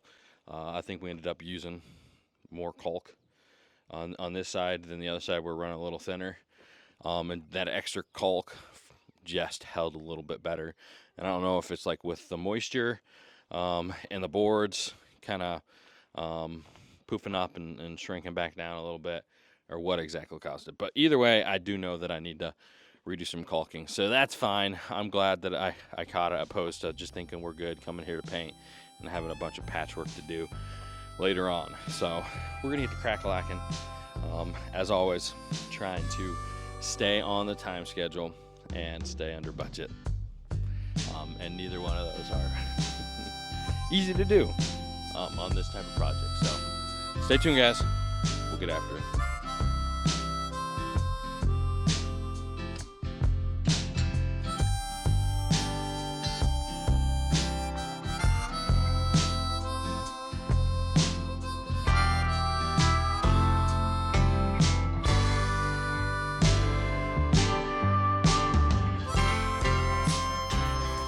All right, so I got this side all the way up to the right above the rub rail, which is like bare minimum to there. It took me about 3 more tubes to do here up to there. So that's good news. I mean, I bought 18 in my last purchase right here, but I think I'll have enough. So now it just comes down to taking the time to finish her up.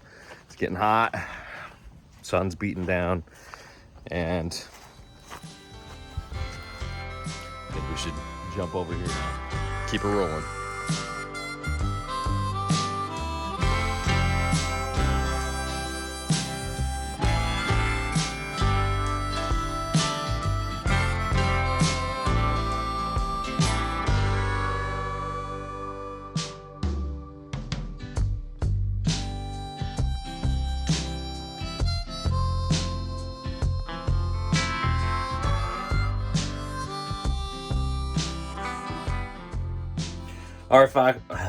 Alrighty, folks. Well, it's a hot, sweaty one out there.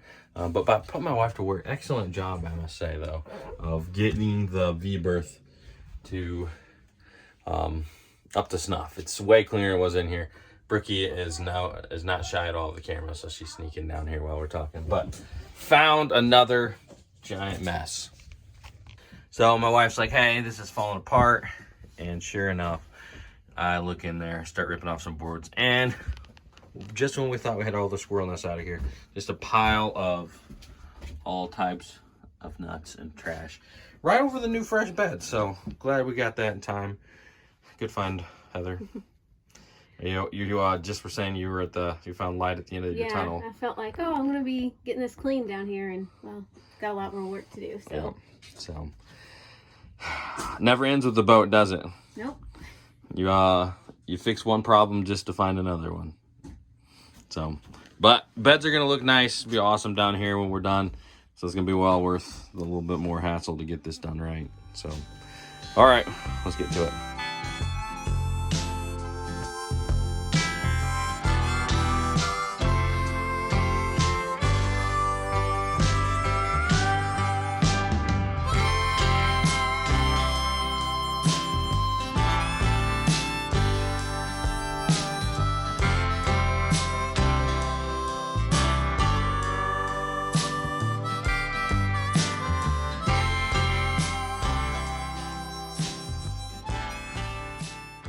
All right, well, we're still churning along, man. Hands covered, gloves covered, at least the face isn't covered, but for the most part, I don't know if I can describe to you guys how daunting of a task this is to caulk a 43-foot wood boat.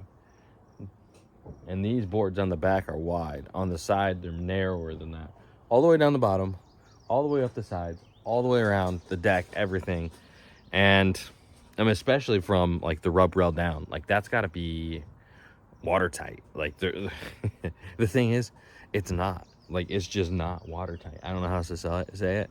Like it's just not 100% watertight. It's wood boat, I know. And they say wood boats are supposed to leak. Some, the boards are supposed to expand, but like how much? I've never done this.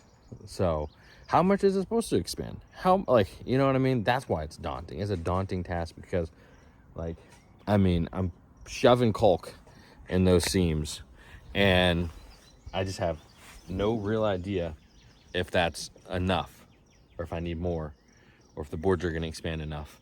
And then we're going to drop this thing in the water and it's supposed to be waterproof. So it's a daunting task. Not only that, but I'm gonna have to go back over, once I get everything done, I'm gonna go back over every single seam, every little hole, and recaulk, just because I want to be extra sure that it's watertight. But we are all the way around to above the rub rail, just above the rub rail. So I got, like, back here I don't got much. I got like 3 seams, or 1, 2, 3, yeah, 3 seams all the way around. And then up on the front, it's a little bit more. 1, 2, 3, 4, 5, 6, 7 seams. 7 seams on the front. I'll have to get the scaffolding for that. Same thing over here. Really hoping to get this done today, but we're running out of daylight. Same thing on here, 3 seams above the rub rail. I got, like I said, some of these big holes. They're supposed to be watertight, or is that fine? You know, just keep shoving caulk in these giant gaping holes. I don't know. So it's a daunting, tedious, long, back-breaking job. So we're getting her done though, and honestly, it's crazy to think about how many days, hours, weeks I've sacrificed to work on this boat. Then I could have been like fishing, or like, you know, I made the joke early on, like, why couldn't I just pick fishing as this year's summer hobby? Instead, I chose boat building. So I'm just joking around. It's gonna be so fulfilling once this thing's done, and we just got to keep busting her through it. And I'm glad I got the family out here this weekend, hanging out, getting some work done, having a good time. So, yep, just keep after it. All right, hon, you got any regrets? I don't know. You're a lot more animated when the camera wasn't on. You said you're all right, but then now you're like, what? What? You said you were all right, but now that you got into this, you're like, ugh. Oh yeah, I'm like, oh, I don't want to do this. Right. It's pretty gross. So, squirrel nest number 3 or 4 or 5 or whatever is in here, clean. So I'll have to rebuild the boards around it. Those wires are so rigid you can't move them. I was hoping I could slap it up against the ceiling, maybe pin it in position, but just gonna have to rebuild that little section. We got some plywood, so we'll tack it up, cover it up. But it's nice to have that musty mess or a lot of it anyways, because it goes into the wall a little bit. And at some point you just gotta call it.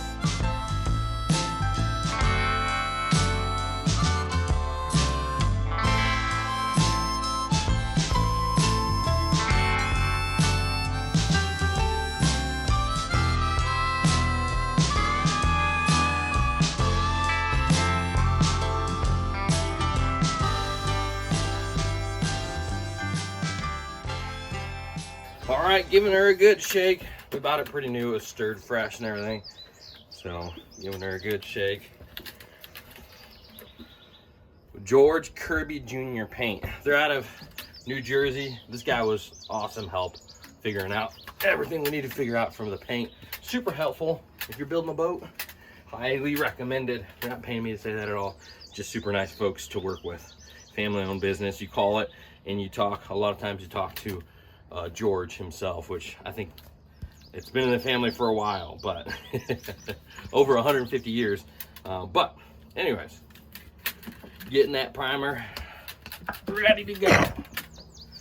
Let me tell you, this kid right here has been absolutely begging me ever since we talked about the boat and painting it to get to paint it. So, are you excited about that, Brooke?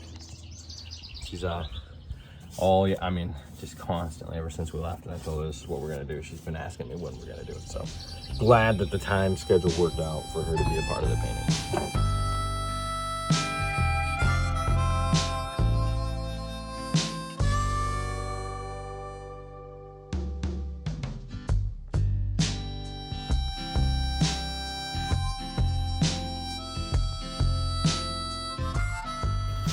The unsung hero of the boat cleaning weekend. The guys aren't going to recognize the inside of the V-berth in the pilot house when they get here. I don't know if it ever would have got cleaned if it was just up to us. Nothing to say? Nope. All right, so the painting's coming along. You can see we got the railings and the edge. It's taken, just like everything else on the boat ever, it's taken longer than I would have guessed. So I'm trying to get all the edges where the paint roller won't get. For the primer, all we got to do is get the bare wood.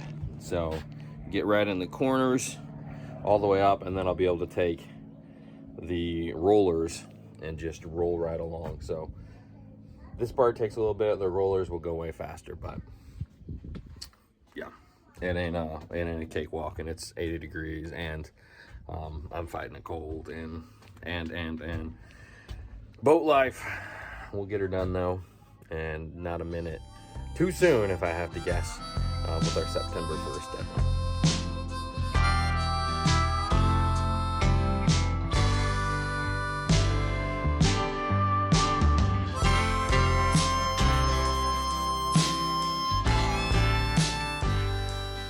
All right, progress update. Had to enlist my wife to help, and Brookie's back out here. But it's starting to come together, We got a lot of it primed on the edges, the railing, all the edges. So I'm gonna jump out here. Oh, there's our plane friend again. All right, so I'm gonna jump up here and take the roller and roller the floors. So, how's it going, Brookie? Good. You love painting? Do you love the boat? Good job, keep at it. Let me see a big smile.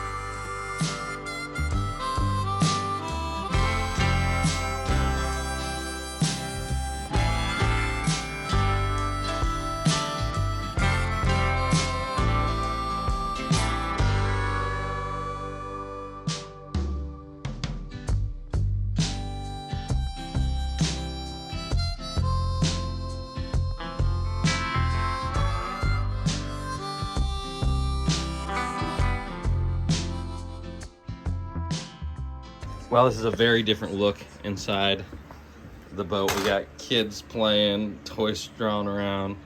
Ricky, what you up to? You're watching some cartoons on the phone. So, definitely a change of pace from bros hanging out, working all day with 3 dudes, and then coming in. We usually play chess and hang out at night. But definitely super enjoyable to have the family here, and a cool change of pace, seeing what they think of the boat. Just little bundles of joy there. So, but we're still churning away. Sun's beating down on us.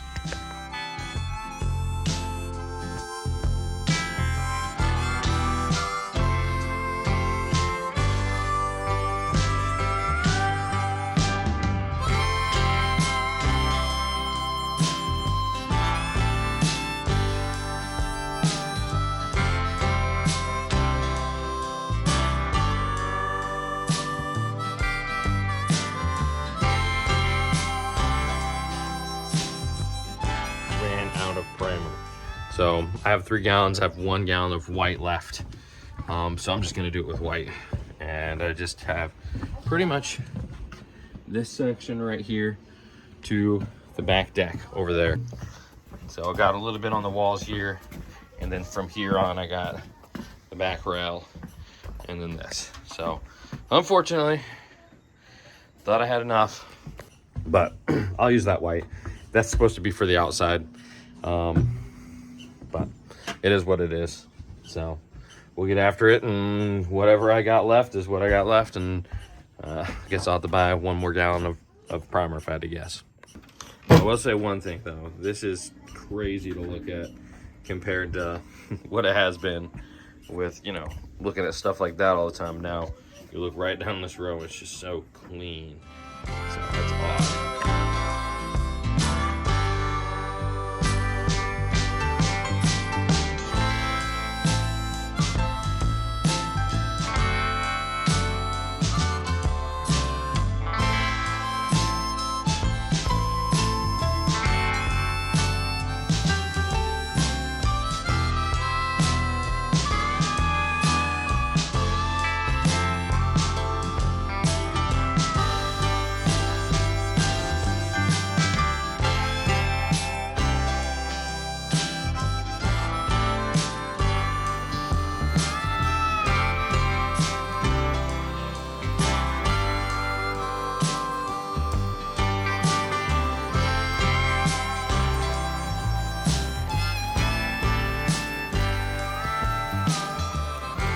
All right, another day, and I'm absolutely freaking cooked.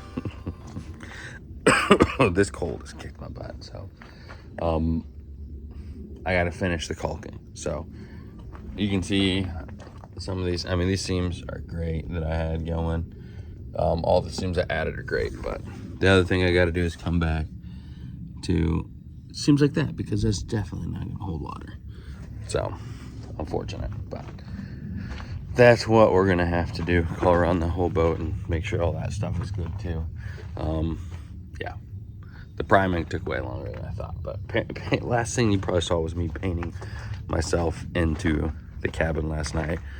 Slept like crap, hawked up loogies all night, and here we are again. So it does look like rain. Hopefully it holds off and I can get the rest. I gotta get the front, there's like just a tiny square up the front, and then I got to do the rub rail up all the way to the front as well on this side, and then crawl under and check all our old seams to make sure that we did everything.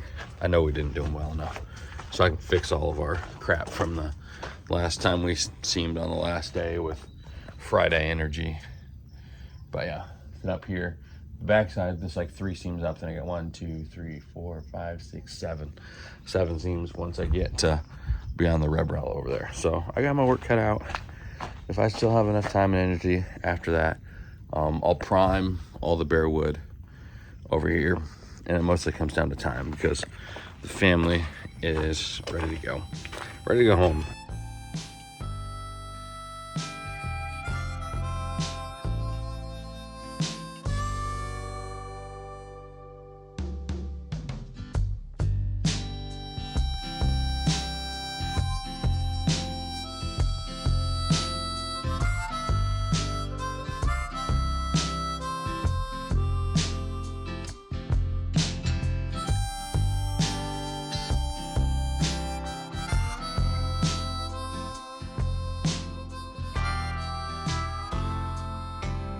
All right, well, that is a wrap on the weekend. Made some huge progress. You never feel like you get enough done though. So I mean, the whole top of this thing is just looking spiffy, and we got some stuff sealed up here. Got all of it primed. Almost all of it is sealed with the primer as well. So things are definitely looking up on the boat progress. Like I said, never feels like you get enough done. And I extended myself to the fullest of my energy. Now it's time to go home. So family is definitely ready. We're getting a late start to get back, but got the little one tuckered out, ready to drive home. So, all right, Brookie, we're saying goodbye to the boat. Are you glad you came? That's all you got, man. You talk 24/7 until I bring out the camera. What'd you think of the boat? Was it pretty cool? Good. Good? Did the boat live up to the expectations? Yep. Yep. All right. Well, we're about to get on the road. We all worked hard. We're all tired and sweaty, and we're gonna have a late night. But the boat looks way better than it did when we got here. We got a lot done. So thanks everybody for watching. We'll see you on the next one. What's going on, folks? Thanks for joining me on another episode of Duck Gun Chronicles. Out here today, and it is painting day. We finally are at a spot where we can start turning this boat from its just decrepit state to looking bright, shiny, and new. We're really excited about that. All right, so we got to get painting, but step one is to mask off the water line here. So if we want to keep the water line the same where it was on the original boat, on the original paint jobs. So we need to mask it off. That way we don't lose it.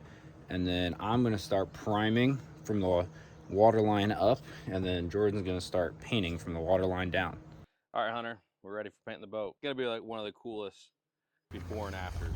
The time has come. The day of reckoning. Everything is caulked, everything is sealed, everything's sanded, everything ready to go. And we finally get to do something that's gonna be amazing. It's gonna look amazing. I'm beyond excited for this. I'm beyond excited to paint the boat and see it transition from wooden, nasty paint, which already looks way better being sanded and everything, but to being like bright, shiny, looking brand new and ready for hunting season. It's gonna be awesome, guys. Paint doesn't only look good, we have to do it to protect the wood, to seal it up better, make sure everything's gonna be good for duck season. So stay tuned, we're gonna jump right into it and get this major part of the whole project.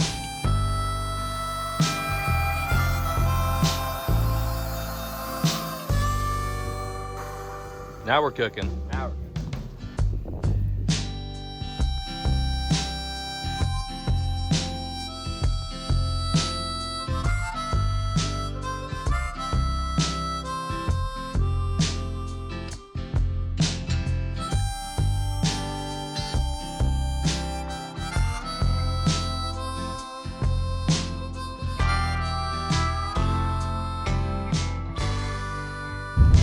What we got going? Lunchtime and another sprayer so we can keep it kicking butt. So you think we really need 2 sprayers to keep up with this? I think so. One of us is just gonna be standing around. That's a good point. Yeah, we'll be twice as fast, and it always takes twice as long as we think. So with one more sprayer, we'll get it done just as fast as we think we would. All right, sounds good. First look, bottle green. Oh yeah, that's sharp. Yeah. Let's get her on the boat. Ready? Let her eat. Easy there, killer, easy. Had the nozzle on sideways.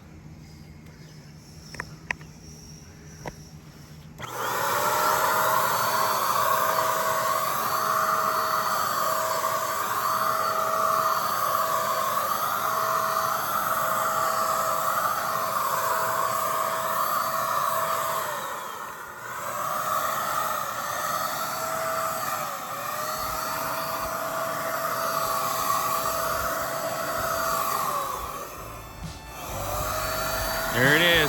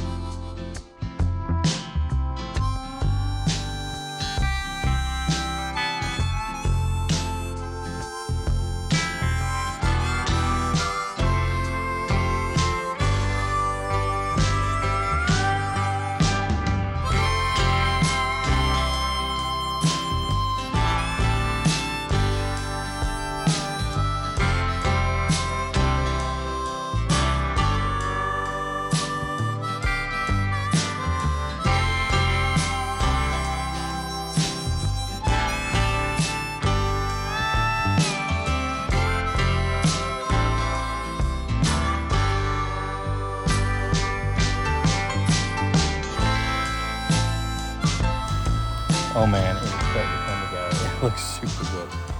We got one major problem. I don't know if I should smile, laugh, or cry, but we made the special trip out this weekend. Unplanned, impromptu, because of such nice dry weather we've been having and dry on this weekend, and we've been fighting the rain. Anyways, I mean, look at this, guys. It says 100% chance of heavy rain in 10 minutes. So Hunter's using last of the paint in his. We got a mess to clean up, and we're going to pray that this sticks and that the boat doesn't get too wet to keep painting. So heartbreak. Let's hopefully they're wrong, or I don't even know.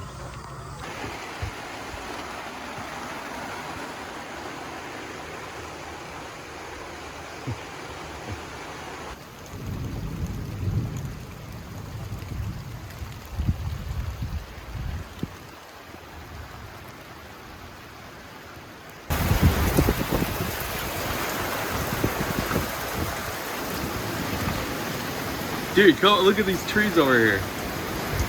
Put on painting.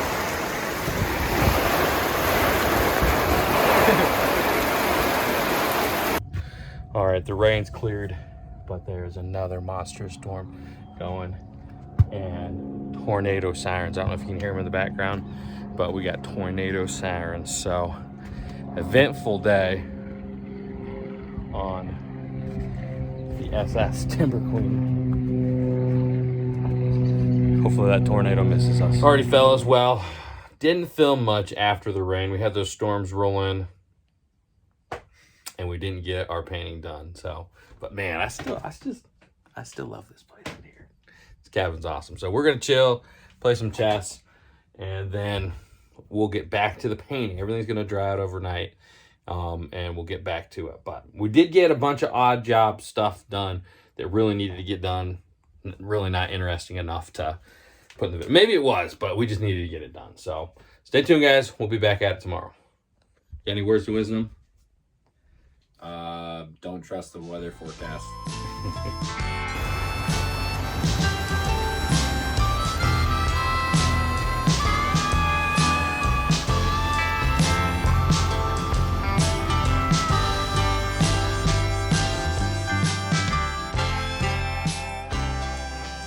Alrighty, another day, another dollar, and it's time to get cracking on the paint again. We're gonna get it all done, Hunter? I hope we get most of it done. I don't think we'll get the deck and everything and the pilot house done, but I hope we get all the green done. Yeah. We're gonna get to it though. Stay tuned. Hopefully no more rain delays us.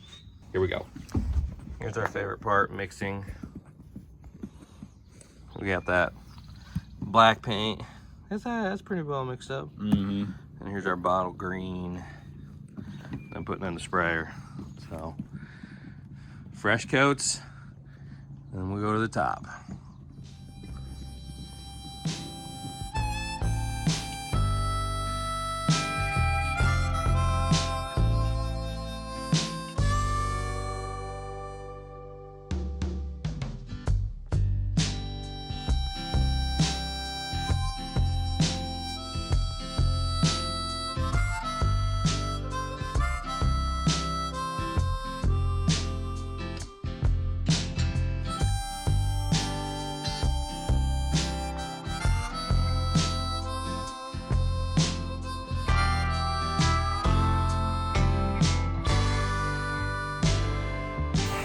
Look at that. Awesome. We're gonna paint this beam right here in the front white. But I mean, that green, I just can't stop looking at it. It just looks awesome. So we got our full coats on the green. We'll probably have to come back on the black on the bottom coat and get some more, but we got the first layer of that done too, and then multiple layers of the green paint. So done with here. Now up to the top.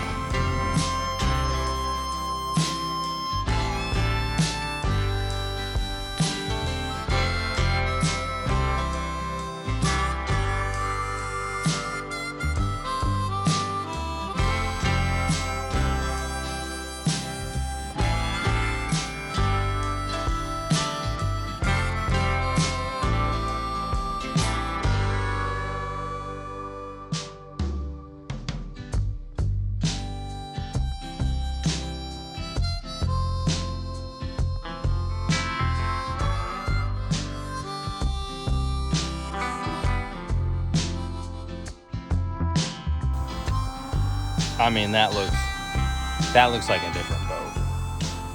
It's actually astounding. So, trying to get away from the noise over there. Hunter's still going with it, but got this part of it painted green. It's just crazy. It's just mind-boggling after looking at it so long, being like old wood, decrepit, and then like what we got going on here. So we're gonna keep churning, and it's just, I'm in love with it. All right, so I got 1 gallon left of bottom paint. So gonna do a second coat, half a coat, or half a gallon on each side of these to give that an additional coat. So they won't be done with the bottom paint. We're done with the hull except for doing some touch-up stuff. And Hunter's gonna finish the green up there. And then next time we'll do any touch-up stuff in the cabin because we're gonna run out of time today. But the rain got us. Unfortunately, we would have loved to have everything done. But we're making some great headway. So let's get after it.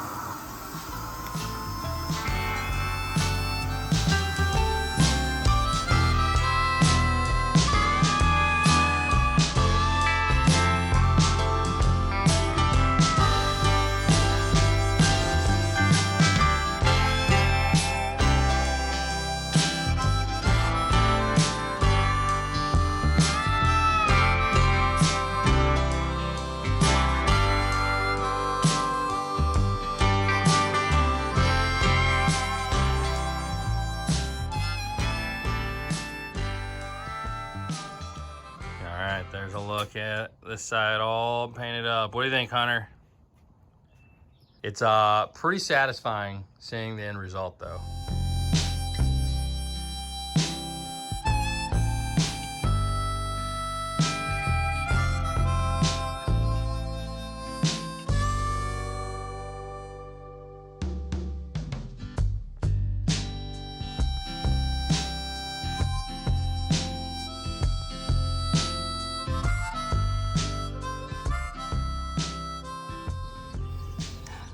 Feel accomplished? I haven't looked at the boat from a distance yet. Feel dirty? Yeah, I feel disgusting. Is this the dirtiest? I don't even know, man. Every weekend on this boat is a dirty job, but sweaty, hot, covered in paint. But what do we have to show for it? I mean, but that's green now. Yeah, a green boat. It's awesome. Yes, it is. 1 more weekend, 2 more weekends, 3, who knows? I'm tired. Yeah. I'm hot. Say that again. Oh, going the wrong way. It's gonna make it look worse or better? We'll have to paint it, obviously, at some point. It's what it used to look like. Yeah. Yeah, I mean, pull it off or leave it on? We should pull it off. We have to paint it anyways. There's no reason to leave it on, right? A moment of truth. That is crazy. What's your thoughts on this one? Sure looks a lot better. That's wild. That's what it used to look like. Yeah, what an ugly color. Well, that blue probably was faded, right? No, the blue was just the that line, the blue and the red. Oh, that's right.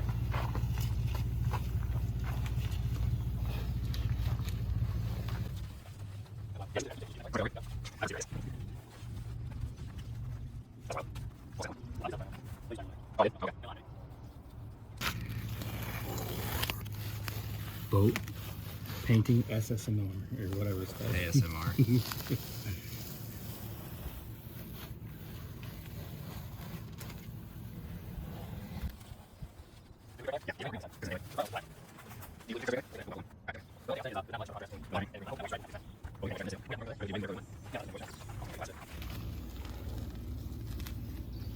Into the water.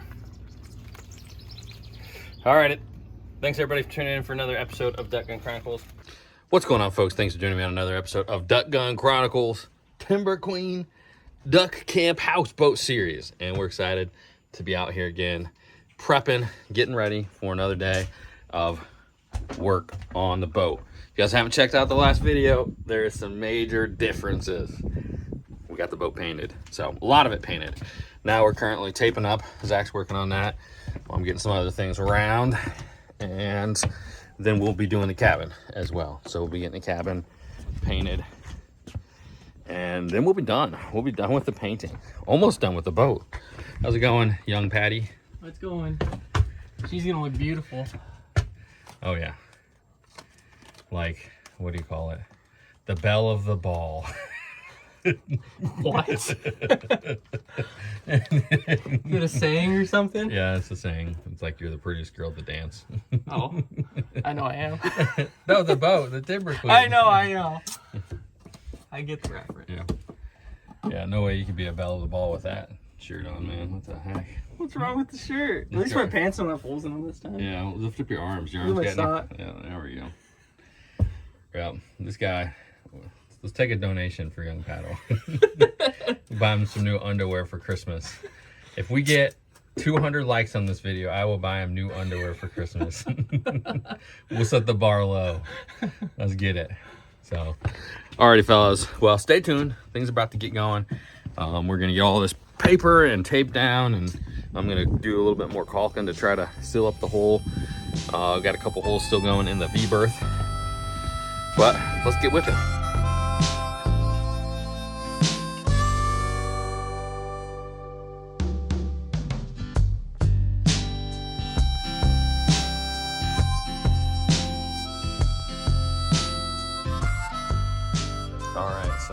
Zach's been kicking butt out here, getting the taping done. So we got the painter tape enough that we won't get overspray right up there, so we get a clean edge, and the windows as well. So got it all the way up here. Got the windows all done.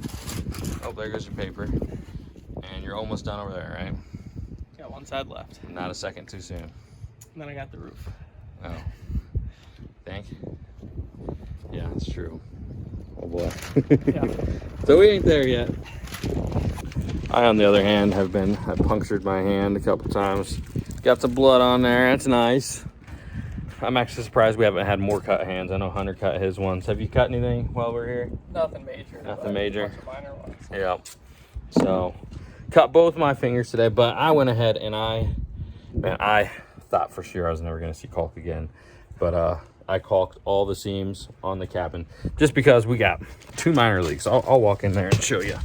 I'll show you guys. But I didn't caulk under this just because it's not as major. I mean, it could use it, but at some point we just got to stop. That's just the point. We just got to stop so we can get this done, or we'll never be done. So, yeah. But I caulked all the way around the seam. There's no overhang or minimal overhang around that.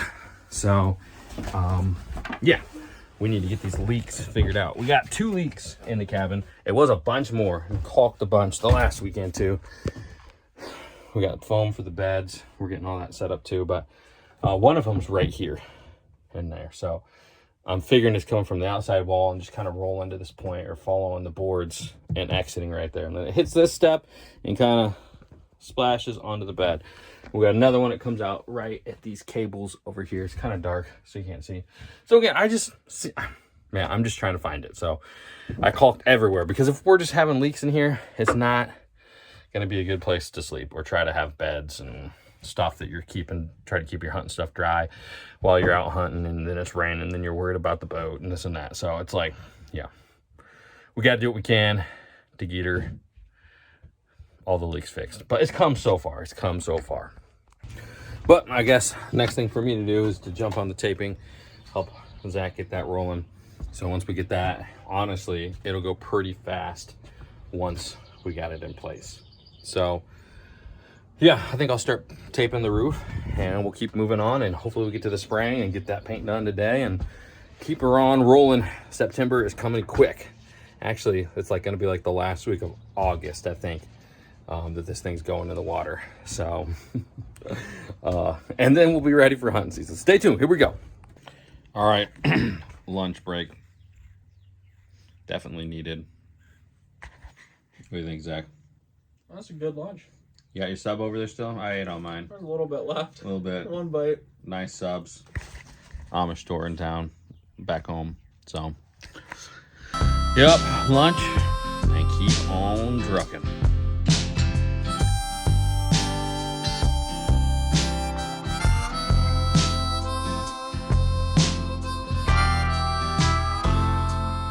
All right, folks, well, it's our favorite time of the day. We're finally done with the taping. We get the paint. Got a paint set up here. So I'm gonna get a time lapse rolling and we're gonna get this done. Man, it looks sharp. It's gonna look way sharper with nothing on there.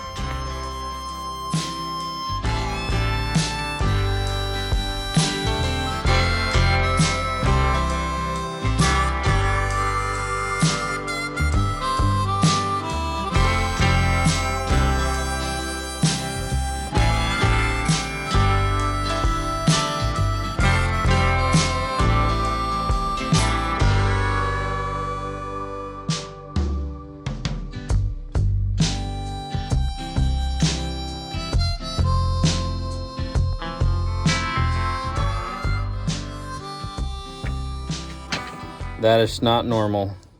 Ugh.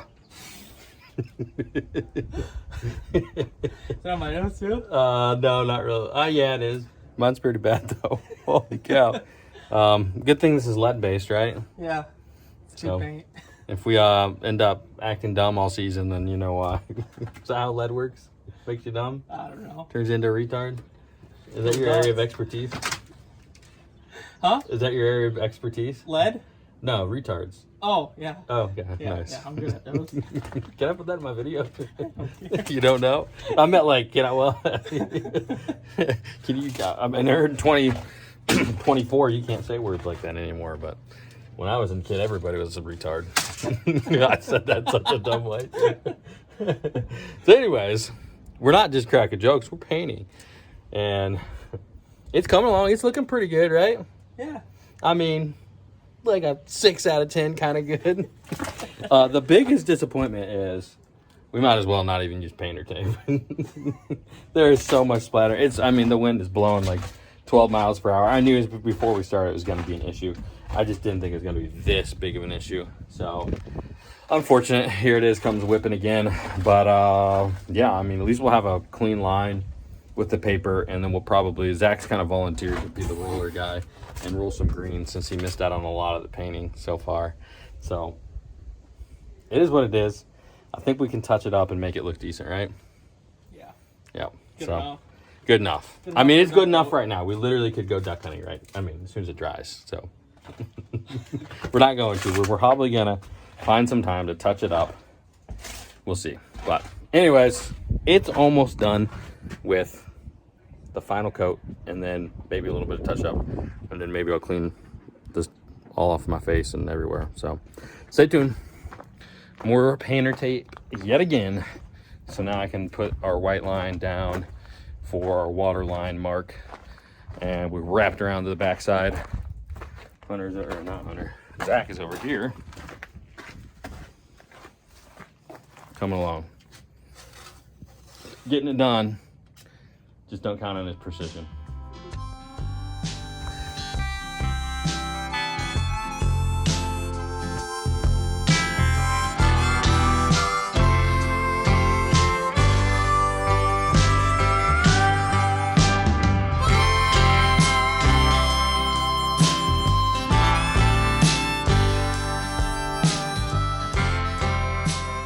Alrighty, well there she is in all her beauty.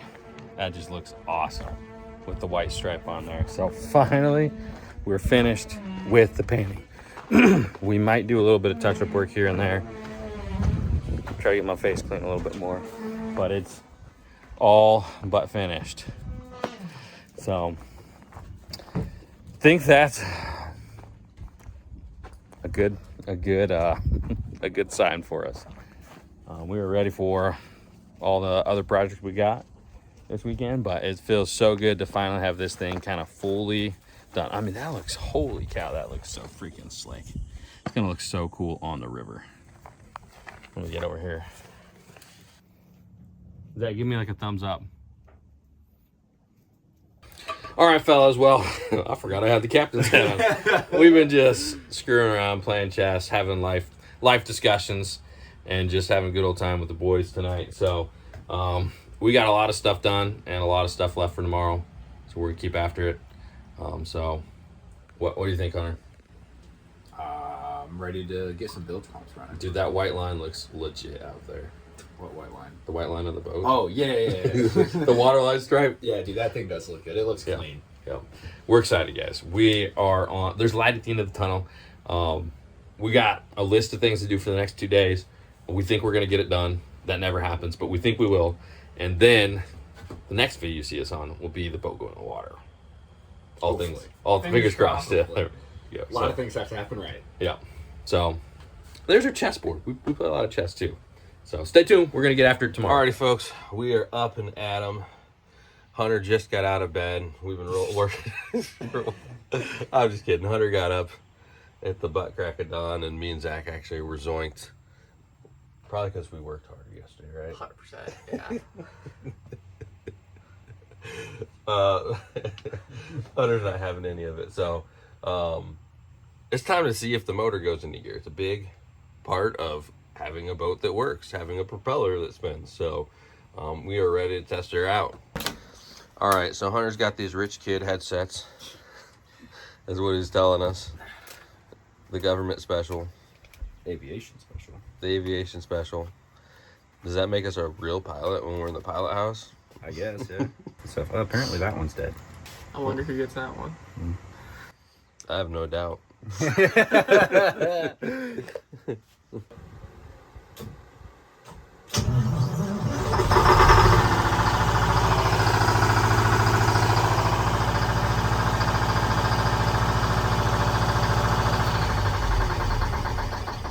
Alrighty, folks, so here's our struggle today. We're trying to get this thing to go into gear. We had a big, happy, long video about how the motor runs. Well, it doesn't go in gear, and that's actually, you know, it's about as useful as not having a motor, not having an engine. So right now, we're struggling, trying to figure out why.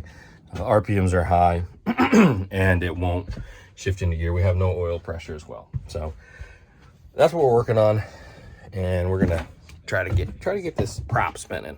Alrighty, so we're giving the motor stuff a break. Zach's gonna work on. We got a PVC pipe under the sink that's broke for the water heater. We got the shower over here, so we're trying to get that going. Hunter's getting the fancy schmancy letters. Hopefully, you can make it look better than my Instagram posts. What'd you put on your Instagram post? Well, it'd just be like, you know. Oh, misread? Yeah, misread or whatever. So, and I'm working on the diesel heater. So we're going to keep on cracking on different things. And, yeah, we'll be back to the motor. Let it cool off. Try to regroup. And go from there.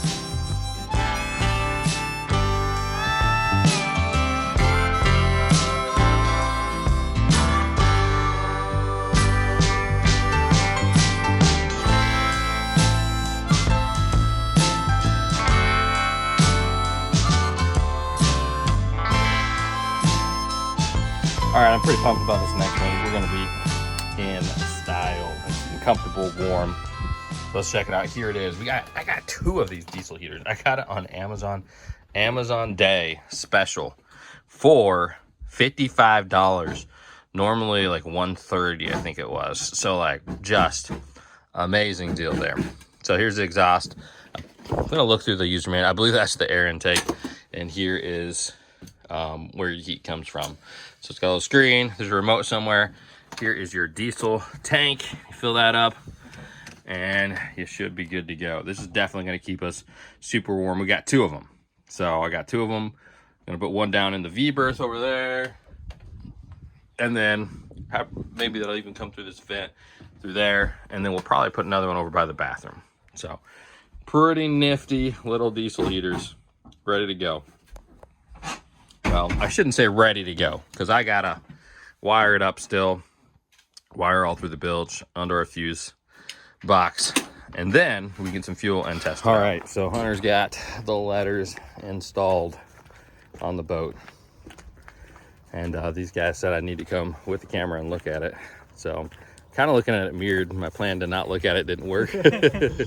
But oh yeah, that's awesome. That's pretty cool. The SS Timber Queen. Oh yeah, looks pretty good. I think it looks killer. It's fantastic. Yeah, it does. So it would probably be. So cutting most of that tube Yeah, off. I would cut most of the tube off. I'd actually cut that tube short enough that you can just put a mender on it. Right, or you Okay, just yep, put a union yep. on it, because then your like strongest point is going to be the union. Yep. And then you do the same thing over here. All right, so Zach's trying to fix.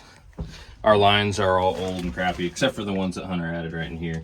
So here's the water, or the shower for the water heater for the shower. But every time we turn on the water, I didn't have it running, the video running when we did it. But we got water, so it's actually working. The whole system's working. But the PVC is so old that it's just, I mean, under pressure, it's breaking. So new PVC, so we can use the sink and the shower with the water system. And I'm gonna keep working on the diesel heaters. Hunter, what you jumping on now? Do we have nav lights? Probably. Bring the nav lights with you. I did, yeah. No, everything's in that box that we ordered online. Okay. Probably nav lights, but I'm gonna go through the list here. Maybe bilges. Okay. Probably bilges are more important, honestly. Yeah, you probably should do that. Because we need those. I can do the nav lights on the water. Yeah. So, kind of. But all right, here we go. That young Padawan working on his pipe dream over here. How's it going? It's going. Not gonna lie, this is the first plumbing job I've ever done. So. Yeah. You remind me of Mario. Can I get like a woo-ha? Mario who? Woo-ha! It's me, I'm Mario! Oh. Because he's a plumber. Is he? Oh my goodness. You know why he goes down all the pipes and everything in the game? Oh wow. Okay. Alright, well he's gonna get the shower going. And hopefully, right? Yeah, she'll be running. Okay, good deal. As long as that doesn't keep bursting lines. Right. It shouldn't though with new stuff. Right? I have my doubts. Really? I feel like that pump might be too high power. Mm. But we'll see. Alrighty. Zach, is this gonna work? Yes. Not what we said earlier. But alright, so we got it all hooked up. We got the water faucet on. And hit the switch.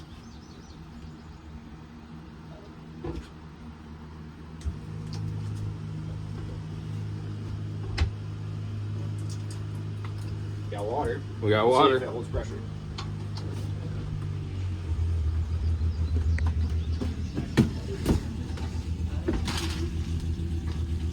I hear it in the water tank. Is there a tank in the water tank? Does that thing work? Yeah. Alright, so now we just gotta make sure the hot water goes from it. Pipe back. Heck yeah. Okay. Small step for mankind, big step for SS Timber Queen. We can take showers tonight. We've been actually, it's funny. You can see right here, we got gallons of water. When it gets real bad, we've been taking gallons of water and dumping over our heads just because we're here for 3-4 days at a time, sometimes even 5. You get sweaty and nasty doing this work. So that is nice. We have the shower ready to go. All right, now to take a look at what I've been working on. So is that camera going? All right, now to take a look what I've been working on over here. Down in the belly of the well in the V-berth. And here we go. We got dual diesel heaters. So we got one that's gonna go up into this and we got some vents up there, go through these holes, I think up through there. And we got a vent here in the V-berth and a vent in the cabin area. And then this one's gonna just do the room. So yeah. So we don't have enough supplies for running the exhaust into the pre-existing exhaust. We're gonna run it into the old generator exhaust, tape it all up, make sure it's all good to go, seal it, and then we'll run electric to our battery bank, fuse box, and all that system. And then we'll have the piping go where we want, and we'll be done with that too. So things are coming along. All right, fellas, well, it is hot and sweaty. So we're still busting it. have not been the best job of keeping the camera rolling because we're jumping around on so many jobs trying to get everything done. But I am drilling a hole through the floor for ductwork for the heater. Not my favorite thing to do after, you know, just try not to mess up this beautiful cabin. But we need heat in here, so we're gonna drill through the floor. Hunter, what you working on down there? Wiring up the diesel heaters. Wiring up the diesel heaters. Hunter's down there in the bilge. Zach's over here in the V-berth, and he's cinching up the bed. So I'll get down there here in a bit and show you what we got going on down there too. But yeah, we're still at it. We're still going after it, hard and strong.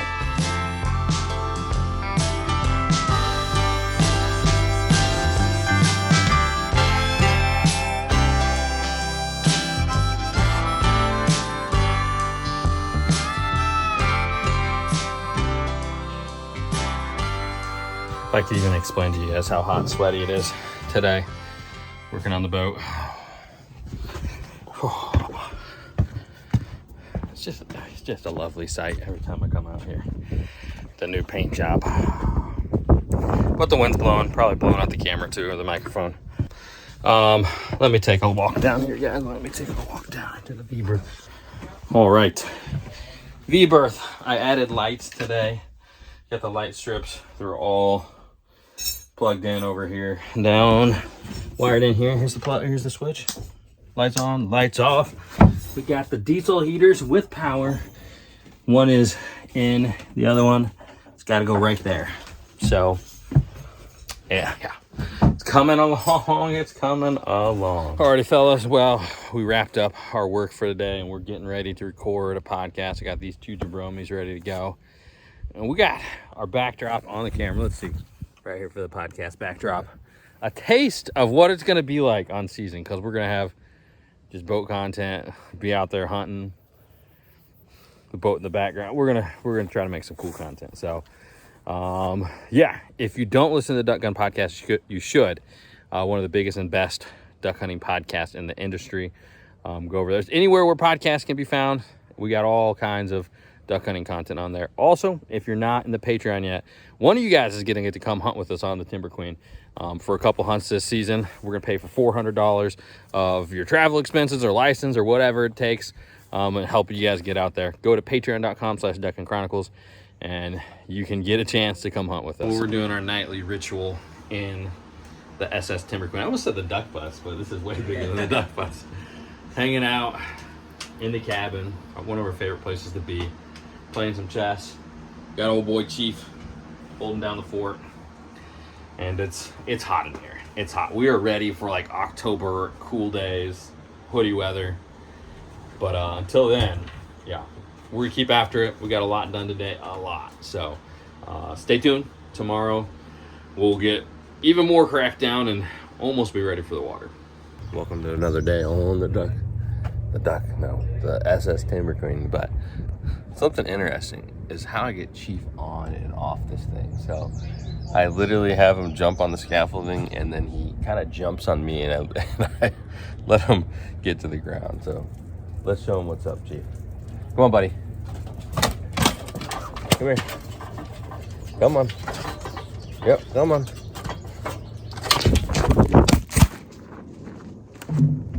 Oh. Well, you're just gonna have to take my word. It was a graceful landing. He just knocked the phone out of my hand. So we've got actually pretty skilled at him getting on and off. Well, things aren't going great up in the cabin, but at least we got Zach painting. Making her look pretty. Yeah. Hunter's still talking to me. I'm not up there. Let's check out these lines. Are you proud of your lines? Yeah, I'm pretty proud. What about right here? I know, I'm gonna touch that up. Yeah, that's pretty good. He's still talking to me.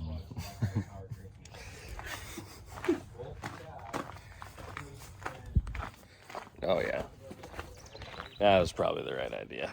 That's awesome. What a mess we have going on here. Whoa. Uh-oh. Is that how you expected it to go? No.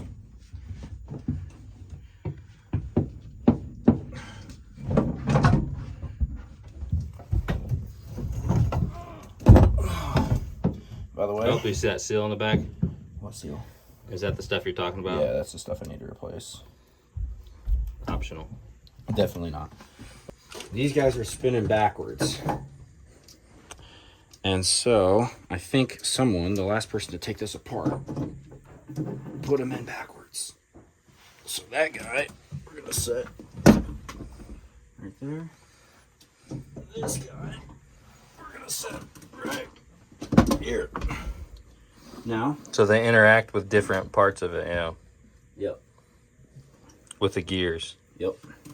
Because the bigger gear, it makes sense that you would have your higher power transmission. Right. It's going to be through. No, yeah, that's exactly how you showed it when we were looking at it earlier. So they are flipped.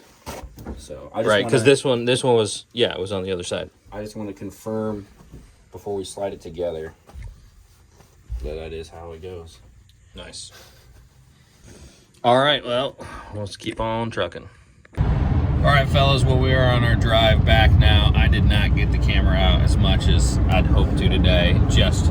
We were just busting it all day to try to get everything done and get Zach home on time. Did we accomplish that, Zach? Marginally. Marginally. I'll be home before I have to start work, so. Yeah. So he's gonna get home like at 3 in the morning, and he's gotta start work at 6. So not ideal. And the big problem that we're trying to overcome was it doesn't go into gear. Well, as you saw in the last clip, we did get the transmission apart. We diagnosed the problem. We understand the solution, but none of that's done. So also we have a bad history of our quoted time, our estimated time on these projects being accurate. So I think Hunter said an hour and a half to 2 hours to get it back together. We also said it was 2 hours to do the whole process of this, and it was like 20 hours this weekend probably. So all that to be said, we got most of the boat's ready besides going into gear, which obviously is a huge thing. So next time we go up, we're getting it in gear, and then we're putting it in the water. So we're super excited for it. We're in the right direction, and I think that's the last major hurdle, and we'll be done with it. So thanks everyone for tuning in, and that's all we got for this video. Guys, don't forget to jump over to Patreon, patreon.com/DuckGunChronicles. Your chance to join us on a hunt for this year on the Timber Queen. You can get duck and hats like I got right here. We got behind the scene videos, updates, all that good stuff, early access stuff as well. So yeah. All right, so we're about here in the beast here. Got my buddy Justin helping out today, and our goal is to put the transmission back together. We kind of had to make a special trip to come up and make sure we can get the boat in the water in time. So I don't know what we covered on the last one, but there's 2 shafts in here. There's a forward and a reverse shaft, and the previous guys who had this thing apart last time it broke put them in backwards. And then the oil pump actually runs off of this slot in the shaft. And so when the shaft was running backwards, it was pushing the oil pump backwards. So we're never going to be able to put it into gear. So the long story short is now we got to put it back together the right way. And hopefully we can get that happening shortly.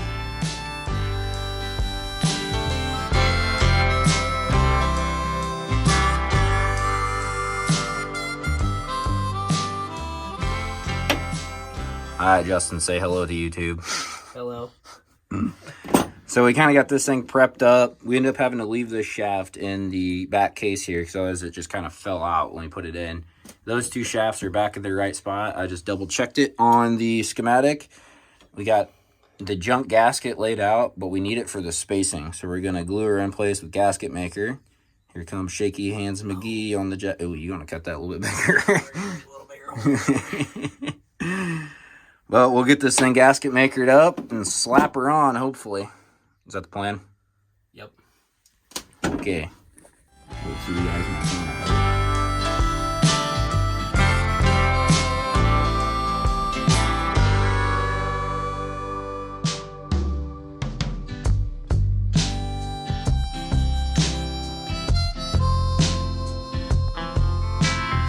All right, so we only have a little bit of time. It's back together, and we just tried to like start the motor just to roll it over, and the shaft actually spins the right direction. So theoretically the pump should spin the right direction when we get it back on. All we got left to do to finish this up is we got to put this shaft back on here, readjust our packing back there, get the oil pump on, bleed the system, and watch it go into gear, hopefully. So we should be ready to roll next time we come up, I hope. We came, we did what we wanted to do. That's backwards. But we got the transmission, rear end plate reinstalled, and it looks pretty good. Everything's spinning in the right directions, which is what we needed it to do. It took us an hour and a half, something like that, to get it done like that. We got to hit the road. We've actually been on the road since about 5 o'clock this morning. This is just a stop. It's currently 4:15. So we got to hit the road, try to get home before it gets too late. But man, what a beautiful boat. We're so much closer. We'll see you guys when it goes in the water.